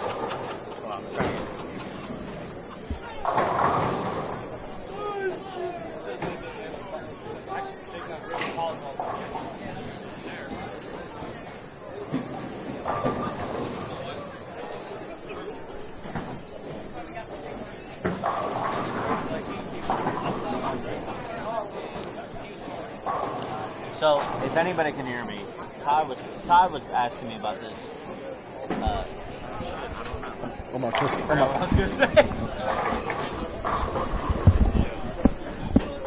Forgot what I was going to say, ladies and gentlemen. So if you guys had to guess, so after 5, the cut for the top 25 is plus 148. So after 8 on A squad, which me and Kyle previously bowled, we got to, what'd you get to, Kyle? Yeah, 150. So Kyle got to 150, I got to 179, practically 180. What do you guys think in the chat do you think the cut will get to? Do you guys think right now it's 219? Do you guys think right now after A squad it was 219? Do you guys think it's going to be lower or higher in the chat? A lower or higher. And Evan just threw a 3-bagger. Let me see what Evan's at. Evan's one of the guys in our area. Bowls a lot of stuff with Chief, Dave Wellage, the Pollard, obviously the Pollards because that's his last name. Let me see what Evan was at. Evan was at plus 9 after 5. So a couple of good games here. May give him a pop.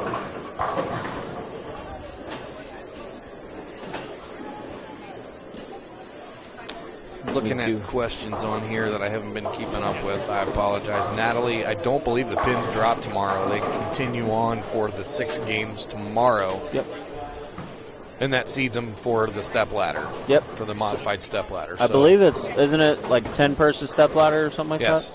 that? Yes. So it's 8 games the 8 games today plus the 6 tomorrow, which seeds them for the step ladder. So they do not drop, Natalie. So you get all you can right now and all you can tomorrow and give yourself a chance.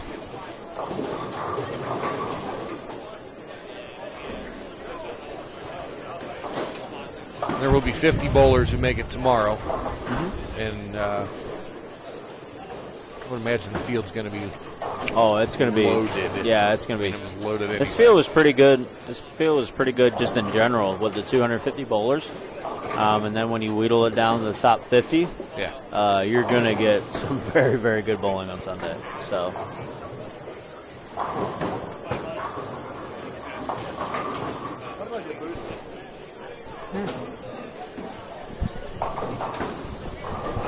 Jeff, I kind of disagree with what I'm watching in front of me. I think the cut's going to go down after this is done. Rick McCormick tried to swindle me. He said, "Can I ask a question?" I said, "Absolutely." And you know what he did? He took over the chat. He did. That happens.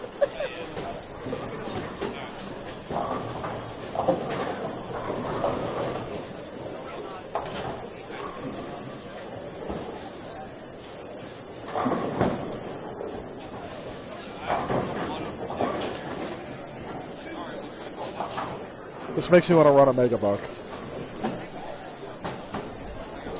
We could do it. I've been plugging my tournament all night. June 18th through the 20th. Coleraine Bowl, the 4th annual Coleraine Open. $1,500 added. $1,500 added.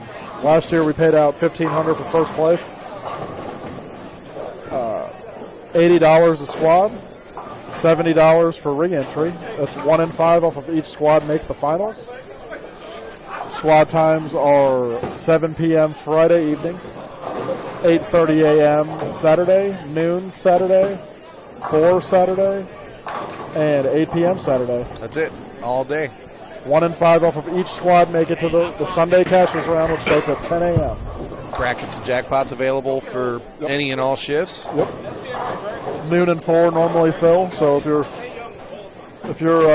looking for some bracket action at that event, those would be the squads to bowl, I would suggest. Well, and something that we added is the winner of the tournament is going to get a free entry into the Bracket Madness. Me and Jody are putting down at Coleraine Bowl in the end of August. We have Dougie Vision in the chat. Oh, we're gonna be in. Can we do the It's Not TV, It's Dougie Vision on the stream or no? I mean, but the camera's not facing us. The camera's right there, but it's not facing We can turn it. Turn it? Hit one. Hit one. Hit one. How do we do it? Let me get my hat fixed. I only have pink hat. I got yellow. Just tell me what to do. We can do it. Yo, what up, people? Where we at? Get in the chat right there. Now you look look at at the camera. Yo, you can't even see me because I'm You fat. I am fat. You're right. You're right. How do we do it? How you doing, baby? Tell me how we do it. It's Not TV, right? You got to turn your head. Oh, we got to look that way or that way? It's Dougie Vision, baby. It's Dougie Vision, baby. Dougie Vision, baby. I'll be here on the camera on lane in game 8. We'll get him. We'll get him. Oh boy. That guy streams all the action everywhere. Everywhere. Florida, here, Jersey, New York. Where's he from? I think he's from Jersey. I think so. Jersey? Jersey? He's a hoot. Got a contagious laugh, I'll tell you that much. Yes. Oh. I'm always a fan of live streaming action bowling. I think action bowling's great for bowling.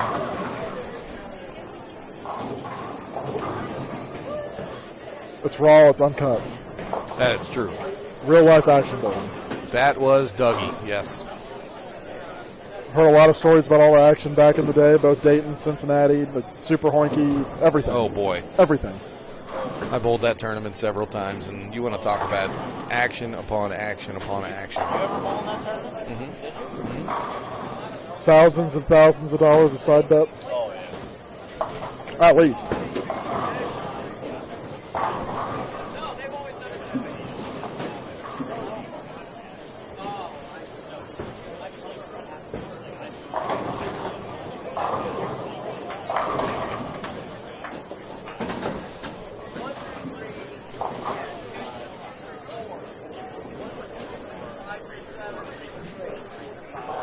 I've heard the Super Hoinky was crazy. It was insane. See if Collier can keep stringing him here.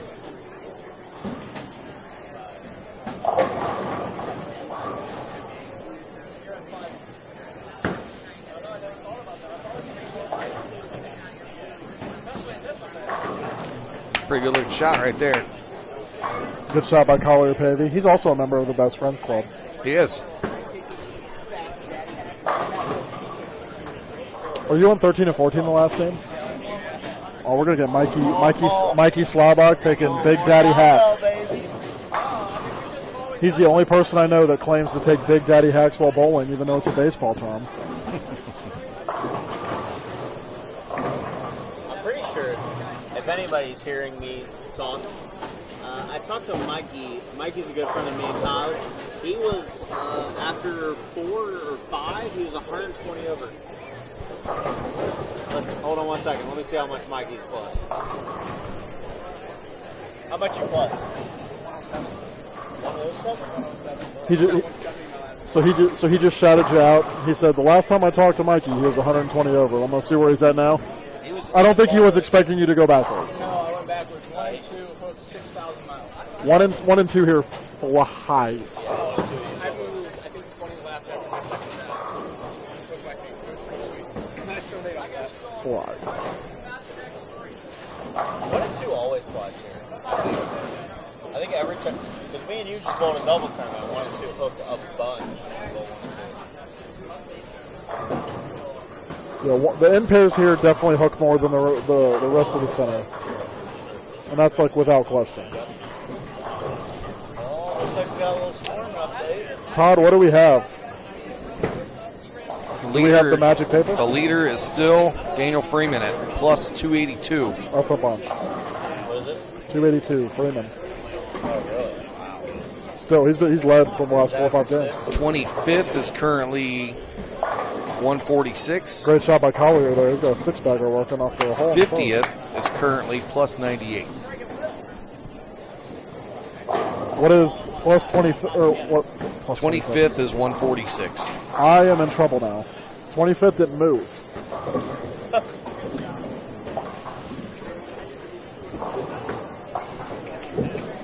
I will take a picture and I will post these out on the event page and on my page. So.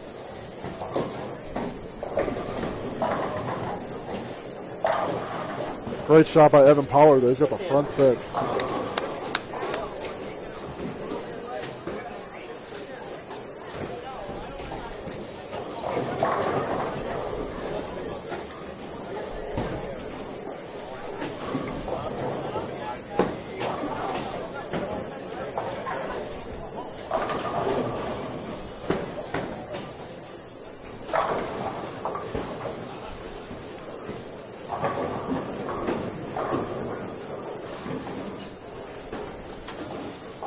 Steven Zimmer with a big 270 to get into the top 20 on the squad.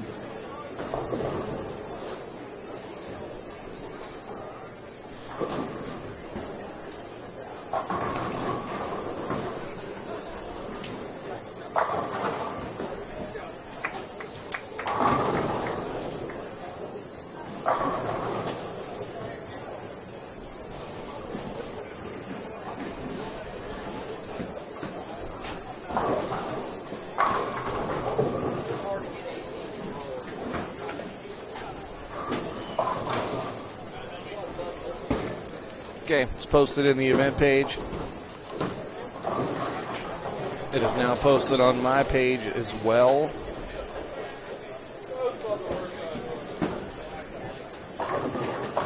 Again, there's a lot of people watching on YouTube right now, which is great. It's what we like to see.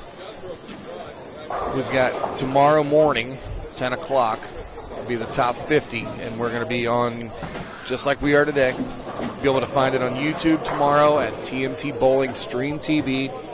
All you have to do is go over and subscribe to it. Be ready at 10 o'clock, or you can set the alarm to go off when we go live on YouTube. It's also going to be on Facebook at TMT Bowling Sunday Sweeper. Your best 2 bets to get it is to join TMT Bowling Sunday Sweeper, and I'll add you, or just go to YouTube and subscribe to the channel, and it'll be on both those places as well as everywhere else that we're going to share it to. We'll share it in the event page. We'll have it all there tomorrow.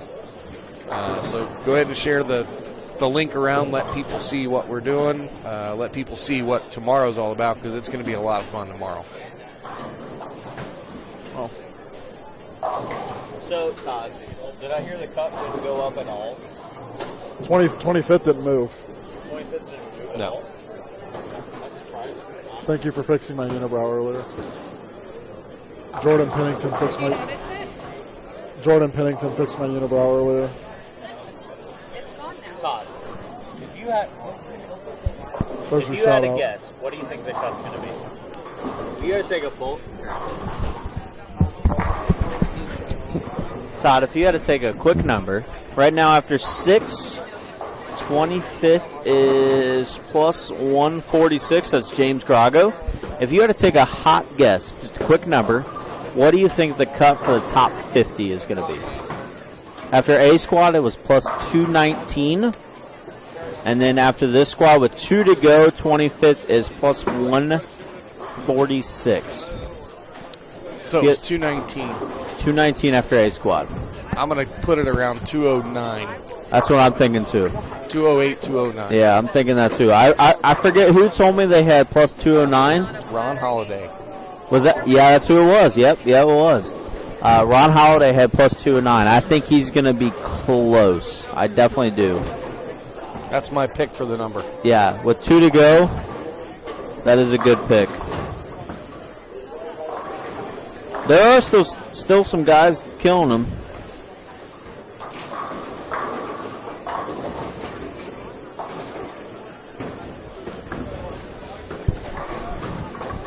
Aaron, they're bowling on a 43-foot pattern, I believe, and it's a little more than 30 mils. Yep. And it's a 2.8 to 1 ratio. It's the same pattern they bowled on last year.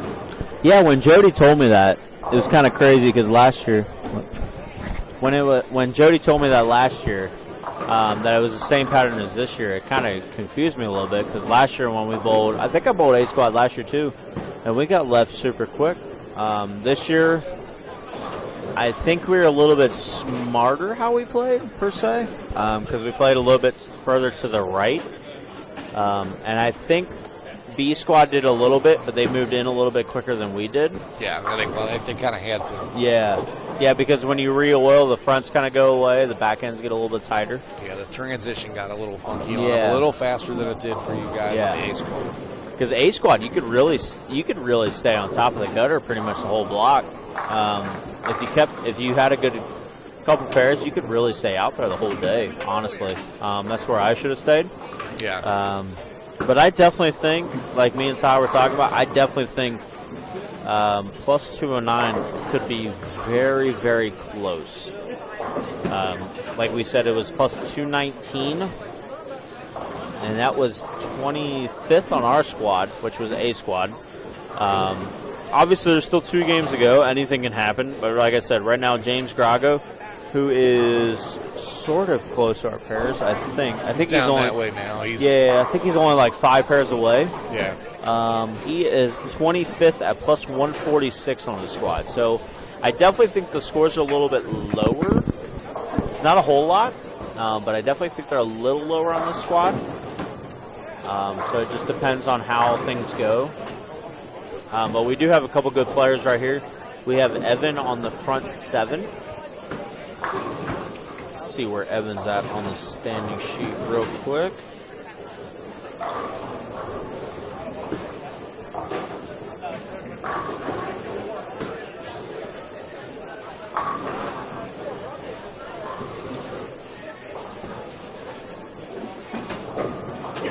So Evan is at plus 3 right now. So he is at plus 3. He is working on. Great bowling today, son. So he is at plus 3 right now, and he is working on the front 8. So that could definitely get him up in contention.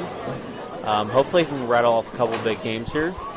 I know recently, Thursday night, he just had a sweeper win over at Crossgate up in Cincinnati. He bowled very well. Unfortunately, he knocked me out, which is unfortunate. But he bowled really, really well. It seems like he's kind of grinding right now. But let's see if he can pop off a big game right here. I knew we do have Collier Pavey. He's going 270 going into the 10th right now. Where was he at? He was just on the back, end of the bottom of the first page, or right at the top of the second page. So Collier Pavey is at plus 78. He's at plus 78. And like I said, he can strike out for 270 right here. So that'll get him right in the hunt. Substantially close, for sure. For sure. Hi, Jake. How you doing, buddy? I definitely think it's going to take I think it's going to take right around 200, to be honest with you. I think it's going to be 2 O's, maybe plus 210, if possible, maybe. It's not going to take, I don't think it's going to take north of 200, or 220, I'm sorry. But I definitely, there is a couple good scores right now. Andrew Anderson, which is up there, I know that for sure. Let's see where Andrew's at. So Andrew Anderson is in 23rd, so he actually needs this game right now. He is in 23rd at plus 159, and he can strike out for 250 right now. Yeah. So he's going up in the 10th. He can strike out for 259. So there's a lot of action going on right now, Todd. That's the way it's supposed to be. Yeah, this time of day. absolutely. That's what makes it exciting. Unfortunately, I'm probably going to miss by about 20, which kind of sucks. But we got a lot of really good bowlers. Getting ready down in the nitty-gritty to try to make it in the cut right now. We do have a couple questions here. The top 50 is it top 50 overall or 25 from each squad? It's the top 50 overall. Yep. You got 125 bowlers this morning, 125 bowlers this evening. Oh. And it's the top 50 overall. Yep. Andrew's got a little message right there to get him in the 240s. So he's going to be right around 200 over now. So if he can get the second one, they get him in the 210s. Barring anything crazy, I think he'll be okay to make it tomorrow. Now, I'm not going to lie, he probably wants to get more than that. But at least if he can get in tomorrow, anything can happen with 6 games. They're definitely playable. So let's see if he can get the second one right here. You're ready to throw this shot right now. Looks pretty good. It's real good. Great shot from Andrew. So he's going to be in the 250s right now. He's going to be at 259 if he strikes out, which will get him to about 218, I want to say, if he strikes out. So like I said, I called it. Like I said, when me and Kyle Cook we're good friends when we were at Roosters hanging out with the moms. I called Charles Easton. Charles Easton, if you were listening, I called Charles Easton at plus 215 making it. I still stand by that. I actually think it's going to be a little lower than that, honestly. I do think that. So Andrew's going to have a little bit of cushion. Like I said, obviously he wants a little bit more than that. He doesn't want to just sneak in. He kind of wants to get a little bit of a gap between him and the last spot. So he did strike on the fill for 259, so he's going to be at plus 218 going in the last game. And the guys ahead of him, I'm not seeing many 250s. So Anthony Simonson's ahead of him, Steven Zimmer, guy from Kentucky, David Cole, very good player, Dean Vargo. They're all ahead of him by about 20 or 30. So if they shoot 220, 230, something like that, they're going to be very, very close to him. Yeah, there's a lot of things that can move and shake here in this last game in a couple frames. Anybody can shoot some big games. Anybody can catch a bad pair and shoot some rough games. Somebody just asked in the live stream if we're just going live tomorrow or recording the event as well. So we're going to be live, and it's on the YouTube page, which it'll save it right in the library. So you can go to my YouTube page at any time and go back to this event and see it. That's awesome. So Collier shot 254, which Collier was 78 over. So he's going to be at 130s. He's going to need a bunch. Yeah, he's going to need probably, if I had to guess, probably 260 or more. Every bit of it. If I had to guess. And unfortunately, it's not, they're not wide open right now. No. So it's going to be kind of a tall task. But he's definitely good to do it. I'm not going to lie, Todd. There's a lot of really good players here. Yes. A lot of really good. We got, I just looked over. I forgot he was on 15, 16. We got Jacob Kent, which is Doug Kent's son. Yeah. Very good player. Very, very good player. We also have Ryan Kohlmeyer, which is from a little bit our area, a little bit in Dayton. Very good player as well. We have Gene Perez, Ari Wilson, which is over in the West Coast, I believe. So a lot of good players from different areas for sure.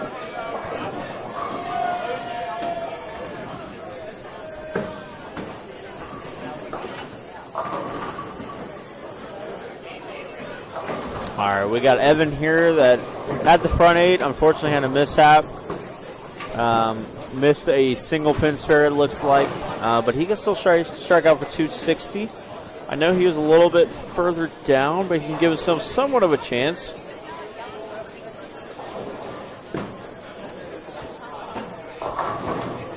So Evan was at +3 going into this game. This is game 7, right? Yep. It's game 7. So they still have 1 to go. So if he can get this, right here and get to 260s, he's going to be about 70 over, which he's going to need every bit of 300. Just need them all. Yeah. Because he's going to get a little shy of me, and honestly, I'm not going to make it. So he got the second one on the 10th for everybody that's watching. So he's going to get in the 260s. That's going to get him to about 70 over. Mikey, hashtag, a.k.a. more cowbell. He's going, I believe, looks like 270s right now. Yeah, he just had a horrible break on the frame before that, or he'd have the front 8. And I believe Mikey came over to us, and Mikey was at +10 something, I want to say. Let me try to find him real quick. So Mikey Schleball was at +105. And Mikey is, if I'm correct, which my vision is terrible, he can strike out for, I believe, 270. He's the C bowler on 9 and 10. He can still get 270 now. 270. So I can get him to 170, which would give him a definite big pop. Even if he gets the 250 this game, he'll still give himself a chance. He still needs some work.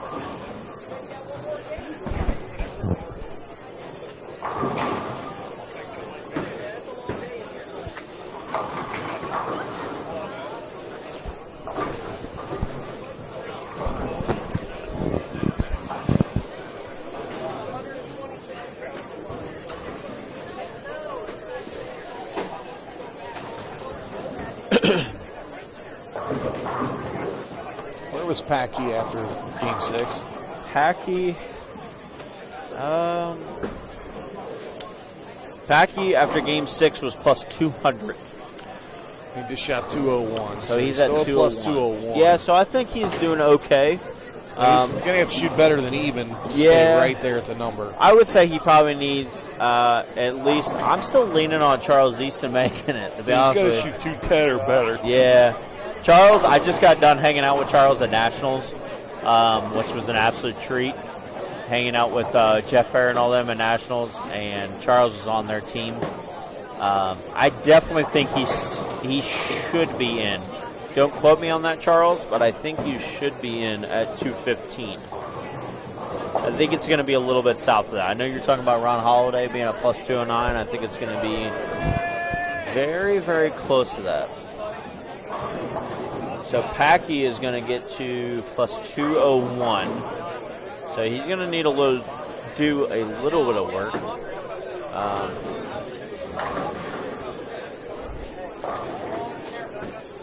When it comes to making the cut, obviously everybody just wants to make the cut, but obviously everybody's here to win the main shebang. That's right. So they want to get as much business as they can. But I think Packy only needs probably 210. I'd say 210, 215. He's probably in. I know Collier Pavey. He's probably going to need.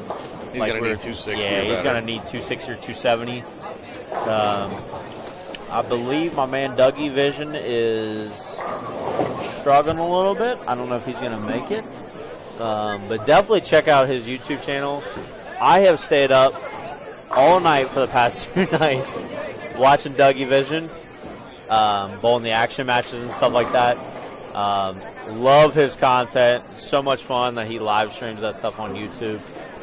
But like I said, we got Collier right in front. Collier needs a big one. Packy's going to be right around the cut. I feel like he's probably going to need about 210 or so. So if anybody that has already bowled or currently bowling or whatever.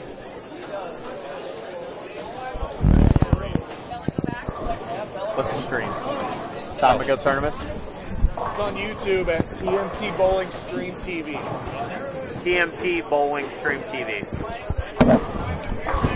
So anybody that has already bowled or currently watching, I would probably say the safe number, and like I said, this is after 6, so we're just predicting it here in the booth, is probably going to be 2-0s to 2-teen plus. That would be my guess.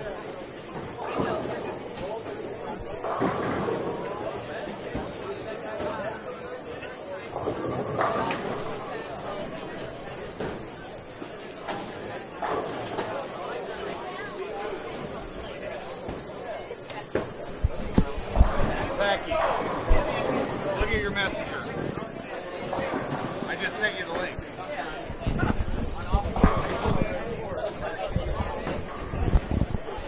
And I'm not gonna lie, I talked with Packy a little bit. We bowled nationals at the same time as Packy, and Packy is one of the coolest dudes I've ever met in my life. He is so fun. He kind of hangs out with Prather and Mitch Hupe and those guys from Wichita. Absolutely, he's so fun to be around. Absolute great talent. He's been bowling really, really good on tour. I believe he's made a show. He won the PBA League with the Lumberjacks. Super nice guy. Definitely enjoyed talking to him a little bit. I got the cool thing to be in one of the house bowling videos, which is kind of cool. But he was super nice when I talked to him.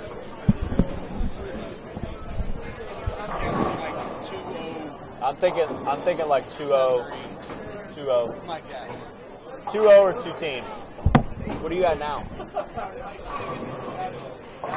The 150. So Mikey Schlebaugh, who me and Kyle bowl regionals with, that's in our central region. He was just asking us, what do we think the cut is? And Mikey said that he can get to 150, he said. If he strikes out. Yeah, so if he strikes out, he's still going to need some work. Going to need some help still. Yeah, he's still going to need about he's going to probably still need about 250. We got Michael Bartel over there, as you can see to the left of the camera. Michael took over the all events lead at nationals before, unfortunately, Andrew Anderson, which is on Collier's pair, took over the all events lead. I believe Michael had 2194 for his first ever nationals. That's pretty impressive. Yes. And he actually just told me today he had 89 out of 90 clean with a pocket 710. Oh boy, that is impressive. Yes, it is. That's very impressive. I remember watching Michael bowl junior gold back in Buffalo when he was 16, 17, 18, somewhere around there. Young kid. He's been a very, very good player. Very humble, very mature for his age. He's been really, really good for a long time now. And Michael, going into that game, was at plus 98. Flip that over to camera 3.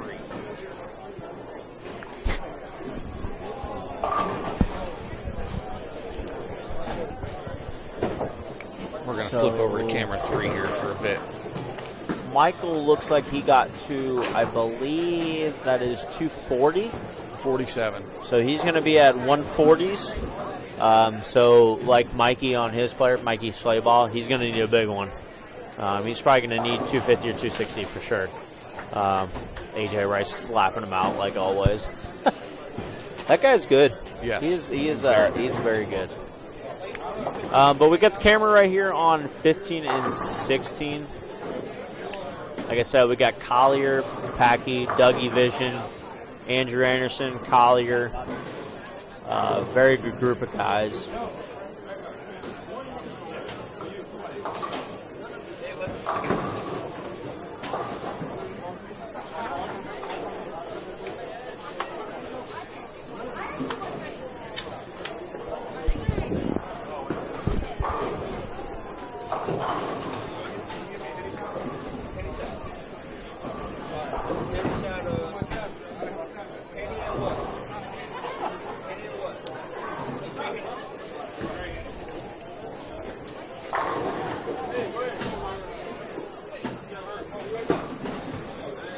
They are getting ready to go into game 8. Mikey just struck out. Well, he just threw the double in the 10th for 240. So he's going to get to about 150s. Plus 150 for the first 7. So he's going to need quite a bit for the last one. All you can ask for is give yourself a chance. As long as you can have a chance going to the last game, anything can happen.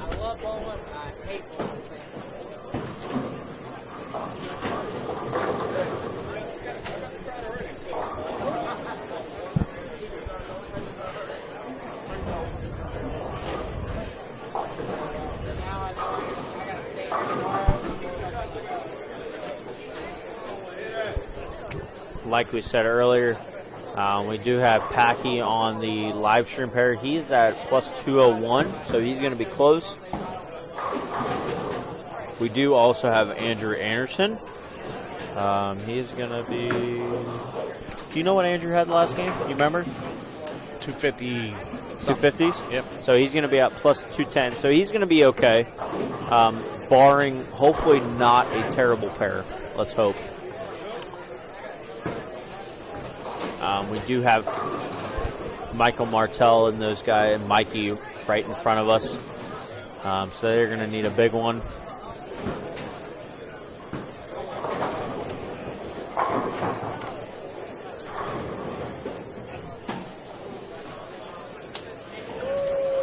Wow, that's impressive. What's that? Impressive. So I just looked at the scores. I just thought of this.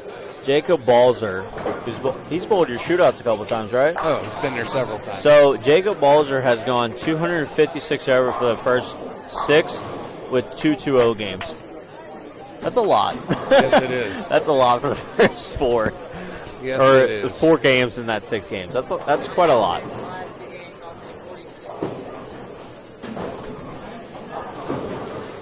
I did notice today when we bowled A squad that pair-to-pair was very tricky and end-to-end was very tricky. End-to-end felt like a different bowling center. Yeah. The 2 end pairs hooked a bunch. And kind of the middle was a really good safe zone. Oh, tough break there.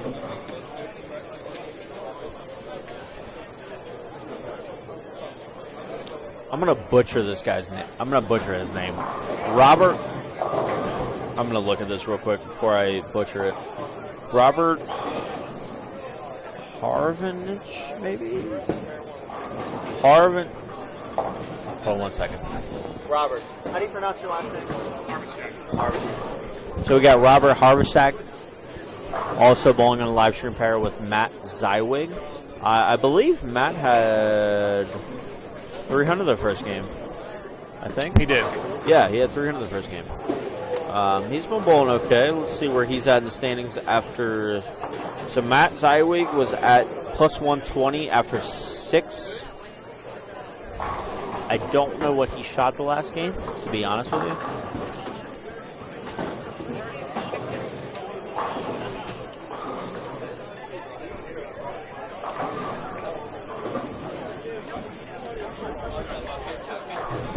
AJ Rice is currently, after game 6, he was in 8th place on this squad, so AJ is doing very well.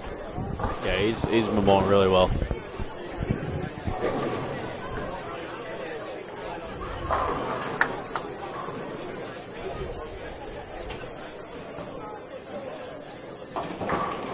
I actually didn't know AJ threw a thumb in the ball until like a year ago. I had no idea. I'm pretty sure he uses a thumb in his bowling ball. Oh, yeah? Yeah. Didn't know that until like a year ago.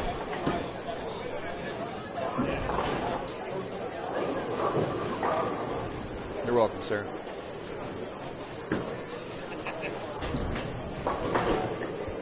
Got 174 people watching on just YouTube right now. Heck yeah. That's awesome. Everybody tell your friends, family. Hey, you're not going to want to miss tomorrow. Yeah. Oh, no. Top 50 are going to be loaded. Every year at this event, even though last year was the first year of it, the top 50 in this is going to be pretty stout, by no means.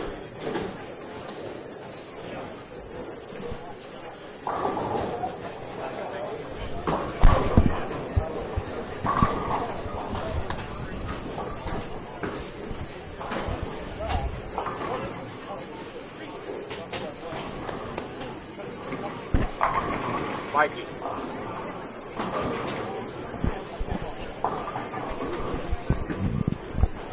Andrew Anderson throwing the shot, as you can see. Oh, a little fork in there. So like I said earlier, he's not in too bad of a shape. Obviously, as bowlers, we know that we do not just want to make the cut. We want to get as much as possible to give ourselves a chance for the 10,000 at the Mega Buck. So Andrew is at plus 2 208 or 216, I believe. So he's doing all right.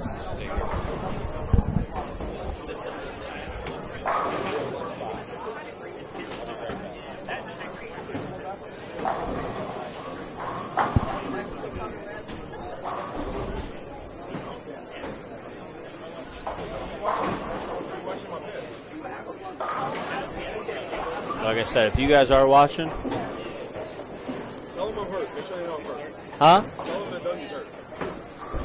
So I was told by a little birdie to tell y'all that Dougie Vision is hurt.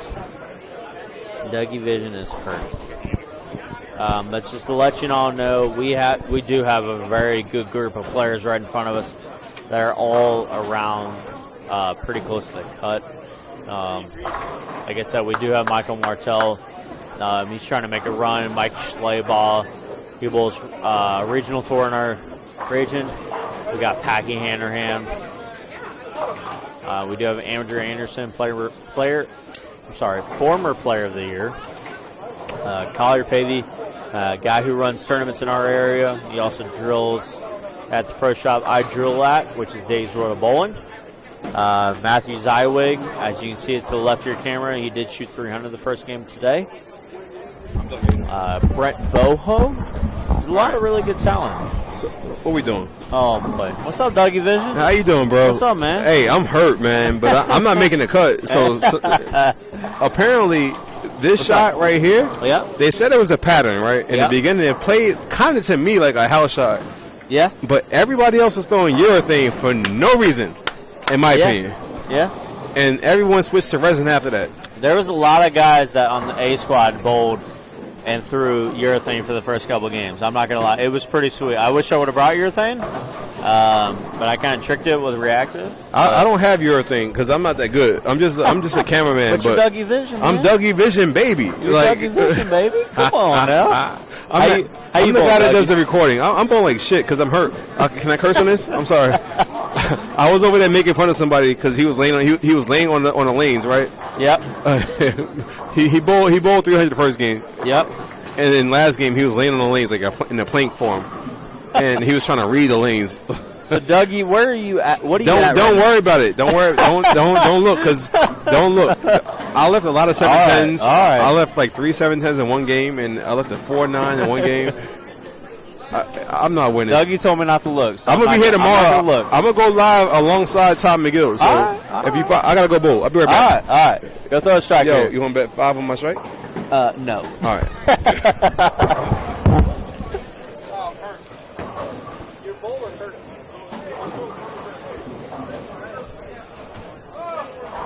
All right. So like I said, we do have, I believe Packy is letter E on Dougie Vision's pair.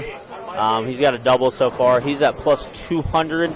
Andrew Anderson is, I believe, the D bowler on 16, if y'all can see that. He has got spare strike through the first 4. Collier threw a good strike right there. He needs, I'm not going to lie, Collier's a good friend of mine. He needs every bit of them. He's more than capable of doing it, but he needs a good chunk for sure.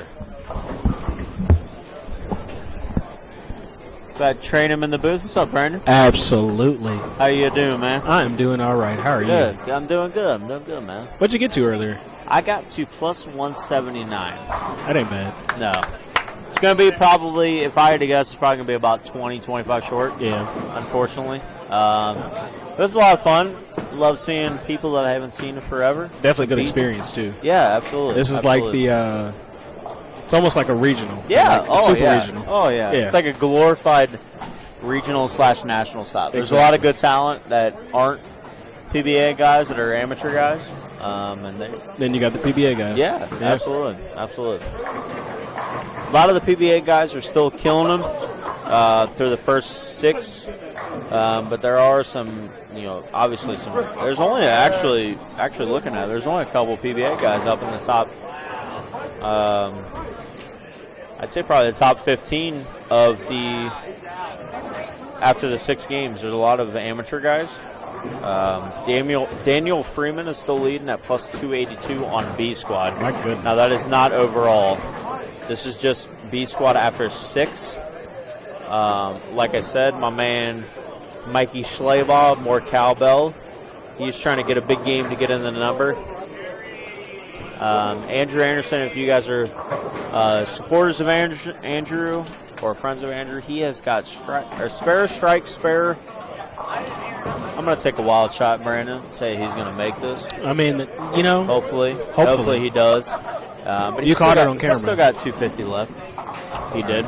Good conversion. So Packy's at plus 200 after. He is at plus 201, I believe we said, after 7. And Packy has got spare double right now. So he is sitting okay. Just needs to stay clean, keep pace. Yeah, I'm not going to lie to you. I'm still thinking 2 teams, the 2 O's for plus is going to be safe. I think. I'm not no expert. I'm just sitting in the booth. I don't do this for a living, but just looking at scores, looking at the people around us. We don't want you to get out. There's not a whole lot of scores right now. But Packy just threw a 3-bagger right here. Packy's all right, but he hasn't really bowled that great today. What place is he in? He's getting ready. He's probably going to be for the squad 17th or 18th, I would say. But he was at 14th, and he just shot 2. This is Dougie again. Packy's on my pair. He's not really bowled that good though. Like he's doing enough, Dougie. Because he's betting me $10 a game. It's the only reason why. He said I can't lose to Dougie. I can't lose to somebody that bowls with a hat on. He had a really good stretch. The 2 games, game 4 and 5, he had 543. We were on the other end of the house, the high end of the house, 45 and 46, I think it was. Yeah. And he struck a lot on the left side. Yep. The righties over there, we caught like oil. Oh, I got some you. reason. I got you. So where's Andrew Anderson at on his squad? Andrew, after 6, Andrew is at 23rd. Now, he did just shoot 250, so he's going to go up to – he's at 23rd. He's probably going to go up to 15th or 16th. So who do you like, A squad mostly, or you like B squad mostly? I would say, if I had to guess, I would say more of A squad than B squad, if you wanted my honest opinion. What was the 25 cut for A squad? 25 for A squad was plus 219. I think it's going to be a little lower than And where are we at right now? So if 25. You count 25 for B squad. Phil Drum. Let's go Phil Drum. James Grago is at plus 146. A squad is going to definitely win. Yeah. Oh wait, we got a new update. We got a little update. Right here. Let's go updates. So 25th after 7 is plus 171, and that Andrew is Anderson Gene just Perez. jumped up. You said you said. Andrew 14. Anderson went up to 14, so I was wrong. So Andrew Anderson is the 14th, the plus 218. He's on our live stream pair. Wait, am I in last place? Are you in last place? I'm asking you because I hurt myself. I want to make sure I'm not in last place. I gotta get this guy a hat too. I'm not in last place. I'm not even on the last sheet. No, you ain't on the last sheet, Dougie. I'm not even on the last sheet, and I'm injured, bro. Let's see here. I'm barely plus 98. Let's go top 98, Dougie. Dougie is in 98. I'm bowling better than Tom McGill did. He is in 98. But Packy is going up right now for a 3-bagger. Packy is currently 16th on the squad at plus 201. I think he's doing okay. Like I said, we do have, he just threw a 4-bagger right there, as we call it a ham bone, Mr. Rob Stone. Mikey Schleybaugh right in front of us is at plus 152.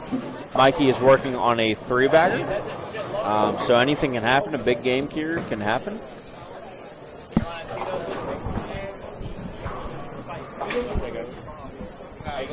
Okay, I get you. Hold the fort. Absolutely. As you're watching off to the left, Michael Martell converts the 7-pin. We got Collier Pavey, who's on the outside looking in right now. He is currently sitting 40th. He needs a big one to boost his standings.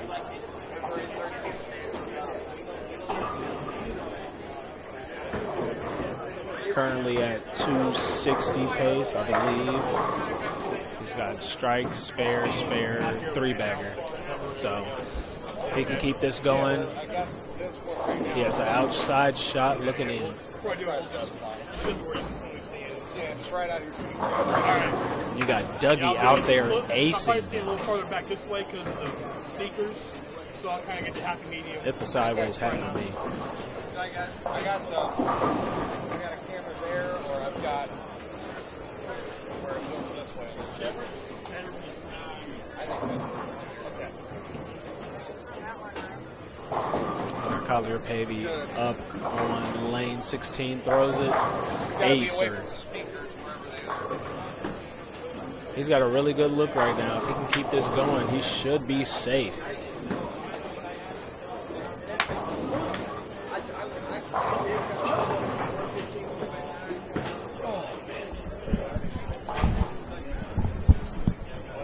Andrew Anderson up right now, working on some sort of game. Oh, he just really needs to stay clean, honestly. Yeah, he doesn't need to do. He doesn't need to shoot himself in the foot. If he can get to probably plus 220. He's at plus 218 right now. Yeah, I think that plus 220, a good, decent, clean game with a couple of doubles. He should be fine. I'm not gonna lie, Charles Easton. If you're watching, buddy, I think you're gonna be close, man. I really do. I don't see it going up a substantial amount this game. We got Martell, who's also got an outside shot looking in, plus 145. He's at 145. 3-bagger. He's going to spare. 270 through 4, which anything can happen, really. And he aced one. Good shot. Good shot right there. So we got Martell with an outside chance. What did you say he was at, Brandon? He's at 145 over. 145. So if he gets to 270, that would put him at plus 220. Yeah. That'll be in. I would imagine. According to Rick's scoring pace, which honestly, it's pretty. It seems pretty close. Yep. Trying to do this stuff on the fly, y'all. It seems like it's a little lower scoring than the first block. I'm just gonna be honest. We bowled the first block, and I felt like everybody was shooting a billion the first couple games. Which is fair, because I saw the first scores, and I was like, oh my God, they made them China. Oh, and then my goodness. as the day went on, they got the pattern. The transition kind of hitting into a little effect here. Yeah. They got Mikey. More cowbell, baby. Kicks the 5-7 out. Mikey with the front 5 here. He's at plus, I believe, what is he at? He's at 150 something. Let me see. Schlaball 31. And he's at 152. And he's got the front 5 right now. So like I said, we do have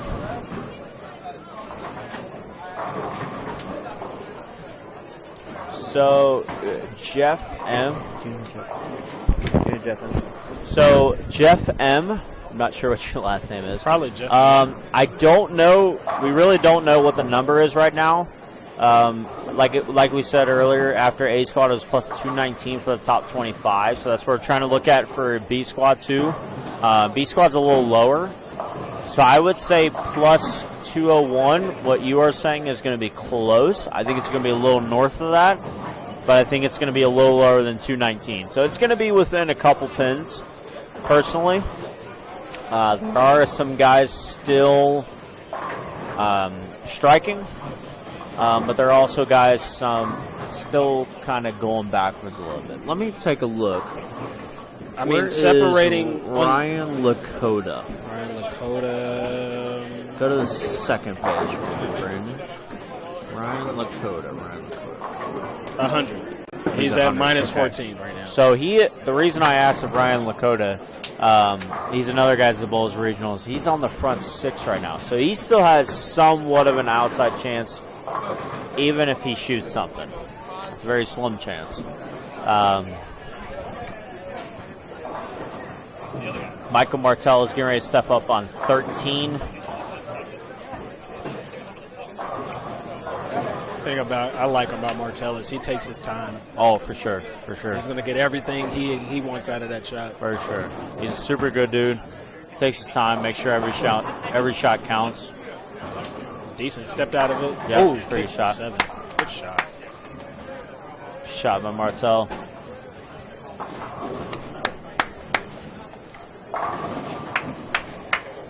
And if anybody hasn't noticed, unfortunately, the guy to the right of him, took over all events lead at nationals. That's sick. Yeah. That they got paired right next to each other. Michael Martell had his first ever nationals and shot 21.94, which is outstanding at nationals. I think he had singles lead too, didn't he? No, Andrew did. Okay. Andrew did. Not gonna lie, I'm not as good as those guys, but I just had my best year at nationals. I just came back Tuesday. I had my best year at 1950 for all events, and those guys shot 21.50 like it's their job. So Michael Martell blew his first ever national shot 21.90. His first ever nationals. Attaboy, Mikey. Mikey Schleybalg at the front 6. He's still got an outside chance. He's plus 150 right now. It's gonna, like I said, he's gonna need a big game. We do have also Collier Pavey. Outside shot. Yeah, he's got outside shot. He's at let's take a look real quick. Collier Pavey is at, I think he's at 160 if I'm looking correctly. Oh, Collier is at 130. So Collier can strike over 260, which honestly is going to be very close. Very. If he gets all of them, that's going to put him at like 2 even. Yeah, right around 200 even. It's going to be close. I'm not going to lie to you. It's going to be very, very close.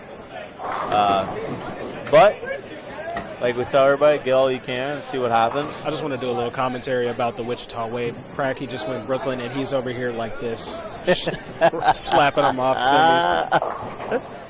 Packy's got He's still got 270 out there. Packy's got to do the thing. Dougie's here to talk his mess. Oh boy! I'm not really saying anything. I'm just upset that I was making fun of somebody else, right? And I got hurt doing it. How do you get hurt making fun of somebody? Because the dude was laying on the ground like in plank motion, right? Like just flat on the ground, trying to read the lanes. Yeah. And this is a guy that bowled 300 first game. Yeah.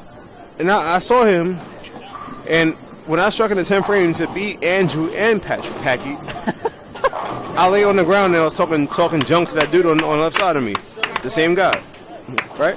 Yeah. And when I laid down, I felt something pop. And now I'm in pain. Now you know what that means, Dougie? It says don't do that no more. It sounds like you're getting old, my man. I'm getting old, man. Yo, how old are you? I am 26. I just turned 26 last Wednesday. Yo, anybody? How old are you? Is anybody out there watching right now that's like 35 and older? If you're 35 and older, say hi. Very serious. Andrew with a good double right there. Packy is the what? Is the bruh? Packy's cool. He's alright. Yeah, he is cool, dude. He's alright. He's a cool, dude. He's striking now though. He wasn't striking earlier. He was on that purple hairman earlier. He wasn't doing anything. I don't know what ball he's throwing now, but he's throwing. I think it's. Well, he was throwing an Obsession. I think that's what it is. Oh, really? It's a brown ball Obsession Tour. Yeah, that would be the Obsession Tour. Yep. I mean, yep. I'm on Shout out to Storm Nation.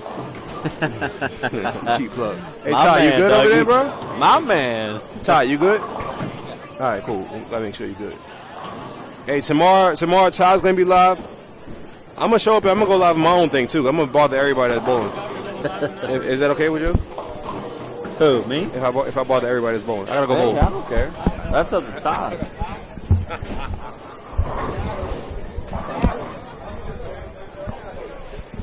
Dougie forgot he was bowling for a second. I'm pretty sure me and Jay Lamosa, obviously you know Jay Lamosa, he's from our area. Yeah. Well, he just moved back to our area. But I'm pretty sure Dougie Vision, within the first 2 games, changed his little beanie that he has on his head 3 times. Yeah, I believe it. 3 times. I don't know if he's superstitious. No, I think one probably, he thought one was going to strike more than the other, but he forgot, like, he has to throw the ball. I kind of get it. I kind of understand. Like, there's certain jerseys I don't wear in Ohio that I don't like. For sure. For sure. Like we said, so Packy's at plus 201, and he can strike out. Even if he goes spare strikeout out, he's going to be 240. He's going to be safe. I believe Andrew Anderson was at 2. He was up there. Yeah, he was up there. 218. Yeah, so he's going to be like fine. I said, Andrew has to just stay clean for the most part, and he got his double that he needed in that game. Andrew can pretty much, even if he spare strike right here, he's pretty much locked in. Yeah. Collier, like we said earlier, Collier can get us. He can get all these and be He close. can get an outside chance, man. Be That's close. all he can is get a chance right now. And it's these moments that really define absolutely, where you are. Because he So has been throwing the hell out of these. First 2 games, he was at 240, 240. Kind of same thing I ran into earlier. Kind of transition hit. Yeah. Thought they were pretty easy. Thought you were going to bomb them, and then transition hits and kind of messes you up. That's close. My goodness. So Collier is now at 250s, and like we said earlier, Collier is at 132. Mike. 20 behind. 20 behind. Come on. Go get it. Go get it. So Collier was at plus 132. Like we said earlier, it's going to take an outside chance. Collier, if he gets all he can right here, even if he doesn't make it, shows that Still he never gives up. Yeah. Excellent showing. He's been bowling very, very well. I know he had one bad game where he shot 160. Tough break there from Martel. Little wrap 7 there.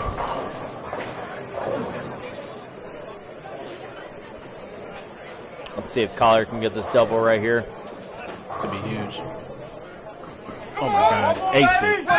Oh, boy. Aced it. Great shot for 260s. He's in the 260s now. So he's going to be at plus 2 something. He was at plus. Close to 2. Close. He might be 214. So he was at 137. 132. So he can strike out to get to plus 201, which would be huge. Absolute dynamite. Like we said, we don't really know what the field's doing. We can only see what's in front of us.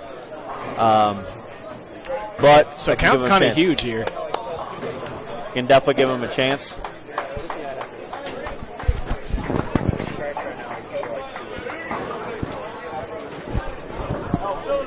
One time. Atta boy. Atta boy. Great shot. Great finish by Collier. Collier. Collier. That's why you're called your motherfucking baby. As you can see, we're pretty excited for that. Absolutely. Collier's from our area. Collier's a good kid. He drills some of my stuff over at Dave's in Cincinnati. He just started working there. Good kid that runs a lot of tournaments. And to shoot 260 last night, just to give himself a chance. That's all you can ask for, honestly. Hopefully he makes it. He's going to be at he just had 269. Plus 132. So he is going to be at plus 201. Yep. That's going to be close. That is definitely going to be close.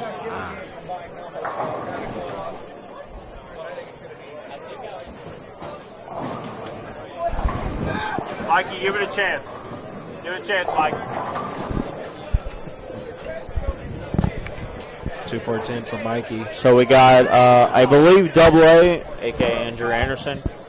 He got to 194, which will get him 212. If I had to guess, I don't know. Honestly, I don't know. I think that's okay. I'm not 100% sure. Oh. All right, so Mikey opened in the 8th. He can still shoot 250. Mike, buckle down. Come on, let's go. Go get it. Sorry, I'm rooting on my boy Mikey. Well, I just saw Brent Boho carry the 5-pin.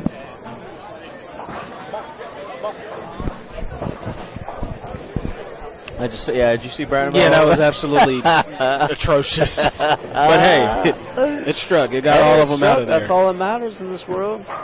I think Packy is the E-bowler, so Packy got to 246. So he's like plus he's going to get to 247.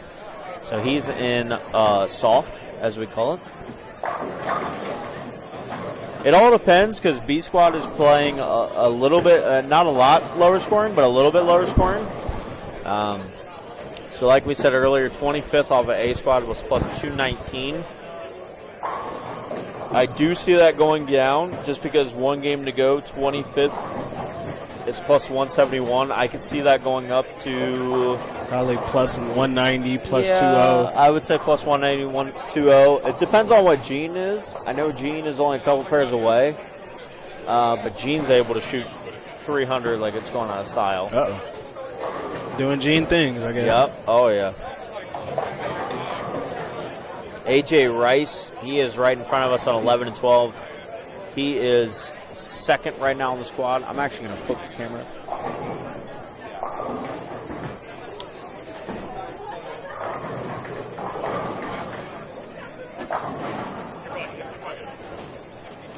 So A.J. Rice is second on the squad. He can only strike out for 201, it looks like, but he's still 288 over. So, unfortunately, not the ending that he wanted, unfortunately.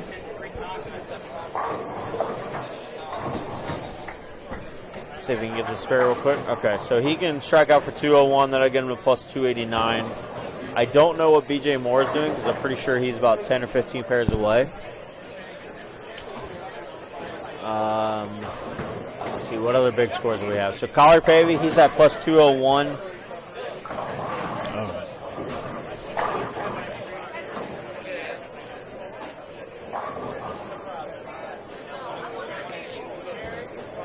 Hackey is at plus 247. Double A is at plus 212.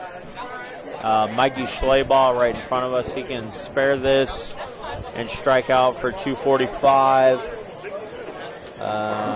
which will get him about 190s, 2 O's. The cut gonna be about 210.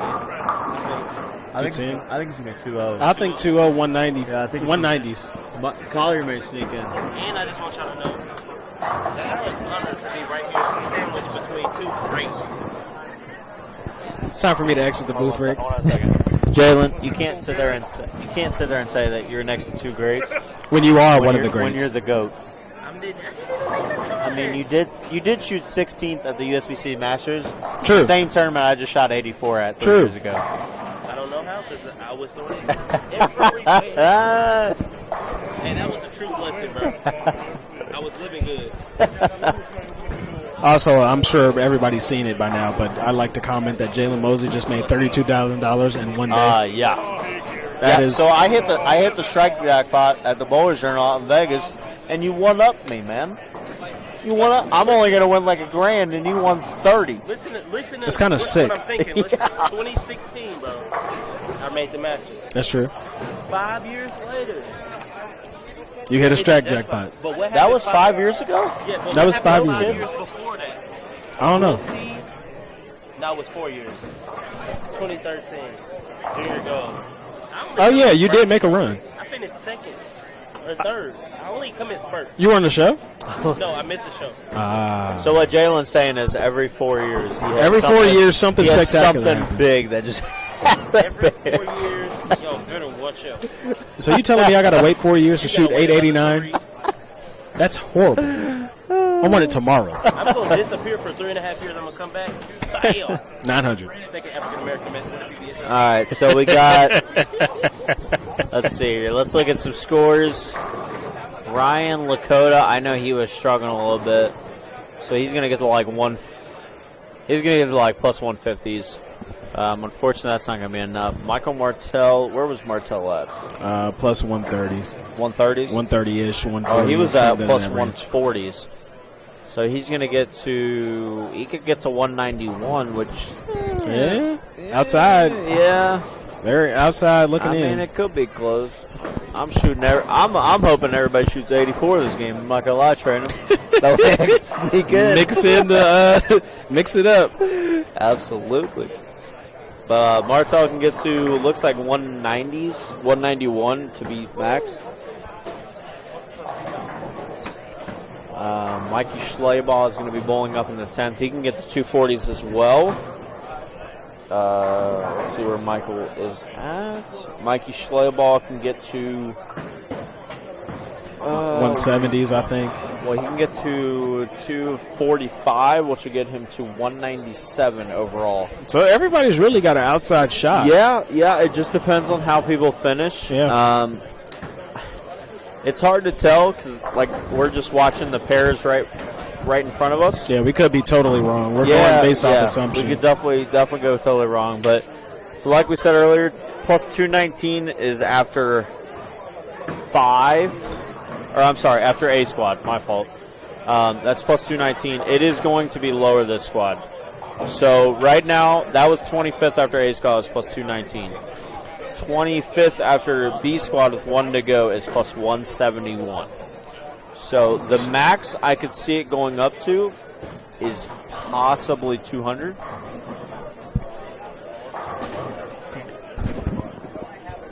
Go get it. Go get it. Get all you can.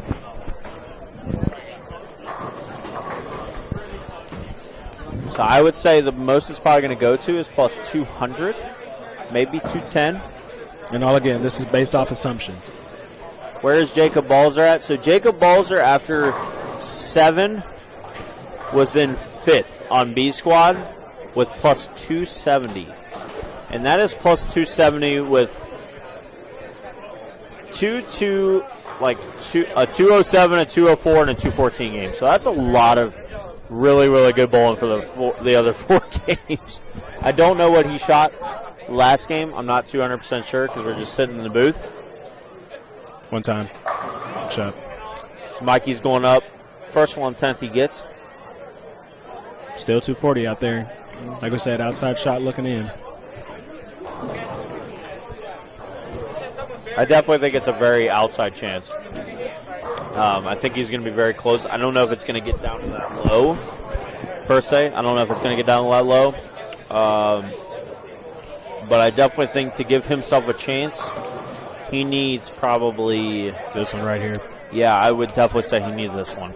I would say he needs this one and probably the next one to give himself any sort of chance, to be honest with you.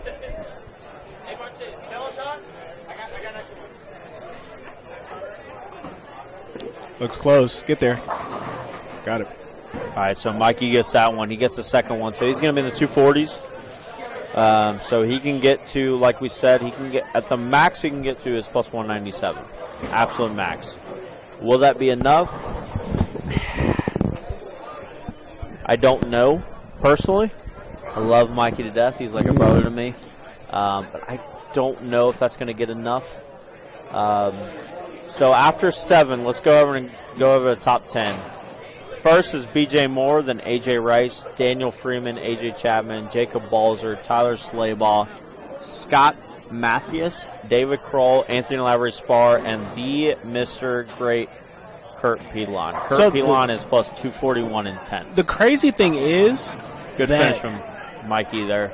So he's at plus 197. He is in the books at plus 197. What did Simon shoot first squad? He shot 340 over? Or? Simon was at plus 343. He beat Andre. Andres by 1 pin. Was on my pair, and he had 3. He beat him by 1 pin. And he shot 300 too. Yep. He actually told Justin Knowles he was going to shoot 300. Yep. He said, "I'm going to shoot 300 this game and shoot 300." Yep. So he couldn't get a ball to hook in practice. Made a couple surface adjustments and just absolutely went to town. Yep. He had 190 game. Other than that, he went absolute gangbusters. So we do have a couple pairs wrapping up. It looks like we only have a couple, like 1 or 2 more pairs wrapping up. And now it's just a matter of playing the waiting now it's game. a matter of the waiting game. So we have a couple people.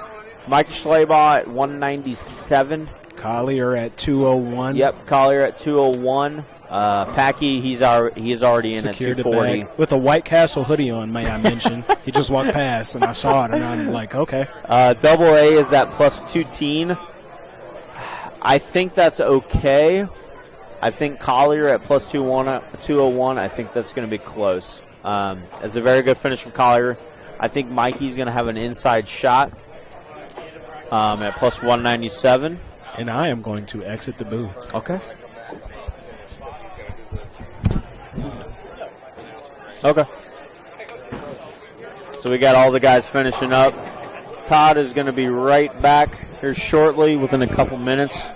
And we are just now finishing B squad. What time is it, y'all? All right, so it is 9:35.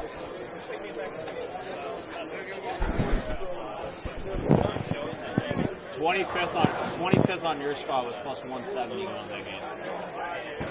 25th. Your squad's a lot lower than ours. So talking to Mikey. Mikey finished at 197. He's going to be close. It all depends on who is going to be in front of him, who is going to be ahead of him. So he finished at 197. How many people in the first squad are 200 over? 25th was 290. I would say probably anywhere from 30 to 34. I don't know. We were only 25th in our squad, Yeah, it was 170 going to the last game. Yeah, but that doesn't matter. 40 people in the first squad. Like I thought it was more than that. I was 143. I'm sorry. I was 43rd at 179. If that answers your question. I know. Look, going into that last game. Going into that last game. No, I was 43rd off of A squad at 179. Your squad's a lot lower than ours, though. You're at 179? I was at 179. Yeah. Oh, yeah. I'll tell you right now. How many people will 200 over on? We got Mike. We got little Michael Martell and Mikey trying to figure out scores right now. It don't matter for me, but we're trying to figure out how many people went 200 over on A squad. 2.8 to 1. If I make top 50, I will buy you coffee. You know what? This just in, ladies and gentlemen. If Mikey Schleybaugh makes it, he's going to buy me coffee, which means Starbucks. How many people made off A squad? 35? On A squad were 200 or more. So 35 people were 200 over. So right now, if the scores don't change, 17th, which is EJ Tackett, was at 201. So it really, like I said, it really just all depends on what people do, because there's a lot of people that can catch a bad pair and shoot something kind of low. Coming from Michael Martell and Mikey's, hold on one second, guys. Mike, Martell, what'd you get to? 185. So Martell got to 185. For anybody that is watching him, he got to plus 185.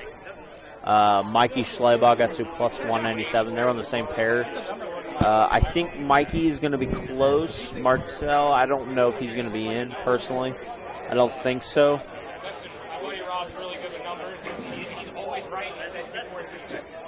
Yeah, I said Charles Easton at 215 was going to make it. What'd you get to? Huh? 213? You're gonna be really close. I said Charles Easton at plus 215 was gonna make it from A squad. So you're gonna be close. So just talked to one of the Kentucky boys, Steve Zimmer. Steve Zimmer got to plus 213.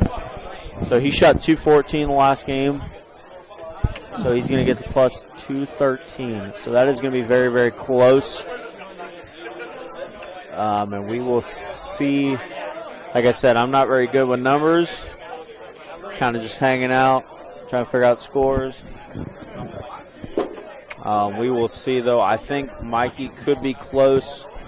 I personally think Steve Zimmer's in, if I had to guess. I think Steve Zimmer's in at 213. Be my guess. Oh shit! Do they have that here? Yeah, we got Messi here. Oh, it's different. It's really good. Welcome to Ohio.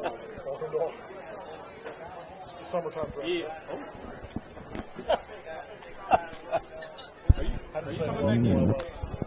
Oh, you got a Mr. Are you leaving? Wow, that's fucking good. Are you asking me? You never had sex on a beach before? No. You never tried sex on a blacktop? All right, so we are getting ready to wrap up. Sweet, and you got the fruity. Getting ready to wrap up the scores here soon. So we get drunk in Cincinnati Who's this? Oh, what's up, Mikey? Mikey, you want to say any words to the fans? Thank you for all the support. And if my mom and dad are watching, which they probably aren't, I love you guys. Spider-Man on there? Hashtag more cowbell.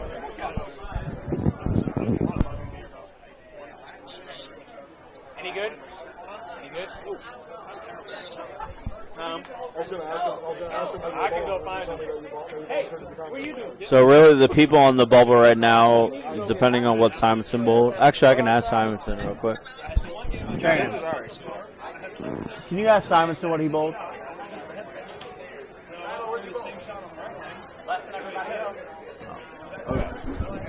So I don't think Simonson made it. He was at 26 at 167. Gene was at plus 171. He was 25th. Novak was at 24th at 174, and then it jumped up to 186. Please qualifying for those shifts. Give us a few minutes. We will calculate all the scores, get the cut number, and all that. Yep. So be patient. We'll get done as soon as we can. So they're figuring out the scores right now. If you want my non-expertise, Steve Zimmer was at 213. I think that's going to be, if I had to guess, I think that's going to be close. I still think my man Charles is going to make it at plus 215. I said that when we were Roosters at 4 o'clock. Don't want to toot my own horn there. But yeah, we'll see. We'll wait for the scores real quick.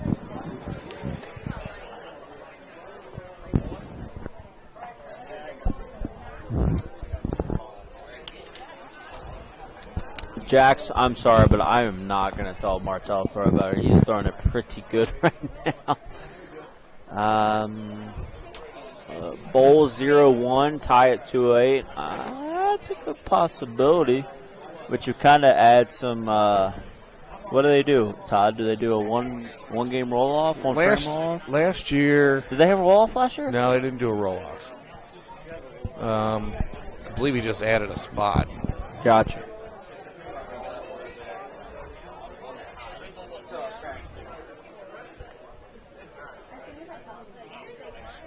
So, yes, Brian. So 35 people went 200 plus better, which is a lot from A Squad. Jeff M. That's a good assumption. To be honest with you, I think it's going to be a little. I think it's going to be a little north of that. To be honest with you.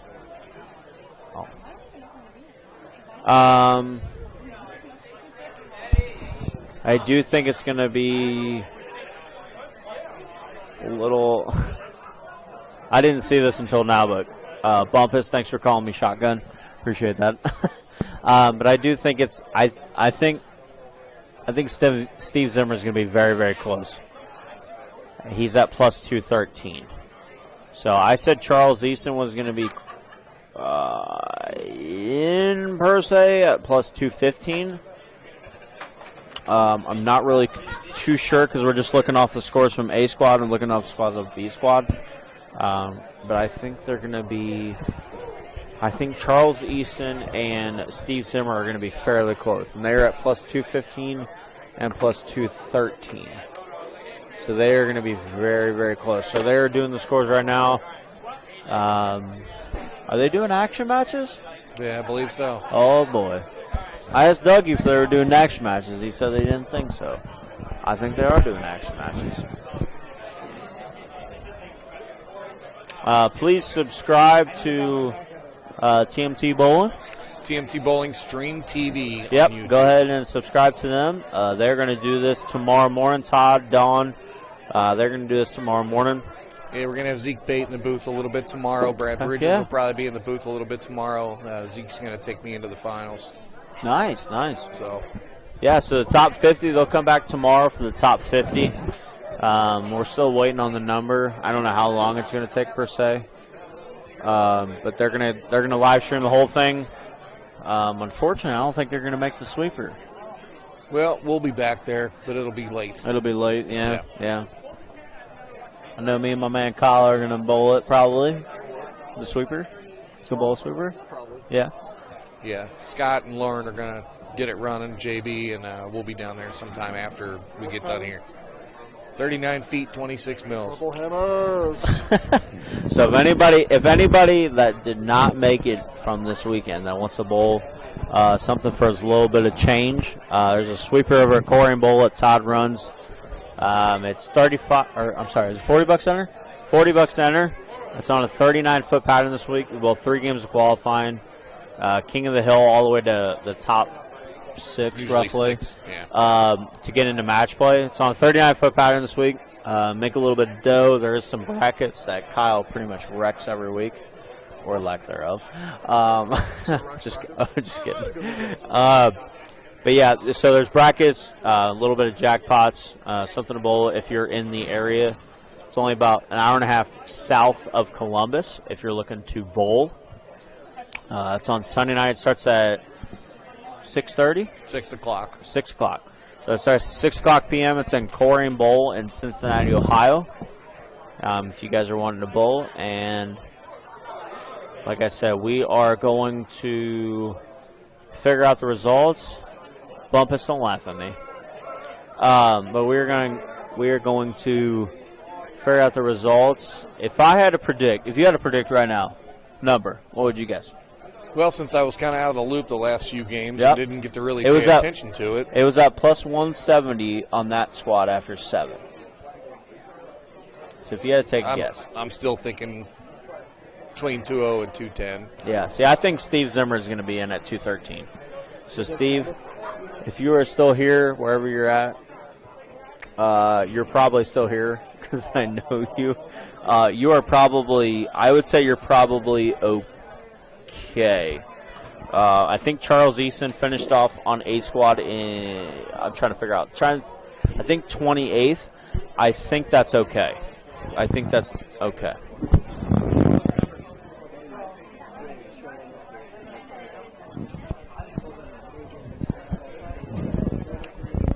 You better say 200. Well, Bumpus, I wish I could say plus 179, buddy. That's what I got to. But unfortunately, that did not make it. But it was a good tournament.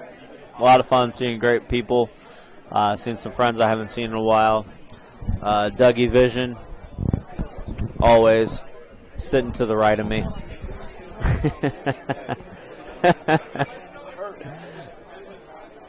But I believe... Can't start until after he announces it. Yeah, that's what I thought. Start what? We're going to pop ball right here. Oh, right here? Yeah, I'm shutting this down. I'm not staying. Oh, I wouldn't look. So it does, I'm going to give a quick shout out to Dougie Vision. So if you guys are, like we said, we're waiting on the scores right now. If I had to guess, Steve Zimmer would probably be close to 213. But if you guys are wanting to watch some action, looking at my man Miko right here. Miko, they're bowling some action afterwards. Hold on one second. Hey, Dougie, are you live streaming those action or no? I don't know. I think they're bowling action. I think so.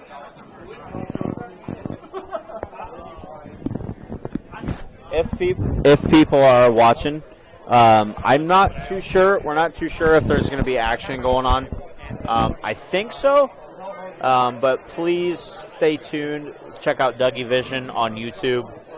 I'm not going to lie. I've been a degenerate. I've been up till like 2:30, 3 o'clock in the morning to watch Dougie fish. It's absolutely hilarious to watch all the action bowling. I can't say pot bowling because Dougie yelled at me for that. We got to say action bowling. But I'm not too sure if they're going to do action tonight. I'm not 100% sure because it is about 9:50. I would not put it past anybody to bowl action. But like we said, we're waiting on the results right now. And when we get the results, we will let you guys know.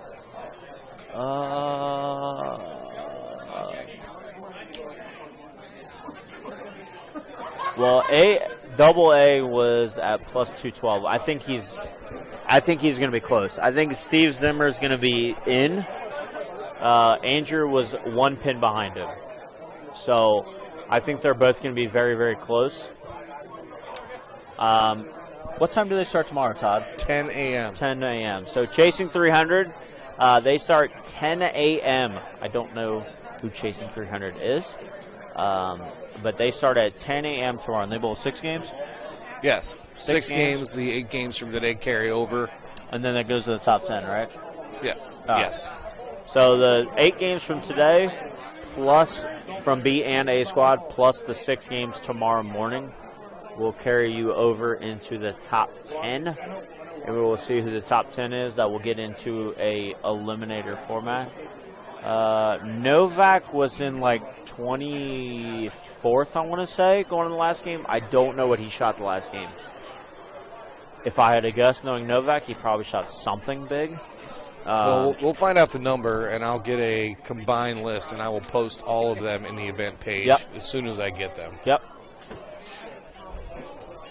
It should be just a couple more minutes. Should be a couple more minutes. Collar is right now sweating. Sweating's understatement, boys. Collar is out here sweating. He's at plus 201. I was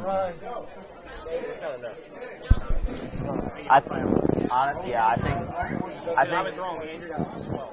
Yeah, I think double A. If Andrew's in 10, it's 20. I think. I haven't asked before. Well, Zimmer. So I called Charles Easton at plus 215. Zimmer got to 213 and Andrew got to 212. I think Andrew will be in, but I think that's going to be close enough. Personally. Hold on a second. I got my man Miko right here. Miko, is there anything you want to say? Hi, everyone. I just want to let Miko know. I'm very sorry. I thought Miko was going a whole lot better. I thought he was in the top 15, and well, he may have been earlier than the day.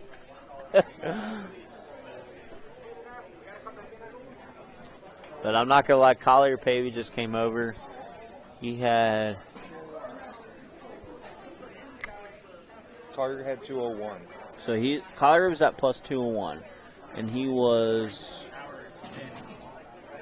It was 211 on this squad at 15. Yeah, so it got 235.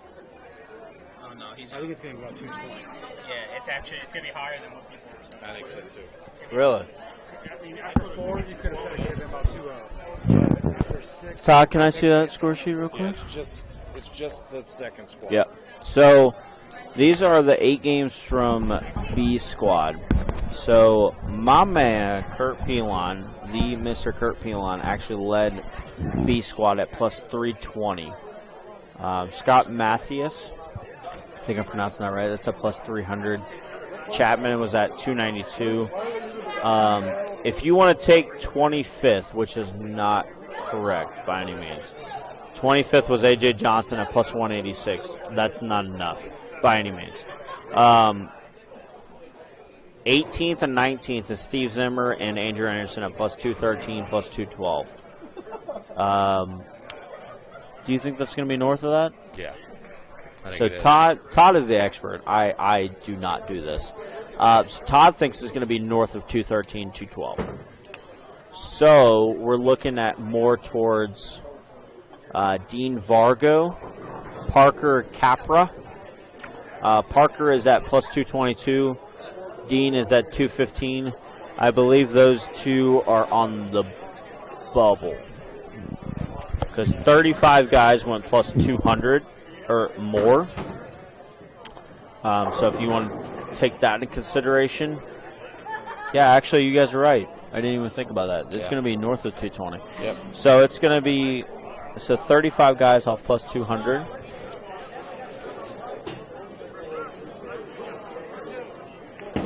All right. So these are our predictions.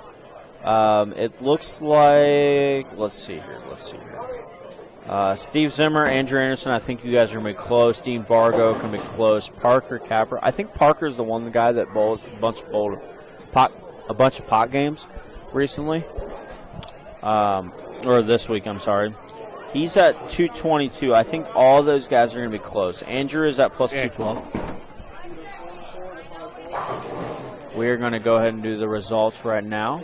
Put it on camera 3.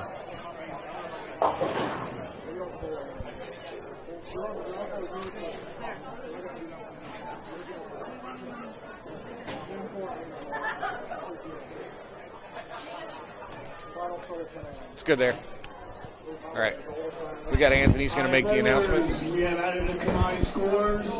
The cut number, top 50 for tomorrow, is plus 2, 0, 9.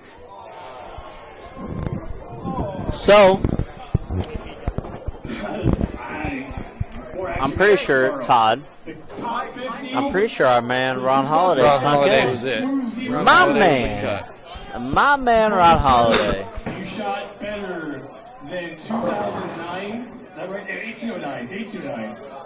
Be back here. We start bowling 10 a.m. tomorrow. Top 50, so all scores carry over. Then top 10. After that, ball qualify step ladder. Thank you all very much. Have fun with your action matches. I'm going home. All right, that'll wrap it up for tonight. Yep. We had 324 was our highest overall qualifier with Simon Moat. He will be here as our leader going into tomorrow. Ron Holiday is our 50th seed at plus 209. Man, the myth, the legend. So those 50 guys are going to be here tomorrow. They're going to bowl 6 more games with the pins carrying over. A lot of things can happen. Yep. And they'll cut to the top 10 and go into a modified step ladder format. And we will be here live with you all day tomorrow. We start at 10 a.m. So go to TMT Bowling Stream TV on YouTube, TMT Sunday Sweeper on Facebook. You'll be able to follow the live stream all the way through. Starting at 10 a.m. Everybody have a great night. Rick, thanks for the help tonight. Absolutely, absolutely. All right. Have a good one. Have a good night, guys. Bye-bye.